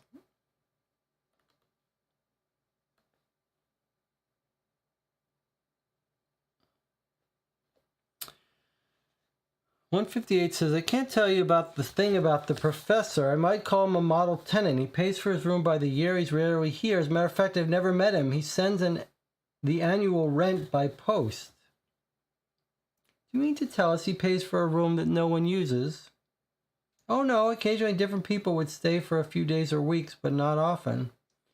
Could you give us the names or descriptions of any of these people? No, I'm sorry, I can't be of any more assistance. This was at 8 Northwest, 158, Professor's house. So this could be a total red herring, or this could be a place where Moriarty's men use as a safe house. Either way, I didn't see any cab references to it on a quick look. Could have overlooked it. Okay, next up. Oh, that was 7 Northwest, not 8 Northwest, 7. Okay, next up, 16 Northwest.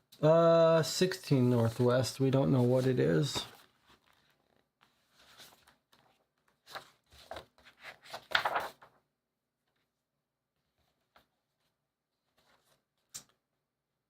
We have never had the pleasure to serve, Sir Henry Cole, replies the clerk to Wiggins' question. Is he the gentleman who was killed by Reginald Ormond?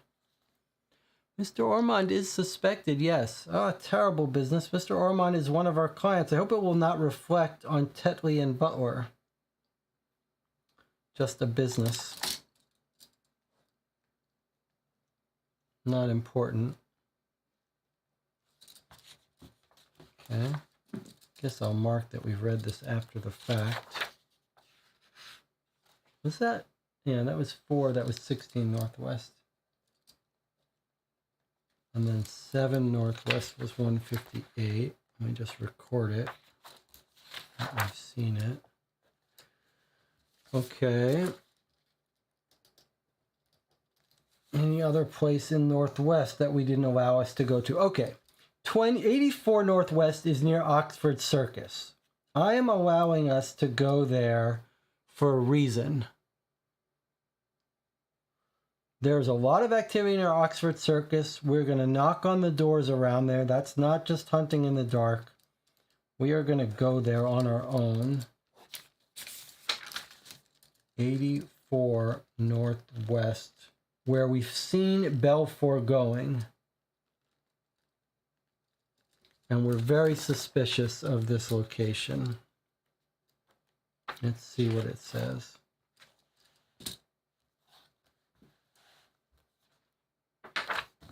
Okay, it's a longish clue. Let's see.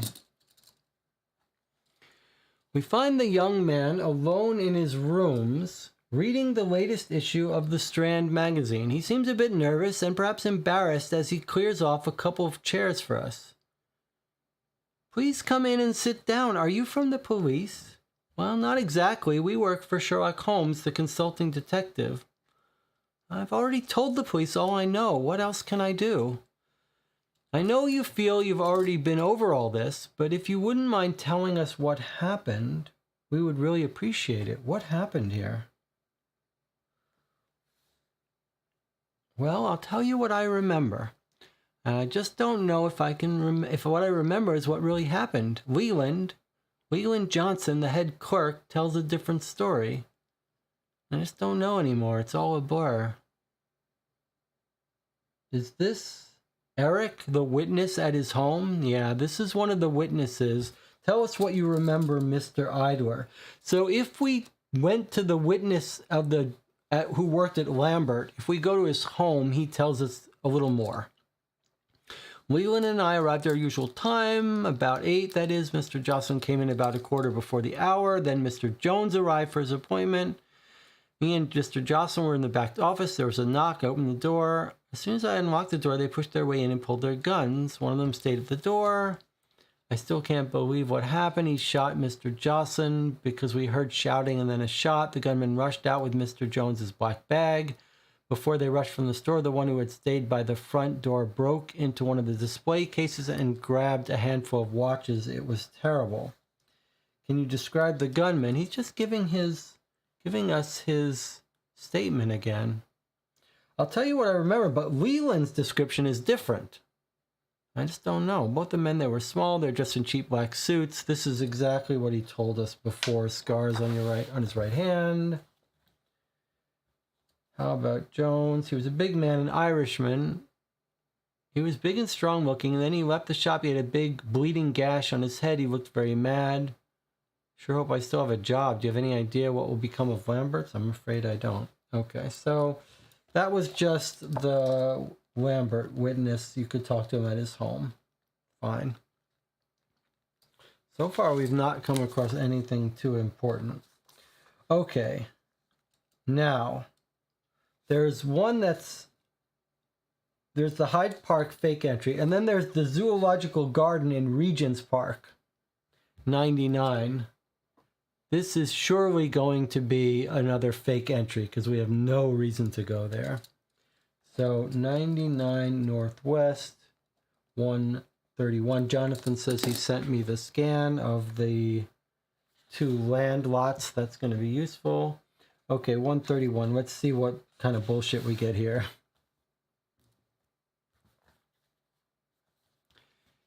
All right.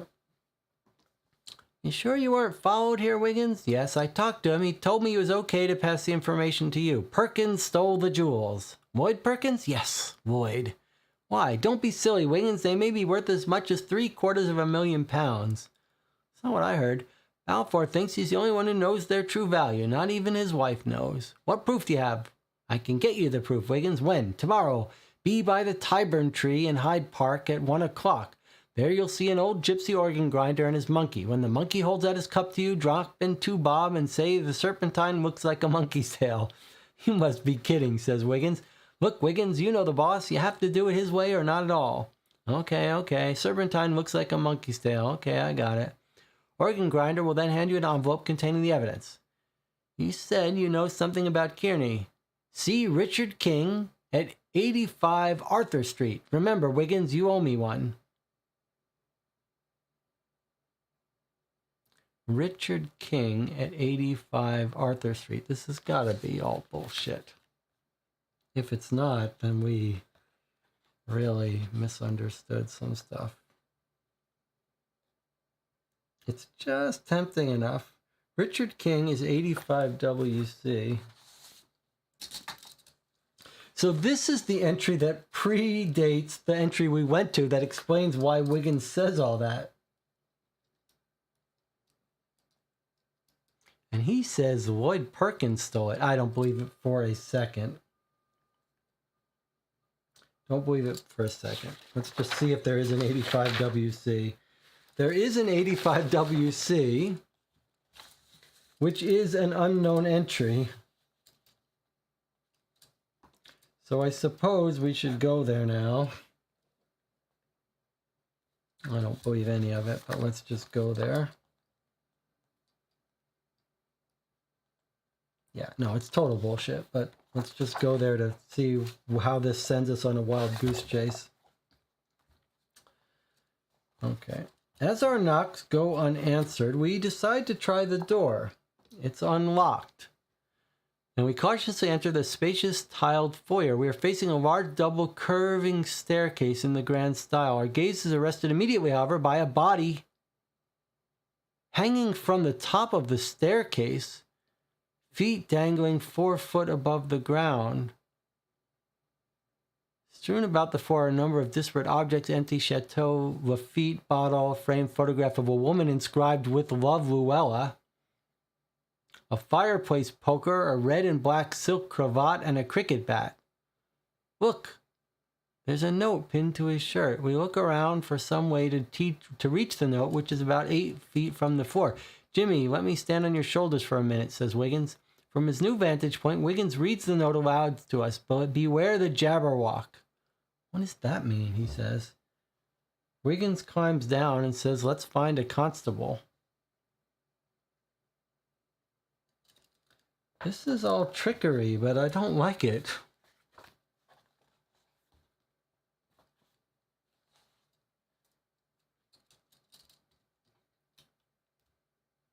What was the body? That's not Armand's body, right?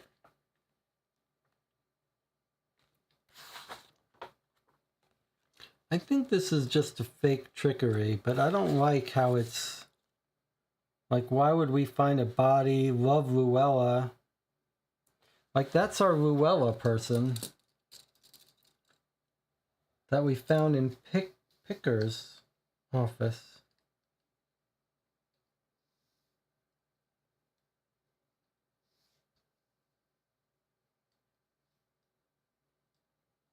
Beware the Jabberwock.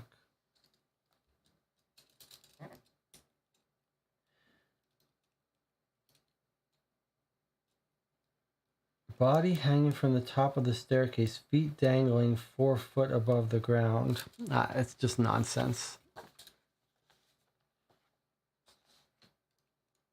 Just nonsense.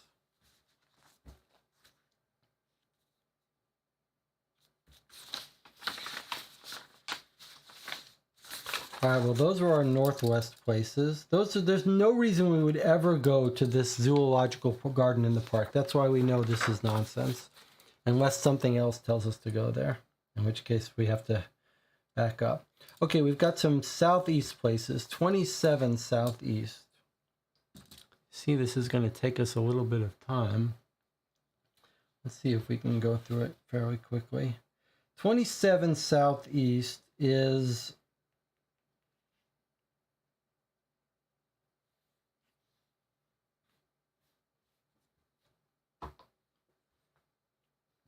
'21, 20, 27, near the lunatic asylum. Okay, let's go to the lunatic asylum, 265.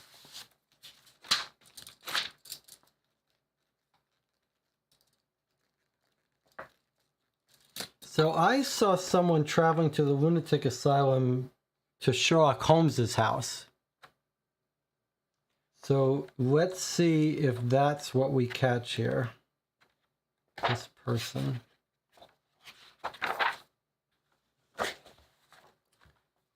Who are you? What do you want? A stooped woman with gray hair and a sad wrinkled face peers at us through the barely opened door.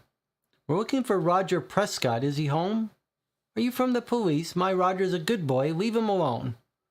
Just want to ask him some questions. He's not here. Go away. Her eyes give us one last pleading look before she closes the door. We hear the bolt slide across the latch on the other side of the door. Okay, Roger Prescott was one of the Parliament people, I think, that we could have visited. No, that's wrong. Here's the Parliament people. Who's Roger Prescott? That name sounds a little bit familiar. But we don't know who that's about. I want to say C264 Parliament for William Clark and Roger Peel. Any idea who Prescott is? Let's continue. Okay, next door to that is 59 southeast. Sorry, next door is 29 Southeast, which is at 59.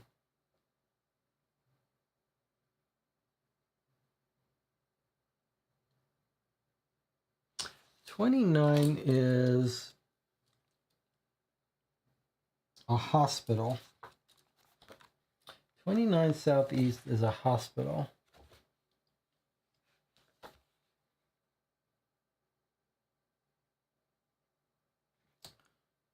So maybe there's a reason we're visiting hospitals. Barry O'Neill was discharged on Monday. No one was sorry to see his heathen little shadow leave, I can tell you. I believe he's staying with his parents while he recuperates. So that's Barry O'Neill's house. Barry O'Neill was at the hospital. I guess we could confirm if we didn't believe that he wasn't involved.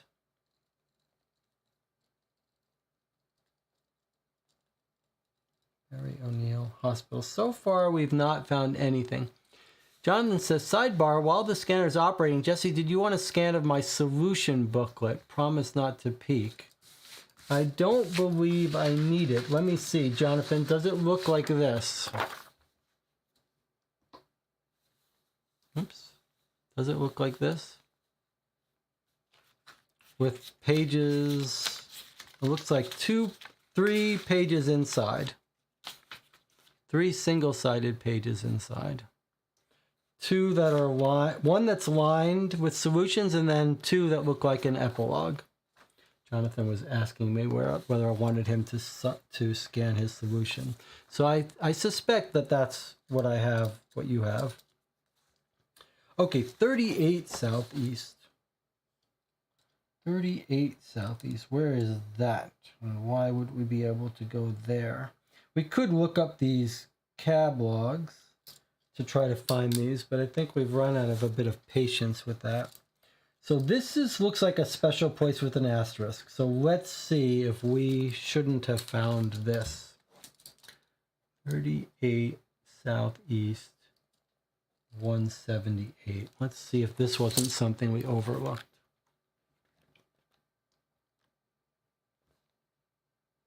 Okay, this is a fairly long entry.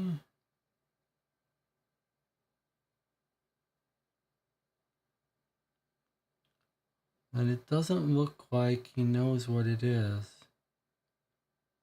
Huh. This looks like it might be a disguised entry. Let's see. Like a fake entry to throw us off, but let's see. Wiggins knocks at the door and gets no answer.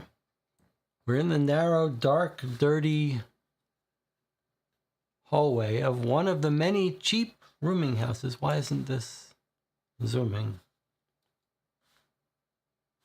Hey, why isn't my thing zooming?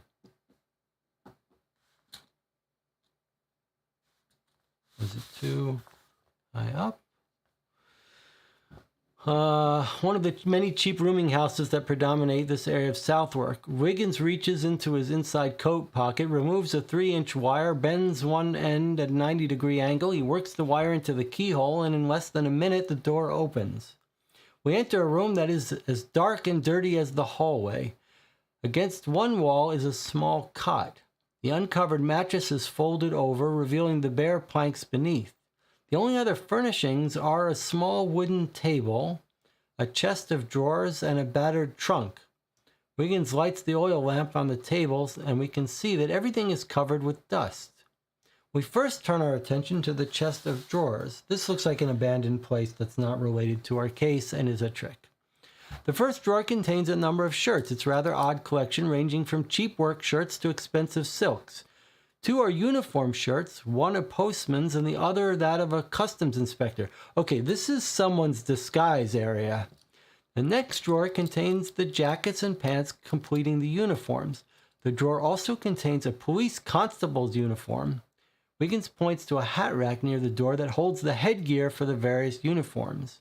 This is obviously someone in disguise or artist or performer. But probably a criminal. It's either Johnny the Jackal or could be Holmes's lair or totally unrelated. Wiggins now stoops down and opens the bottom drawer. There's a large bundle wrapped in oil cloth. Wiggins lays it on the floor and opens it. Wow, gasped Wiggins as he examines the contents. There must be every cutting implement ever invented here. Is this Jack the Ripper's area? There, spread on the floor before us, are knives of every size and shape, including scalpels and a whole array of medical instruments. I think this is meant that we stumbled on Jack the Ripper's lair. They all shine ominously in the dim glow of the table lamp. They are well cared for, observes Wiggins, ready for immediate use. I hate to think what use would be. Wiggins rewraps the sinister bundle and replaces it in the drawer. We now move our attention to the battered trunk. Wiggins lifts the lid and looks inside. More oilcloth bundles, he says. He reaches in, removes one, and opens it. It contains a Webley military revolver. He replaces the revolver and removes another bundle. The contents of this one are as sinister as the others. It contains handcuffs, thumb vices, pliers, and other implements whose function we can only imagine. After replacing the package, Wiggins next removes a woman's dress. I think we found Johnny the Jackal's lair, and those are his thumb screws and his dressing up as a woman to do the cutting off of the guy's head and escaping as a tea woman. Look at the sleeve, says Wiggins. Looks like bloodstains right here around the cuffs. All that remains in the trunk is a hat box. Wiggins removes it and loosens the straps. He opens it and sighs with relief. It's empty. Closer examination shows the bottom to be soaked with what appears to be blood. Wiggins replaces the hat box. He closes the trunk, turns off the lamp, and leads us from the room. Okay, this is the person that beheaded Ormond. Not Ormond, Henry Cole, and dressed as a woman to escape. Dark blue with white lace trim. I think that actually might have been given to us as a description of the tea woman. And the hat box is for the head.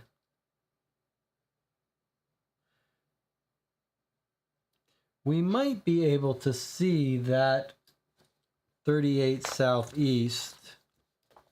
So this is tea woman, Henry Cole, beheader, Johnny the Jackal, I think his lair. Do we all agree on that? Where he had the head, yeah. Johnny the Jackal might be the Ripper as well. That's a very good question. Now, I think maybe it might be worthwhile to say, okay, this was at 38 Southeast.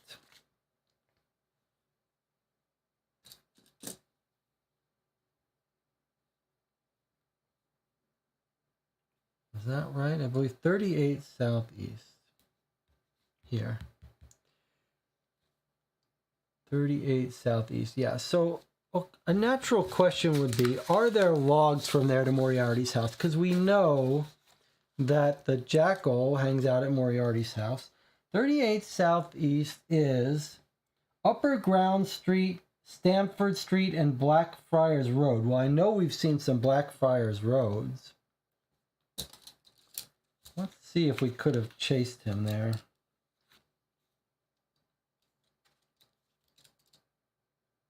We're looking for Upper Ground Street, Stamford Street, and Blackfriars Road. I know we've seen some Blackfriars Roads.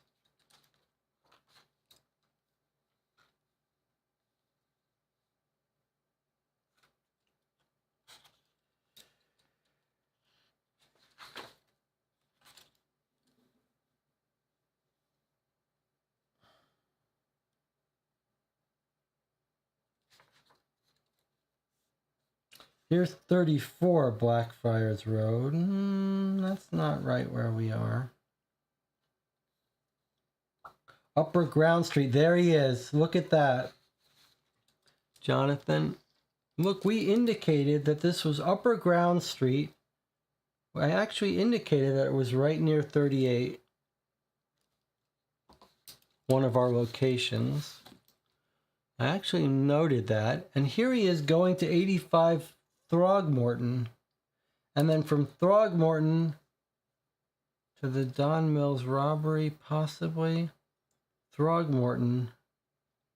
That's Daniel Oliver's office.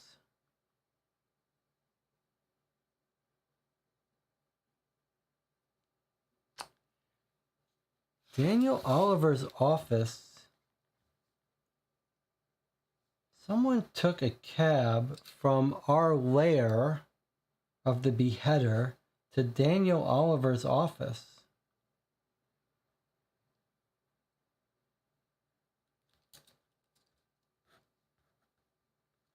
What the hell is that about?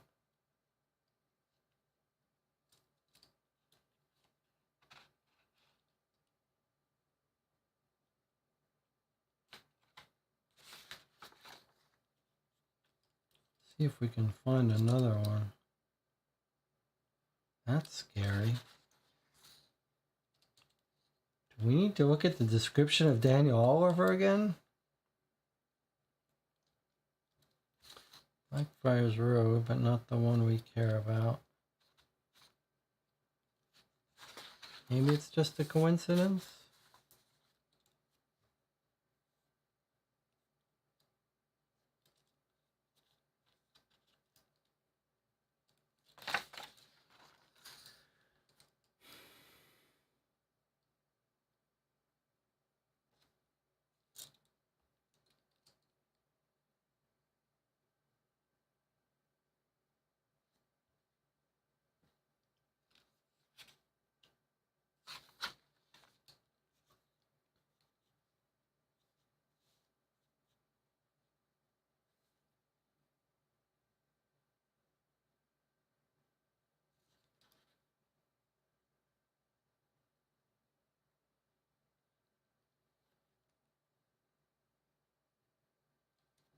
Yeah, I don't know what to make of that.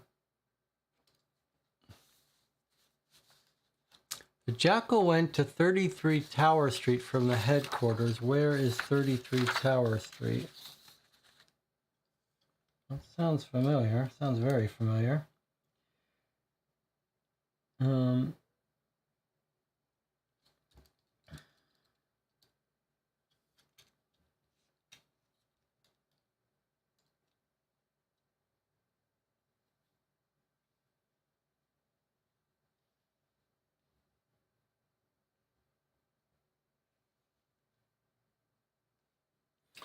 33 Tower Street was the gold bar. 33 Tower Street is the bar of gold hangout for criminals.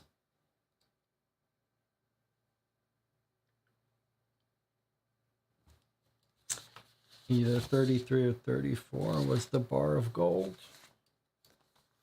Yeah, 33 was the bar of gold, which we couldn't find on day 4. Remember we tried to go there and there was a bug, it seemed? When we try to go to the bar of gold at 223, we get told Byron Anderson is there. Okay, I found a different entry for Bar of Gold on the next page. I think that might be the entry we were supposed to read. Let me see if it was on a different day. If we had gone there on day 2, we would have read this. So maybe that's a bug. Let's read this when we go there today.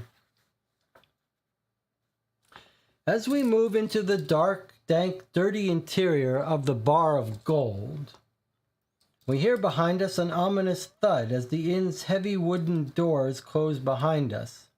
Little of the interior is revealed to us by the dim light that tries to work its way through the dirty glass chimney covers of the oil lamps. We can vaguely make out the bar at the far end of the room and make it our objective. Wiggins takes lead as we move across the room, but we're stopped before we can achieve our goal. A large silhouette places itself between Wiggins and our objective. Other silhouettes surround the rest of us.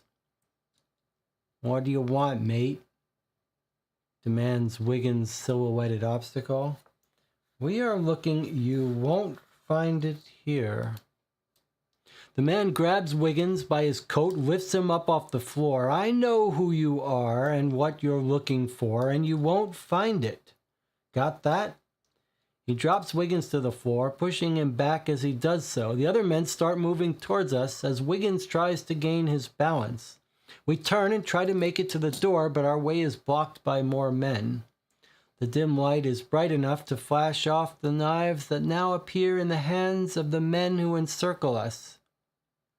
As the circle narrows, we find ourselves being forced into a tighter group. We're going to make sure that you ask no more questions, says the spokesman for the group.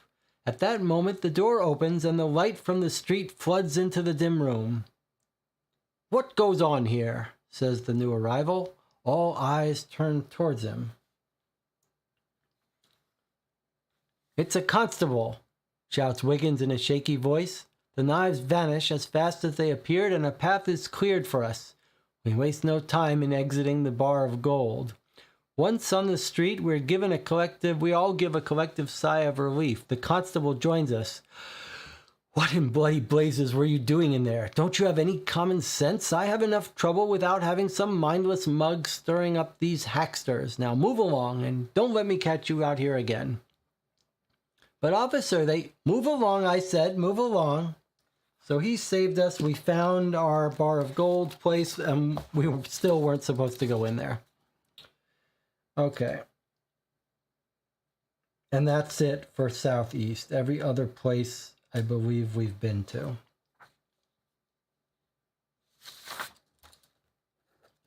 All right, so we've got 3 interesting places in WC that look like they're probably real.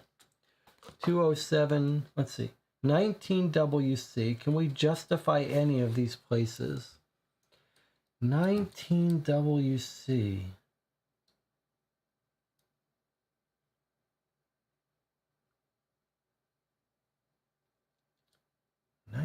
WC. There's 18. Where's 19?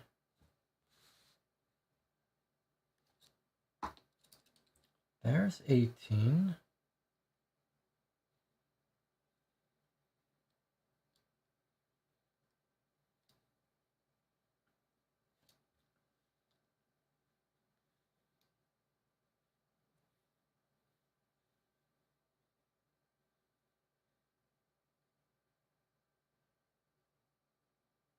That's strange. Where's 19 WC?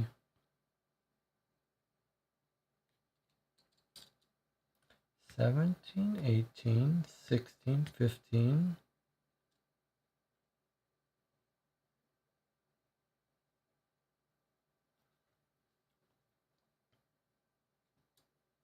Is it down here? No. Where is it?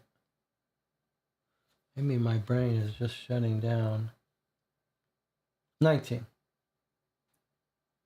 Maiden Lane, next to the Allegro Theater, the Covent Gardens. I mean, you could look for cab rides. Let's just walk into it and see what happens. Anna says, Jesse, can we look at the Women's College and Parliament entries? Sure. Let me finish this and then we'll do that. 19 WC. 207.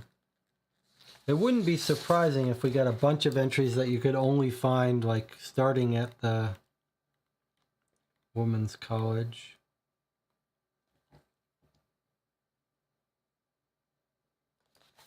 Okay, so 207 looks like it's a restaurant of some sorts. We walk in and we get told, Mr. Balfour lunches here quite often. When was the last time he was here? He had lunch here Monday with a group of his business associates. They used one of our private dining rooms.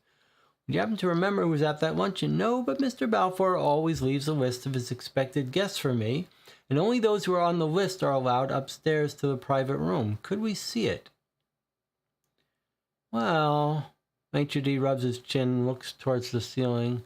Wiggins reaches into his pocket, removes a pound note, discreetly passes it to him. I guess it would do no harm to show it to you. I'm sure I can count on your discretion. Of course. Maitre d' checks the large leather-bound reservation book and removes a sheet of paper which he hands to Wiggins. The sheet contains the following list of names: Miller Brandon, Clive Dornan, Vincent Needham, David Sadler, Johnny Allgood, and Reginald Ormond. There we go.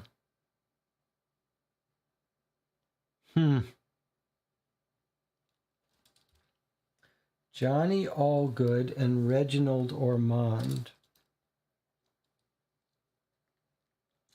Restaurant.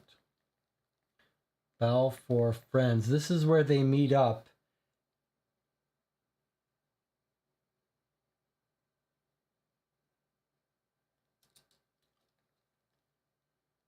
Can someone remind me? Johnny Allgood was the guy at the amusement park, but what was his tie-in? Now we know Reginald Ormond was a Belfour person. Allgood was the boxing figurehead. Okay. So I guess we now believe Reginald Ormond worked for Belfour, and now we have a reason why Moriarty may have killed him off.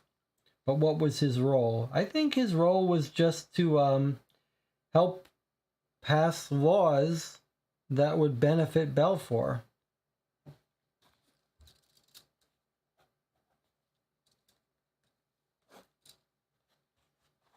But let's keep going. Maybe we'll see more proof of that.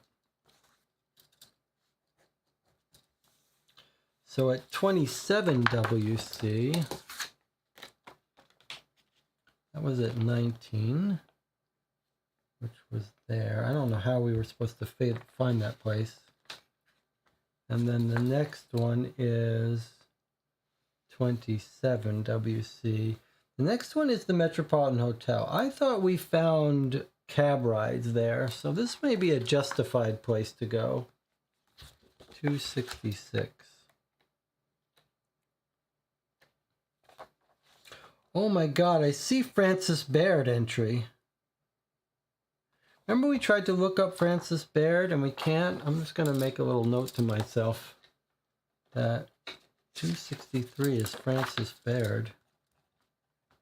He was the insurance investigator that we couldn't find a way to look up. All right, so now we're looking at 266.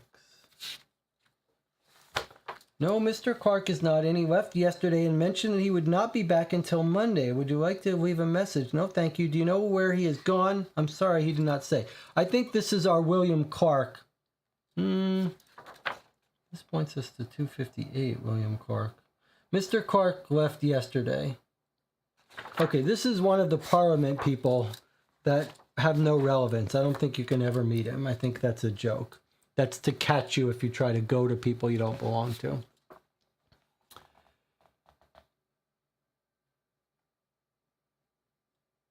Jonathan says, maybe Armand, who was against the stock, was trying to knock down the prices to buy him on the cheap. That's certainly possible.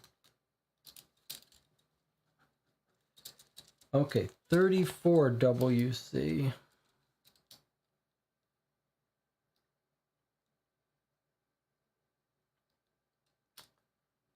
WC is right next to someplace we've gone.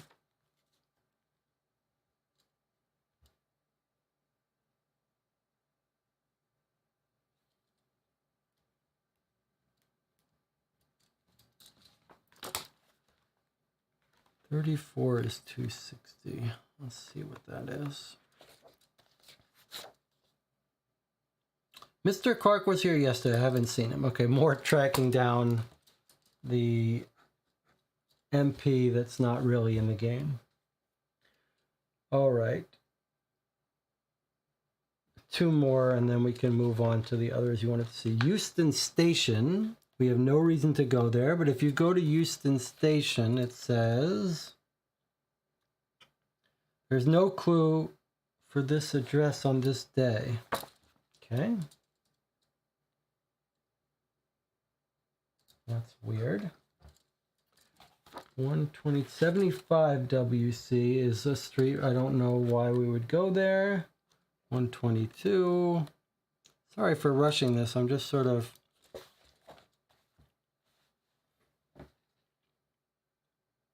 That's interesting. Okay, here's an entry. I don't know what this is. It's a jewelry shop. Okay, let's look at this. And it says Women's College and Parliament. Okay, yes, we'll go to, so we don't get it blind all the time. All right, I'm going to go there. I'm just going to read this one more. Excuse me, are you familiar with Sir Henry Cole? Wiggins asks of the spry-looking white-haired jeweler. Oh, most certainly. His family and our family have grown together, we like to think. Is the story in the paper true? It's just terrible. I don't know what this country's coming to. He shakes his head in sad bewilderment at the violence of his time. A gold watch with your mark was found on the body. Are you familiar with such a watch? Indeed I am, young man. I can't say without seeing it, of course, but I'm sure it's the beautifully engraved timepiece from that his father gave to Sir Henry upon graduation from Eton. Thank you, sir. Good day. Okay, that looks like nothing to us. All right, let me go to the women's college that I knew we traced Moriarty kept going to, and maybe is going to be the woman, but the game told us that it was too late and it was closed. So we're going to go back in time to the women's college on day 3, the previous day for the last one, and that's 44 Northwest, which brings us to 112.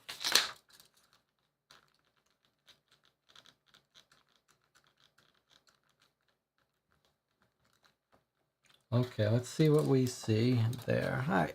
Surely if it was important, it would let us go there later. All right, here we are. Dean Pennington receives us in his office, and after brief introductions all the way around, we waste no time in asking our questions.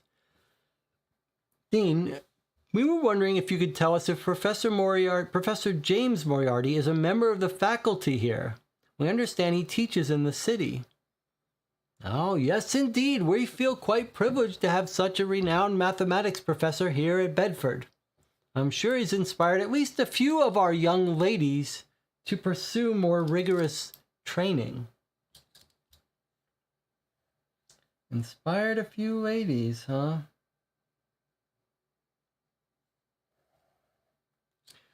But why would this be of interest to you?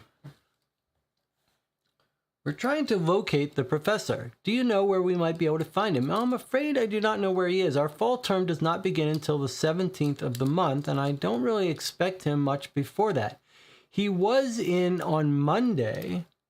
Stopped by my office to say he would be away for a few days. Did he mention where he was going? Well, I was a bit confused on that point. At first I thought he was going to visit his brother who lives somewhere to the west.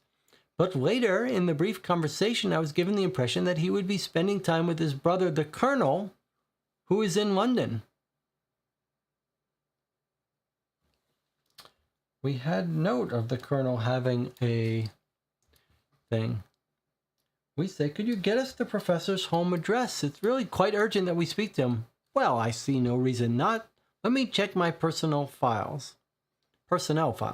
As Dean Pennington searches through his files, Wiggins ventures another question.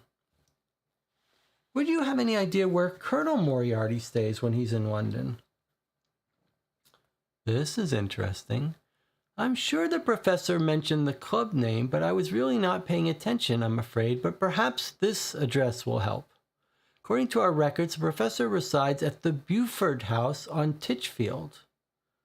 Thank you, Dean. You've been most generous with your time and information. The Beaufort House on Titchfield.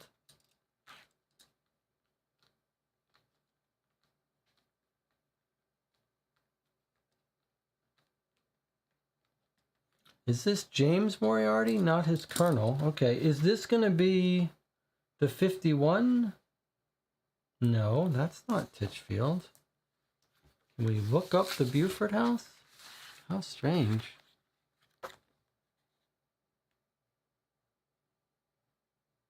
Anna is saying, did we read anything about a watch? I certainly don't remember it.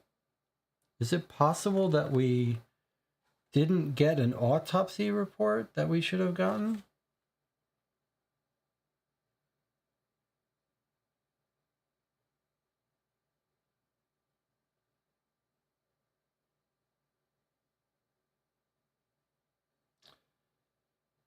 Buford House is at 7 Northwest. Okay, we went to that place. That was one of the places we went early and we didn't get much information. Do you think that we might have misreading one of the autopsy reports from Meeks? That would be unfortunate. But let's see if we can find that to be true or not. So it's Murray and H.R. Murray. Let's check him first. 262.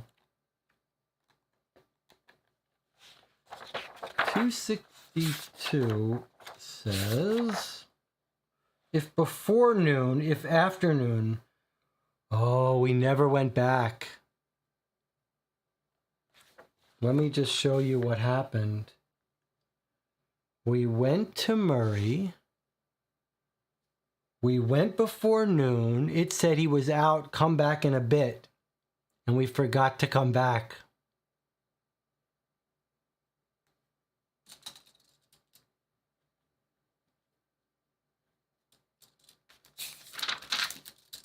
H.R. Murray, 262. So we'll knock on his door now. Knock, knock, knock. We know it's a little late. But do you mind telling us? Oh no, we did go to it. We did go to it apparently on day 3. Wiggins, I'm busy. Make it short. 2 murders. Northrop and Lord Goodwin. Nothing to tell you about Northrop. No physical evidence. Check with Meeks if you haven't done so already. Guess we'll check with Meeks in a minute. The bomb. This is the bomb. He says it's the same kind of explosive. It's combined. What does it tell us? Wiggins, you have to follow Holmes' example if you want to do anything, if you want to get good at this. Formula was developed by Ville in France 6 months ago. French government is the sole manufacturer. It was broken into 6 weeks ago at the Dieppe Armory. Not common everyday gunpowder. I don't have time to train you, Wiggins. You must do your own thinking. Obviously, someone went to a great deal of trouble, expense to acquire some of this explosive. I don't think they did so just to play a joke at the cricket match. We can assume it was the same person or persons who were responsible for both acts. Now go. Okay, so that was Murray. So we didn't miss him. All right, now we got to find Meeks. Where is Meeks? 240.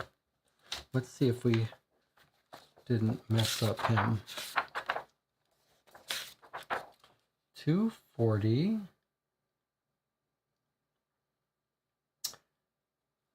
Same thing. Thumb screws. We've read this. Northrop took a lot of abuse. Cuts made by scalpel. That's the garroted person he recognizes. Brutal. Okay, well, there's Johnny our Jackal guy. Okay, so back to our tracking down of places we haven't gone. We've gone to all of the ones in West Central now. We've just got a handful left from EC.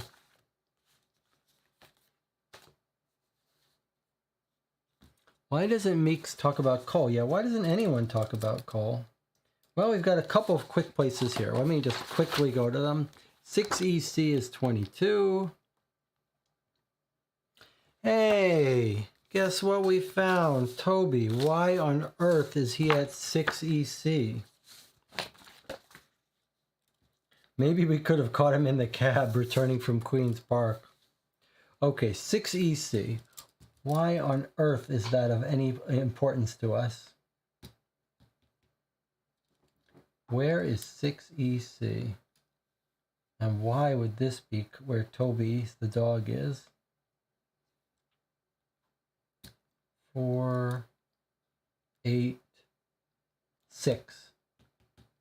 6 is at Worship Street, something road, Hollywell Put Row. All right, so here at 6 EC is clue 22. I love to see how we're supposed to get here. 6 EC goes to 22. Well, here's what it says. Yes, I took Toby out to Wormwood Scrubs. Guards didn't want my help. They just laughed at us. They think Toby isn't a bloodhound that he can't track. Well, little do they know. Did you find the trail? Well, of course. We followed the trail up to the railroad tracks. Guards assumed he had hopped a train and was gone. Fools, if they had the brains of their dogs. What did you find? Well, the trail did end at the rails, but I followed the tracks for a while, and sure enough, prisoner jumped off the train just as I had figured. Toby and I picked up his trail and followed it. Here's a map of his trail. There's the cricket ground. He claims that they got on the trail. Oh, there's Bray Brook. Trail ends. Okay, well, that's where we did find him and heard he got into a cab. Why on earth Toby is at 6 EC?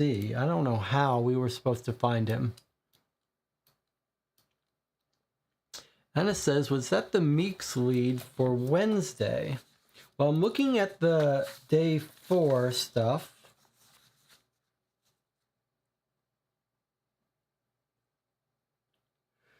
If I copied the wrong day, I'm going to be so freaked out. Is it possible I copied the wrong day 3? Oh, I hope not. Otherwise, I've done us a big harm. Oh, I'm starting to get nervous. Hold on. Day 4, 126, 40, 122, 184, 9, 226, 47, 239, 239, 98, 84, 281, 128, 76. 28, 50, 55, 111, 183, 240, 42, 259, 253, 279, 227, 106, 143, 123, 51, 96, 145, 75, 85, 159, 238, 276. Whew, I didn't make any mistake. We're looking at day 4. We are working with the right day. Meeks tells us to go to 240, 38 EC. And it's the same exact the same exact entry as day 3. Day 3 and day 4, Meeks doesn't have anything different to say. And Anna's saying, no, we got to look at the day 3 for Meeks. Friday Meeks is 240, the same. The day 2 Meeks is different. The day 2 Meeks goes to 243.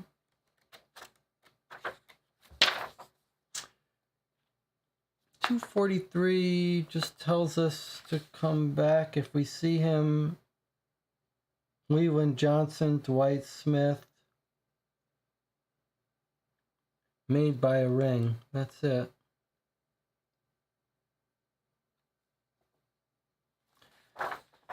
Maybe remember they found the decapitated body actually very early, like on day 1, and we didn't pursue it? Like on day 1, we didn't go to Murray or Meeks.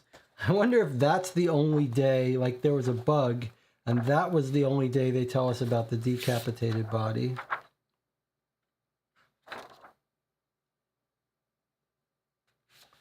So if you visit Meeks on day 1, yep. If you visit If you visit Meeks on day 1, he says about the decapitated body, he says, I've seen the results of many a madman's handiwork, but I don't think I will ever get used to decapitation. Dr. Meek's revulsion is easily comprehended. A more grisly sight would be difficult to imagine. On one of the examination tables is a headless cadaver. On the table next to it is a severed head.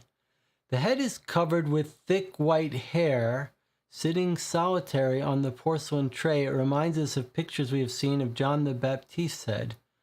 He's been identified as Sir Henry Cole by his son. Do you have any unidentified bodies? Asked Wiggins. We're trying to find a reporter named Franklin Kearney. No, thank God. It's been a slow week. I hope it stays that way. Okay, so a little bit of a bug that... That's what I've been shouting here. Wednesday is day 1, not 3. Okay. So... I don't know most of the other Meeks and Murray, if you go there, it gives you a chance to read the previous days. I don't know why it never pointed us back here. Do we need to worry that this is not, like this is the head of Henry Cole, but not the body? Would there be any reason to do that? We've seen that trick in these games before. Is there any reason why they would use the body of Ormond and the head of Cole? Would that be any value? Not really. You got to kill them both. All right, let's do the same thing on day 1 for H.R. Murray, 130.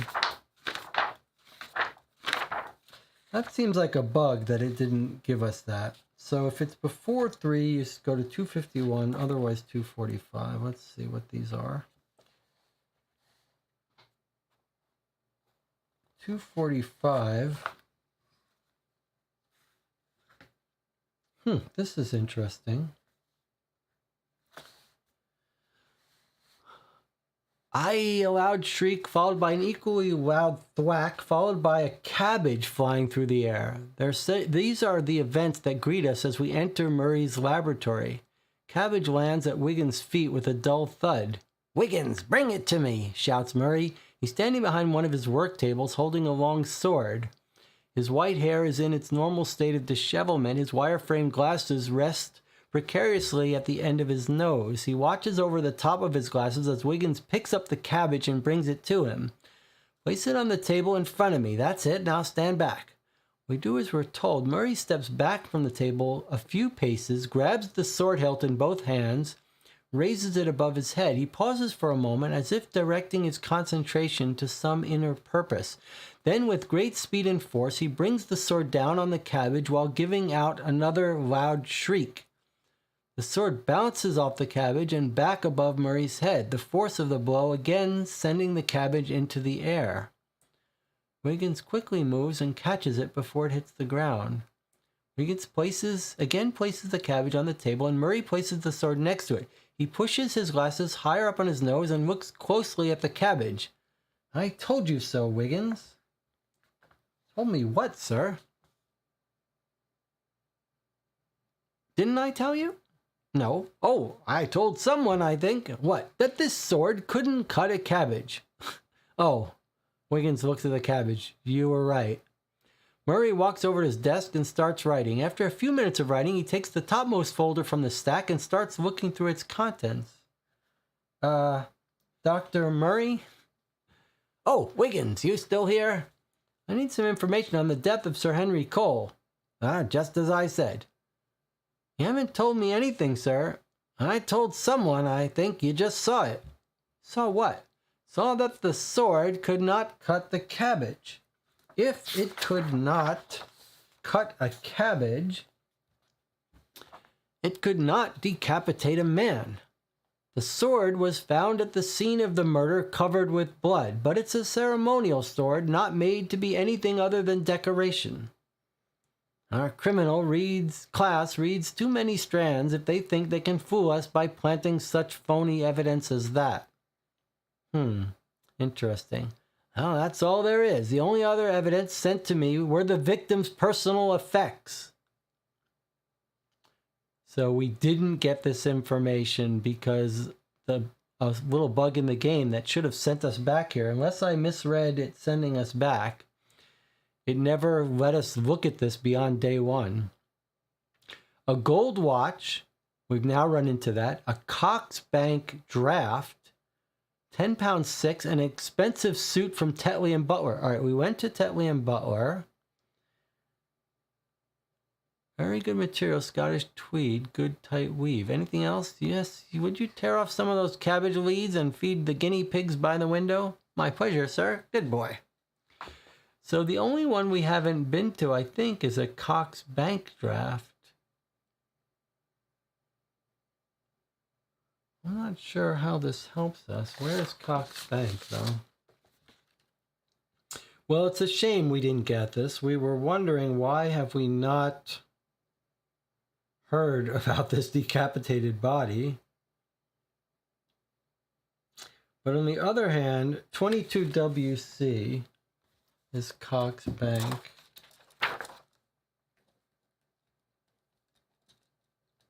Mix on cold. This doesn't really help us though, right? The sword is just telling us that more reason to believe that Ormond didn't kill him. I guess that's a good, important clue for us in being sure that Ormond didn't kill him.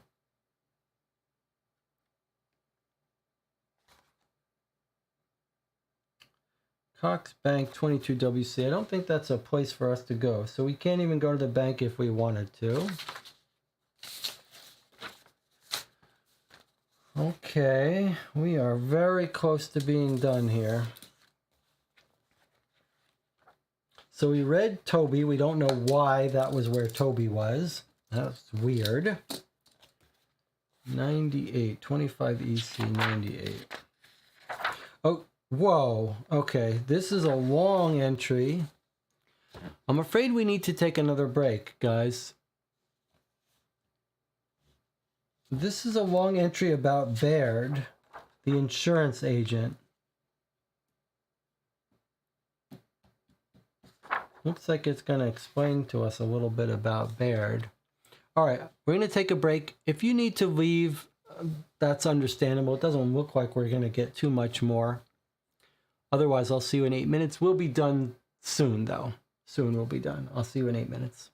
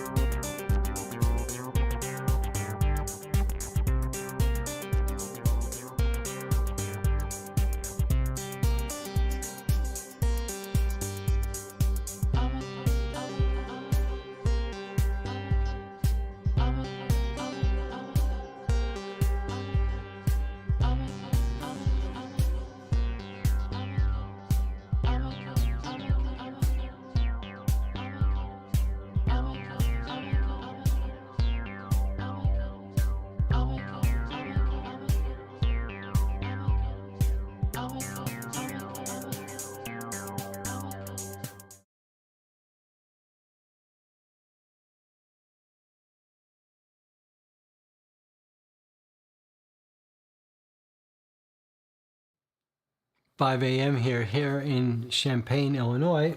We're just running down the last of the leads. Here we've got a clear bug, I think. Baird was the insurance investigator. We looked up Baird. We see that there's a Jane Baird at 83 EC. There's no such clue point at 83 EC. But here we are at 25 EC, and we've run into Jane Baird. So I think this is just a clear bug.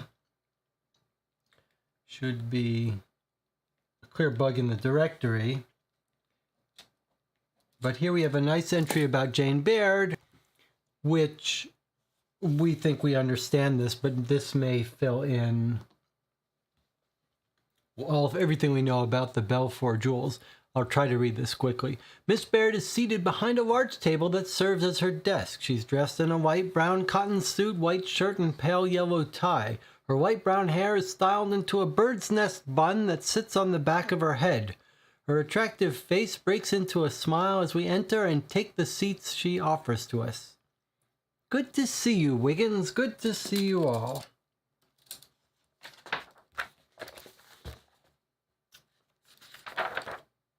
How are you, Frances? We say. Ah, Frances is a woman. So, okay, anyway. I'm fine. What brings Holmes' favorite band of street Arabs to me? Is Watson ever going to divulge your true age, or is the world not yet ready for such a revelation? You'll have to take that up with Watson, Francis. What brings us here is the Balfour jewel theft. We understand that you're handling the insurance investigation. Yes, I am. Well, what have you found? No harm telling you, I guess. She reaches for a folder and opens it. I was called in the day after the robbery by Pearl Assurance Company, insurer of the Balfour jewels.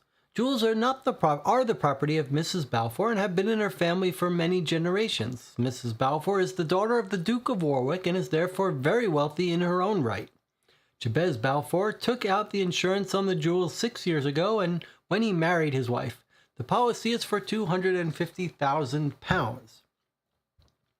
On the night of the robbery, the Balfours were at a dinner in the Sipton mansion. The Balfour house has only a few live-in servants. Freddie Weed, the chauffeur who drove the Balfours that night to the Siptons. Elna Perkins, the cook, has been sick with la grippe and was asleep in her room all evening. She's also half deaf, so not much help there. Bell, the butler, had the night off and spent it at the pub. Bell was the first one home around 11:15. Walking up to the house, he noticed the light was on in the downstairs study, which he thought strange since it was off when he left, and he didn't expect the Balfours back until around midnight. Upon entering the house, he went straight to the study. There he found one of the windows broken and open. The safe was charred and some tools were on the floor next to it, and the air was filled with smoke. He then heard a carriage drive up, and a moment later the door opened. He ran into the hallway, found that the Balfours had returned. He told them of his findings, and they all rushed into the study. Balfour took one look around and told his wife to go and call the police.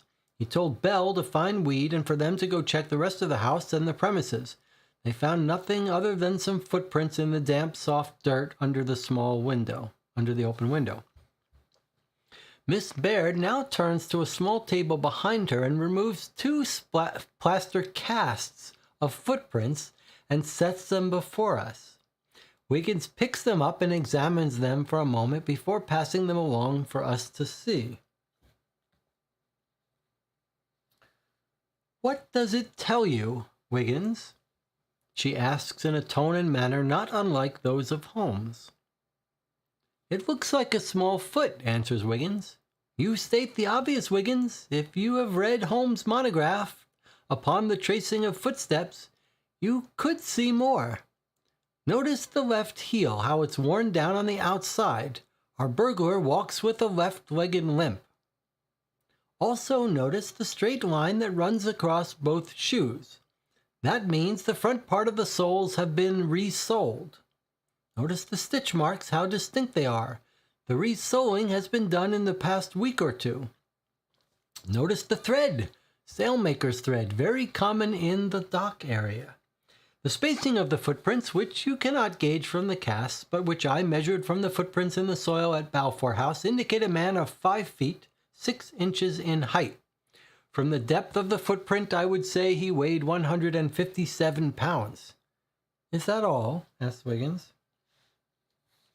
"Within the last week, our burglar was attacked by a dog. Notice the small indentations in the right shoe.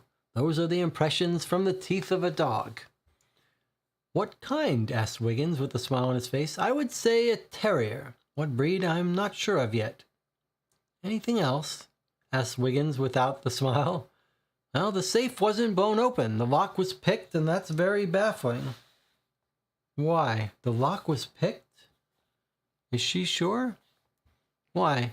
Well, safe cracking is a very specialized profession. There are those who have little finesse and use explosives, and then there are those artists who use great finesse and pick the lock using only the skill of their fingers and hearing. Normally don't find a safe cracker employing both techniques, and if you did have someone who did, it seems to me they would try to pick it first, and if that was unsuccessful, then blow it. What does that tell you?" "I've come to no conclusion at this time. I still have to check out some documents at the Office of Records. So far, all of those who may have the skill to pick the Balfour safe, and there are not many, are accounted for. Never come to a conclusion before I have all the facts. Do you think the insurance company will pay?" "Well, of course, if they're liable." "Anything else you can tell us?" "I'm sure there is, but I believe that Mr. Holmes has taken responsibility for your training." "Thank you for your time, Francis. I'll give my regards to Holmes, Wiggins." As we leave, Francis moves over to a work table in the corner, and for the first time we notice she's wearing pants. As she busies herself with a microscope, we let ourselves out. Why did she spell Francis with an I? Changed it from Francis, answers Wiggins. She's a big admirer of George Sand. So this is a very clever detective woman in private practice. Here's our second mention of the Office of Records. I wonder if that's some place that we haven't been able to find that we should have found. But actually, we've been to every place on our clue list, so I don't see how unless it's at one of these two last places. That one was a bug. Let's see if this one's a bug.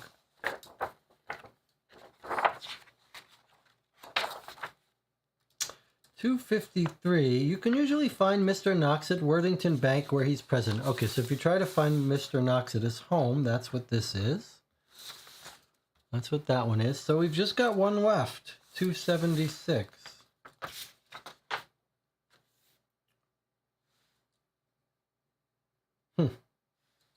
Okay.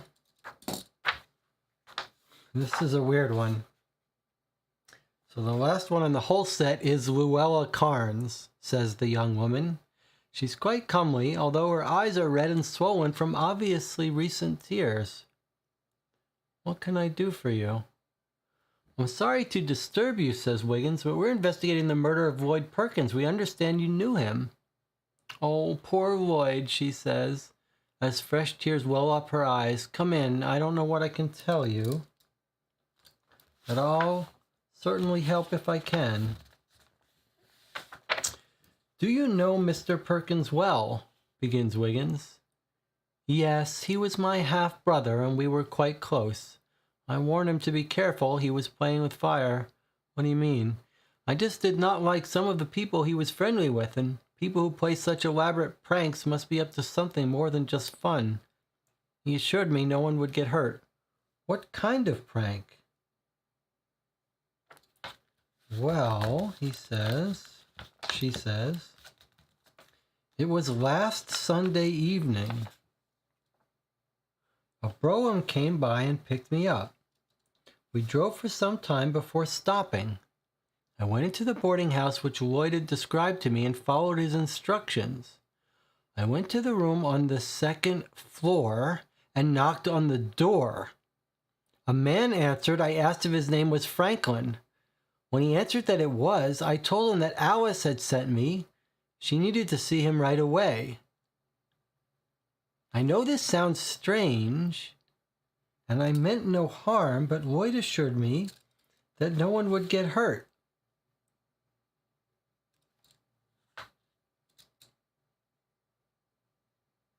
And this man Franklin would be glad.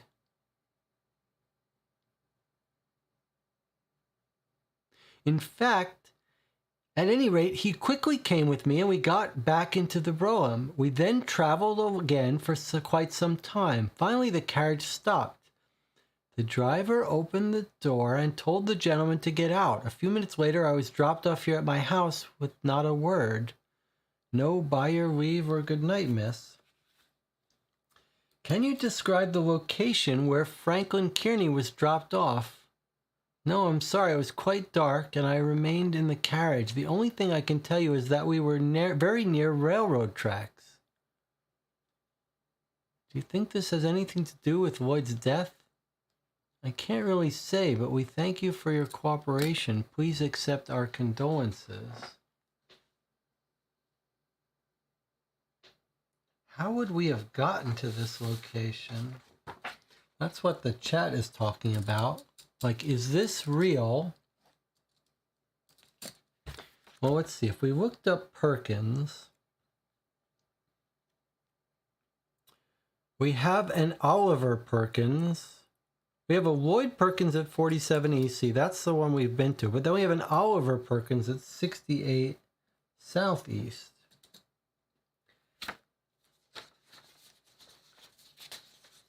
"68 Southeast is not an entry. She's Luella Carnes. Why do we think they're related to Carnes? Luella Carnes, 98 EC.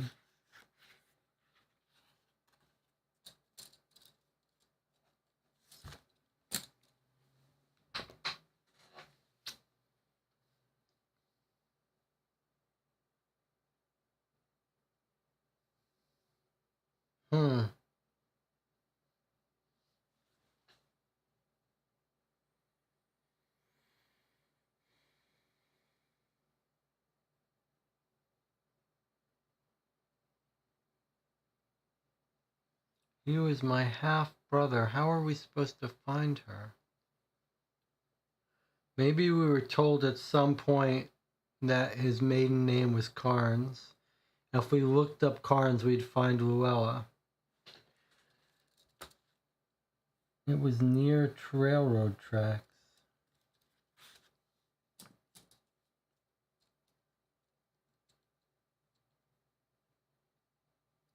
Why would Perkins... Are we sure this isn't a practical joke lead? Because why would Perkins be playing a joke on Kearney and trying to lure him somewhere?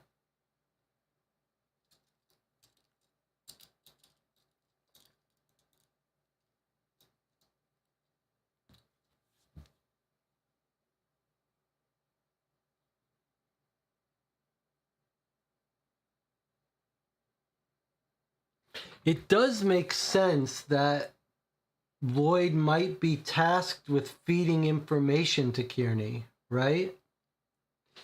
He told him that Franklin would be glad. Is that because he's feeding him information the same way he was feeding information to Jameson?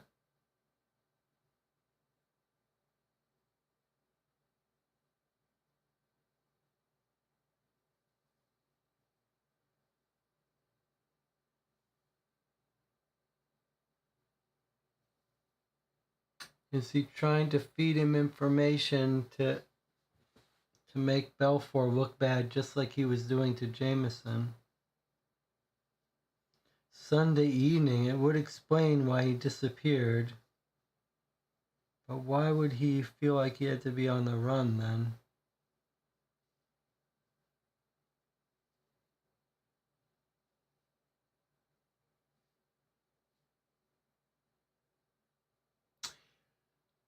Jonathan says, I thought it sounded like they were tricking Kearney by saying Alice wanted to see him and then kidnapped him. They definitely tricked him to get him into the cab.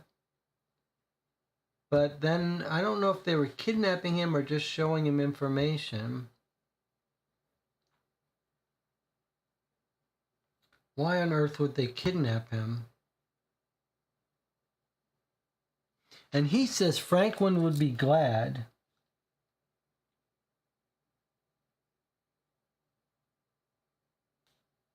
So I think they're bringing him to meet like near a train station. That's not really near our place there.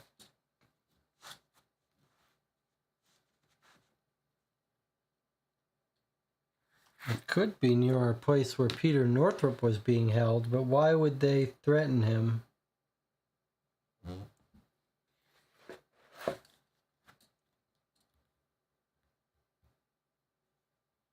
How strange. So the question is, did Lloyd tell him to disappear for a few days, or did he show him something that caused him to hide? Feeding information is just, why would he...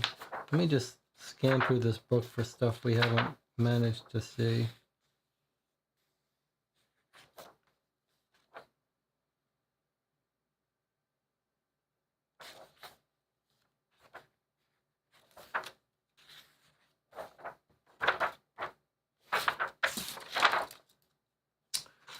Very strange.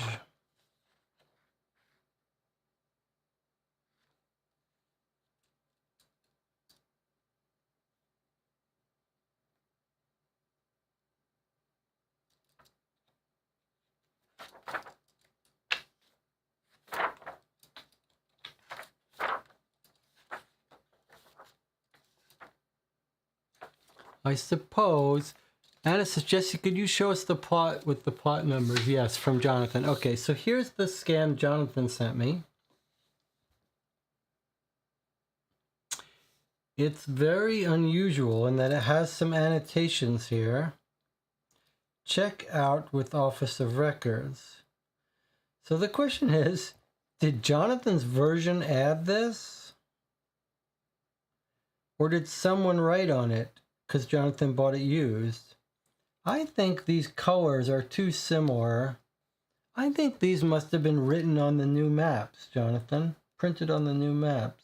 I think they must have printed it when they printed a new version. They added these annotations so people would know to look for the Office of Records, because just the way it's phrased and done, and I don't think the Office Records told us where they were, so I think they added this in the game officially.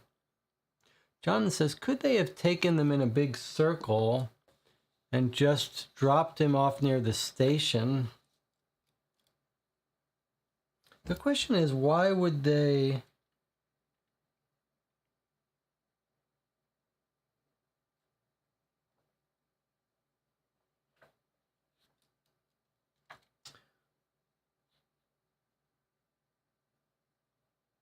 There's an interesting entry here that I think might be...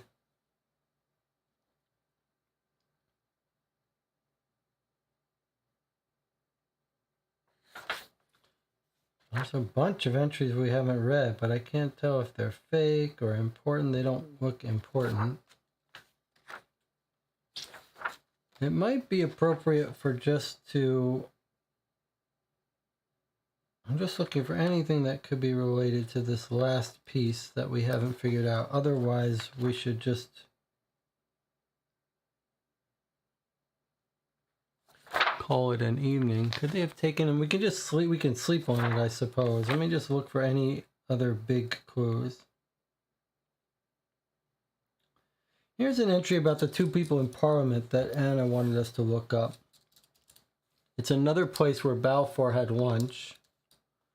His luncheon guests were members of Parliament Sir Roger Peel and William Clark. No one else? No. A large Irishman stopped by. Asked for Mr. Balfour. Did you get the Irishman's name? Yes, Mr. Kennedy. So that's just what we think. All right, so he had dinner with Roger Peel and William Clark. So if we had found that, I guess we could have asked about them. We could have visited them in Parliament. I'll see if there's anything about them in here.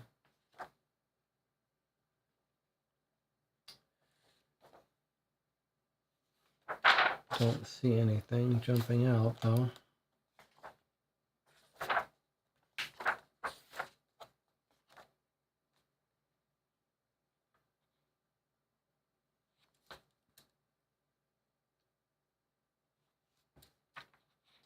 Okay, if you went to if you went to Moriarty House at some point, you can see Jameson coming in. You go there early, I suppose.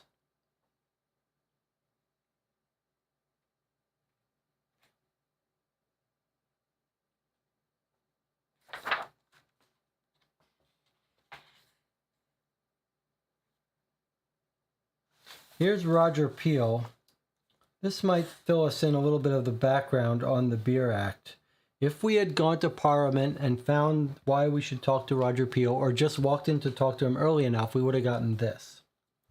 Roger Peel's office is lined in dark wood, glows in the sunlight that flows through the ancient windows lining the right-hand wall. Sir Roger is a handsome man in his late 50s. He has wavy gray hair, well-trimmed mustache of the same color, is seated behind a large desk and acknowledges our presence with a nod of his well-manicured head. What can I do for you? Sir Roger asks after we're seated in front of his desk. We work for Sherlock Holmes. That's quite interesting. I know his brother Mycroft. We have had occasion to work together a number of times. Remarkable men, both remarkable. How can I be of service? We're investigating a number of things. We're mostly interested this time at some background on the Royal Beer Commission and Balfour Bill for the abolition of alcohol. What do you think of them? What do they mean? You probably don't realize what a big question you're asking. There are questions of politics, economics, law, and history involved here, but as much as it goes against my grain and training, I will try to make my answers short and practical. As every Englishman knows, members of Parliament may use the opportunity afforded to them by parliamentary procedure to introduce bills, most often along the lines recommended by Royal Commissions. Royal Commissions are appointed by Parliament and made up of members and private and public people with expert knowledge of the area under study. The Beer Commission, for example, was made up of members of well as people from the industry. As you may or may not know, the Beer Act of 1880 was brought about by the development of the saccharometer. This enabled us to measure the potential fermentation and to tax accordingly. Fine in theory, but problematical in practice. and those problems have yet to be solved.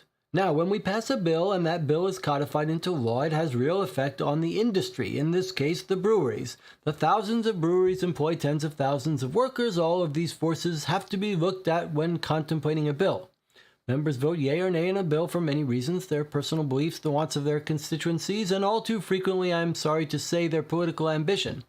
When Balfour calls for the complete abolition of alcoholic drink, I don't really think that he thinks he will achieve it.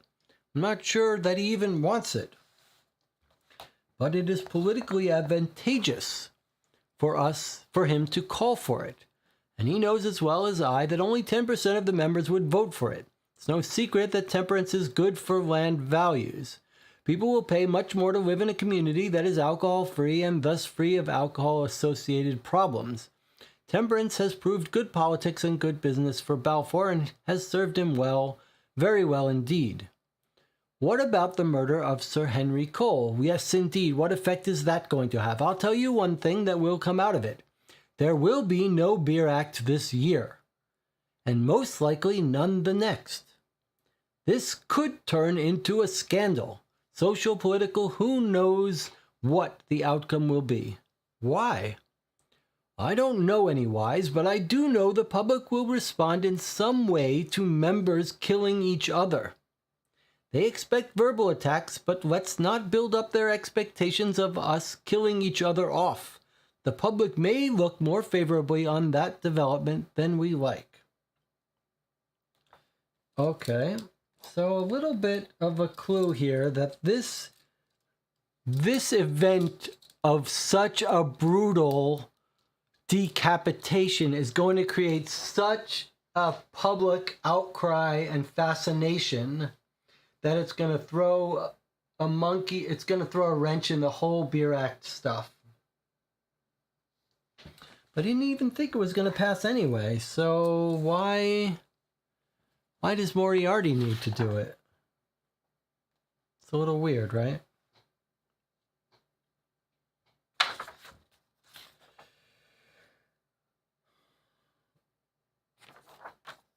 Okay, just looking for more clues that we might have missed. There's a whole bunch of clues on Mr. Clark. If you try to talk to him, you don't get to talk to him. We could go to the Salvation Army somehow. I thought we looked for it. We couldn't see it. We just see them dancing. We're looking for Franklin Kearney. I don't know him. Checking out all possibilities. Anything I could do for you? Possible to speak with Mr. Booth. If he were here, he'd speak to you, but he's not. Nothing there.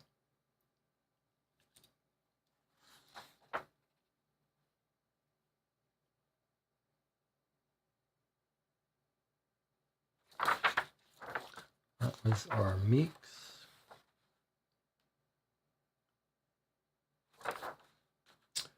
Okay, folks, that's it. We've read everything of any import. We have finished every clue in the book.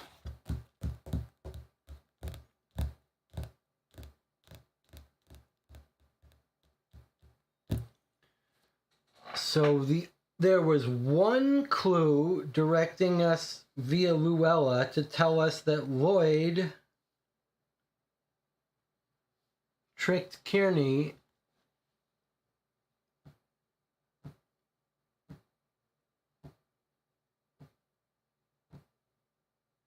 I really wonder if that's true. Catching them in the chat.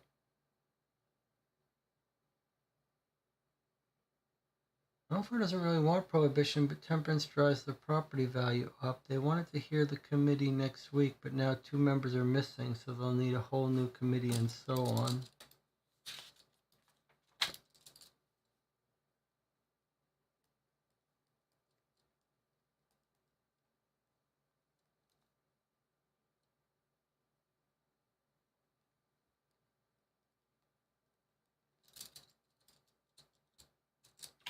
Our biggest dilemma is going to be this story about Kearney getting called away. I mean, it does... It's weird.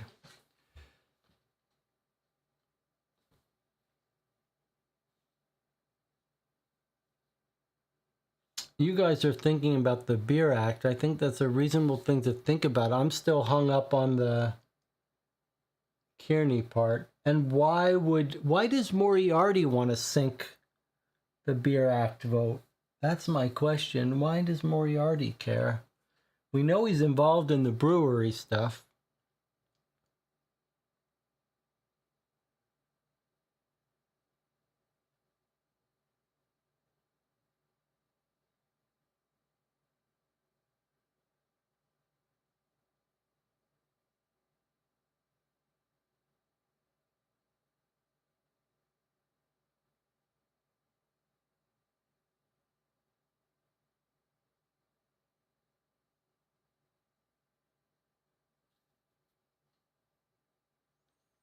I don't know, but I think we should end here. I think we need some sleep. We'll meet again tomorrow at 11 p.m. We can talk a little bit about our theories, and then we'll try to send in our solution. Anna and Jonathan are going gangbusters, still talking it out. Maybe Moriarty framed Ormond, hoping his ties to Balfour would come up in the investigation. It's an interesting idea. But why does Henry Cole have to die? Henry Cole isn't working for Balfour, so why does Henry Cole have to die?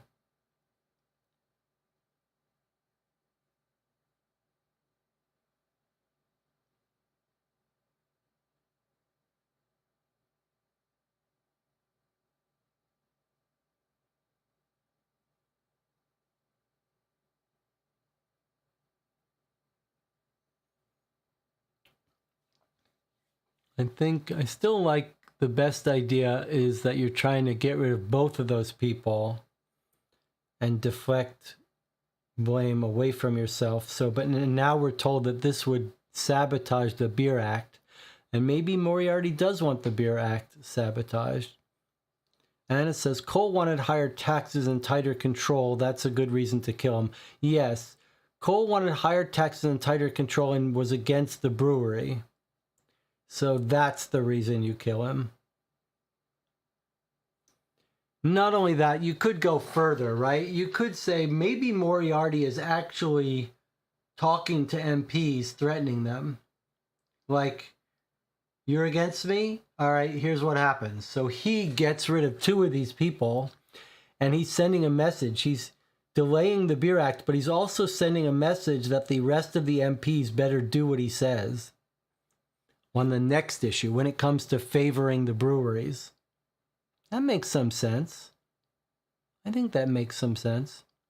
It's strange. Sometimes Anna's message don't make it quite to the chat.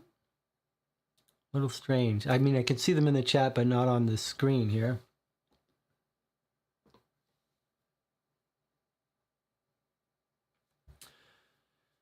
All right, so Moriarty gets two things at once. He kills off the MPs that are against, that can't be convinced to vote with him, and now he makes a lesson out of them, an example out of them, so that the next MPs will fall in line.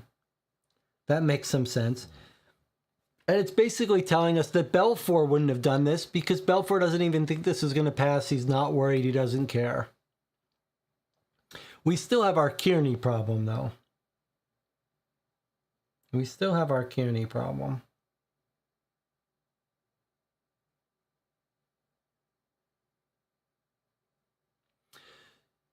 So where is Ormond? Moriarty killed him. Yes, that's my theory, that Moriarty killed him. I think he's got to be dead. There would be no point to go into hiding. He's a famous MP. He's not going to be able to hide forever, and he didn't do it. He would go to the police. His body was taken out in the cart. Or kidnapped from Cheshire Cheese. Yeah, I think he's dead. I think he's dead. Now, so is it possible Kearney was kidnapped? I mean, brought to by Picker, to Lloyd Picker, to Moriarty, and they told him, hey, you're going to write stories about us, and we'll kill you if you don't. And so he couldn't go back to work. And so he went into hiding.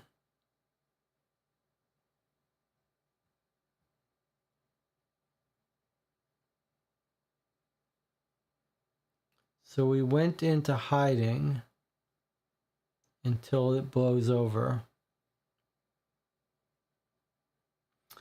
Where were Lloyd and Kearney going Sunday night? I think they must have just taken him to a meeting, maybe with Moriarty, who said, here's the evidence against Balfour, and you're going to publish this in your paper. And he ran for it. Or they let him go, and he was afraid that if he showed up for work, he'd either have to publish it in his paper. They threatened his wife, his fiancée. And he thought the only way he could save her is to disappear without a trace, without the fiancé knowing anything. He couldn't tell her where he was, otherwise they'd torture it out of him. Torture it out of her. So he thought his only chance is to wait until it blew over or something, or wait until he could get to Sherlock Holmes.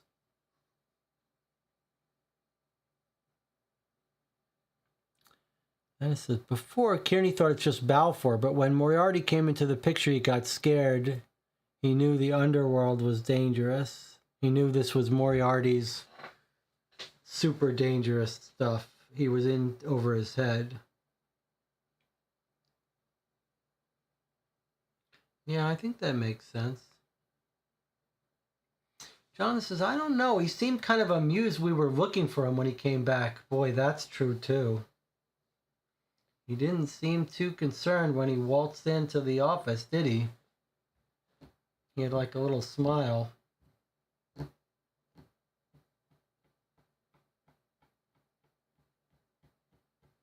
a good point, Jonathan. He really seemed to be in a good mood when he came back. Kearney seems mildly amused by the pandemonium his entrance has caused. Before our questions can be answered, however, Holmes glides in.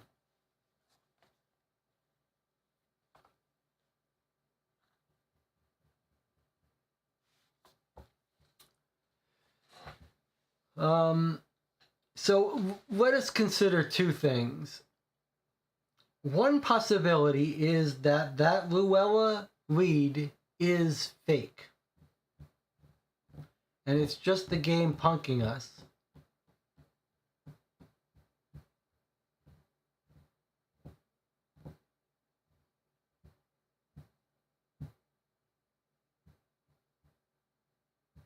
Is that possible? It just seemed too real, too on the nose. It mentioned the night he disappeared. I think it's got to be real. The only thing that would interrupt it being real is if we couldn't figure out how to find her, but I'm assuming we were told his maiden name at some point, which would allow us to find Luella.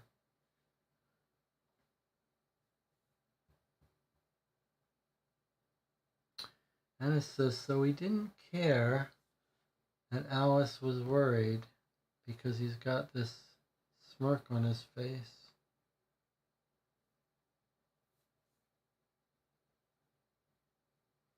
I don't know, maybe he's proud of himself that he figured out a way to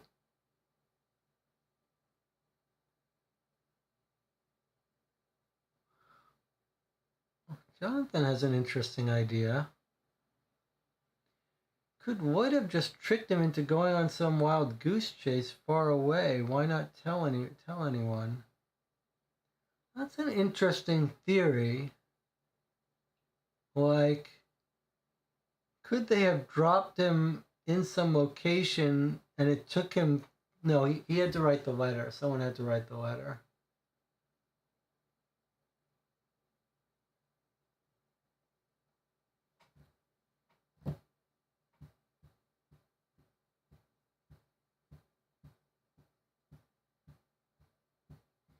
You could imagine a case where he was being kidnapped and held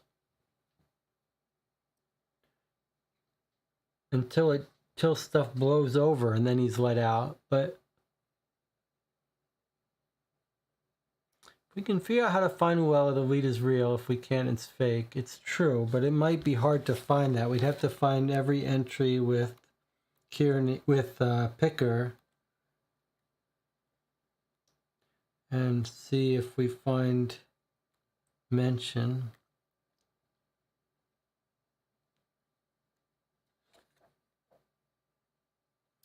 It's true, though. That would help us.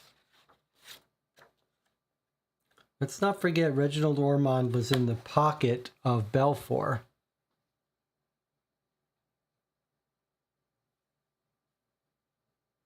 Jonathan is coming up with some very good brainstorming. Jonathan says, could he have gone to Holmes and Holmes hid him, but Holmes did not tell us?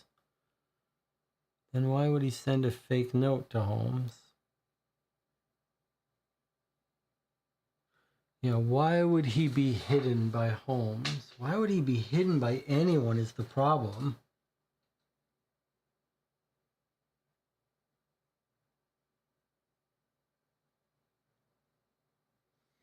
You could imagine that this is all a test of us. Is it possible that Holmes is just testing us? And you have helped me on many cases in the past. I've watched you develop your abilities. This is day one. However, if you wish to develop into something more than just another detective in private clothing who's hired by the day of the task, you must expand your vision to see everything. Once your vision has been expanded, your mind must be trained to interpret the complex forces that are at work. London is like a puzzle, rotting a barrel of apples. This envelope arrived earlier today. No, this is not Holmes just hiding him. He's hiding from his work in the fiancé. That's insanity. No one does that. No one does that like as a teaching as a joke. No one does that as a joke. Not to your fiancé.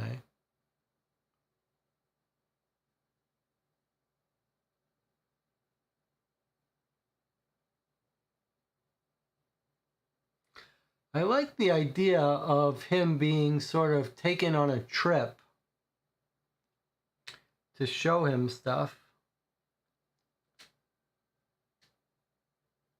You could imagine he might meet up with Moriarty, and Moriarty says, I'm going to give you a chance to be let into how Belfour's whole operation works. You're going to stay with me for 3 days, and then I'll let you free. They do think, both Alice and Quentin think that he's being held and forced to write it. Is it possible he's just being held by Moriarty, forced to write articles, then he's going to be set free? That's just bizarre, though.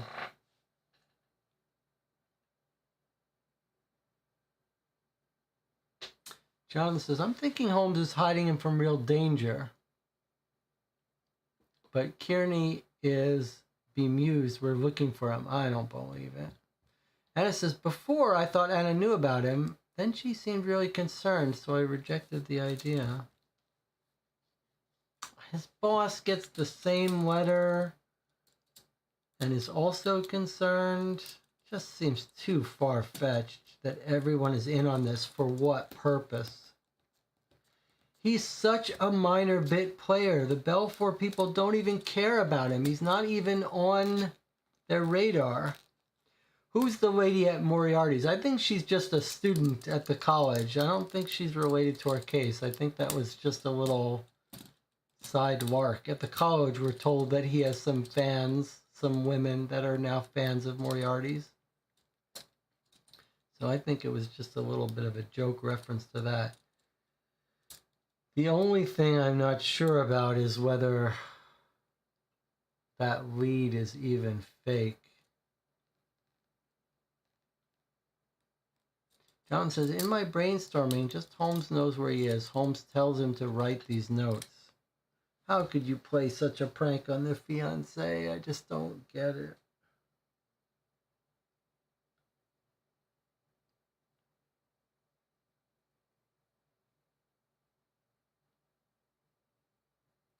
What if he fell off the wagon? What if he fell off the wagon and had a 3-day bender and was just embarrassed?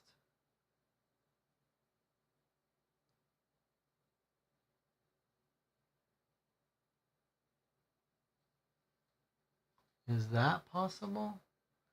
But that would assume that that lead, if it all comes, if you believe the Pickering lead, then we got to stop. Like, it's either you believe the Pickering lead, the Picker lead, about the practical joke,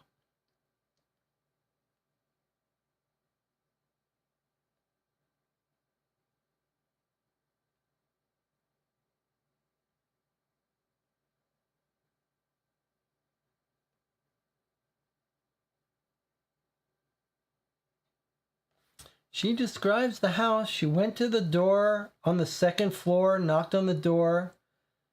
I asked if his name was Franklin. Told him Alice had sent me. He said, I meant no harm. Lloyd assured me no one would get hurt. This man, Franklin, would be glad, in fact. Yeah, I think he's feeding him information.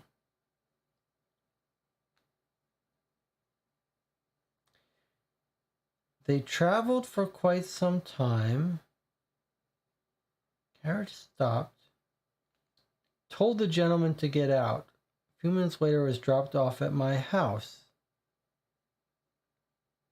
Where is her house? A few minutes later, she's dropped off at his house. She's got to be nearby. She's at 96 EC.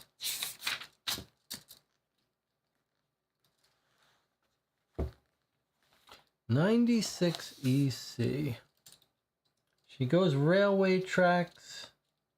A few minutes later, she's dropped off at her house.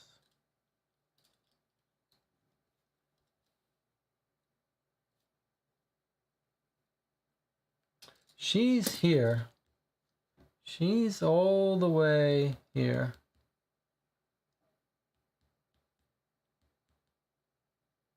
So maybe he gets dropped off at the east, or he gets dropped off at Moriarty's place, which is over here.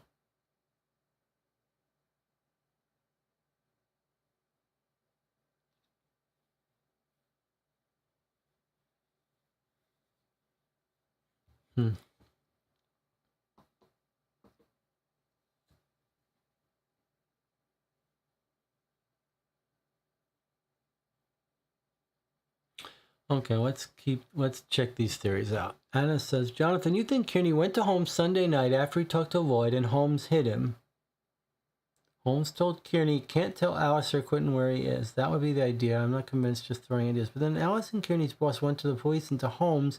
Holmes and Kearney told Kearney to write letters. Don't worry, not impossible. John says, to be honest, what makes the most sense to me is that he was just convinced to go out of town, and maybe Lloyd said, I told your boss and Alice you'll be gone, so he leaves.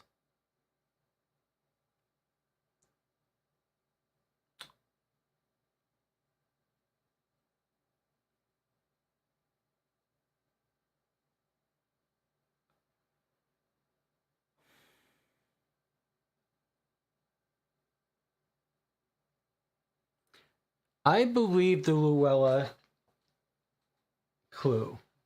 If I believe the Luella clue, then I think we pick up on the subtle comment that Lloyd thinks that Kearney's going to be happy with what information he gives him. Since Lloyd has been planting stories with Jameson, I think it makes most sense that Lloyd was trying to plant some stories with Kearney.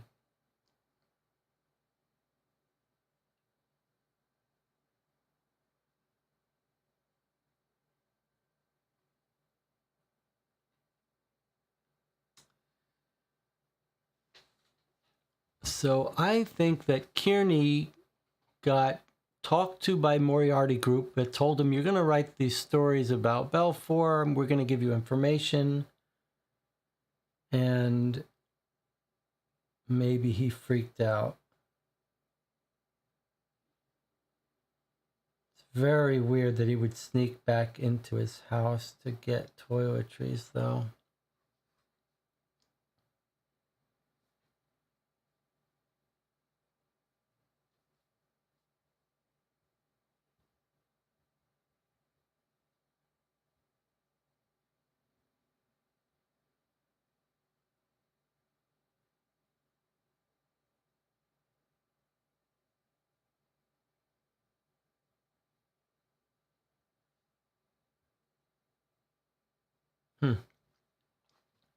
I'm not sure, but I think we should end here. 7 hours in. You have the night to sleep on it. We'll come back. We'll discuss our final theories. We'll submit our final answers.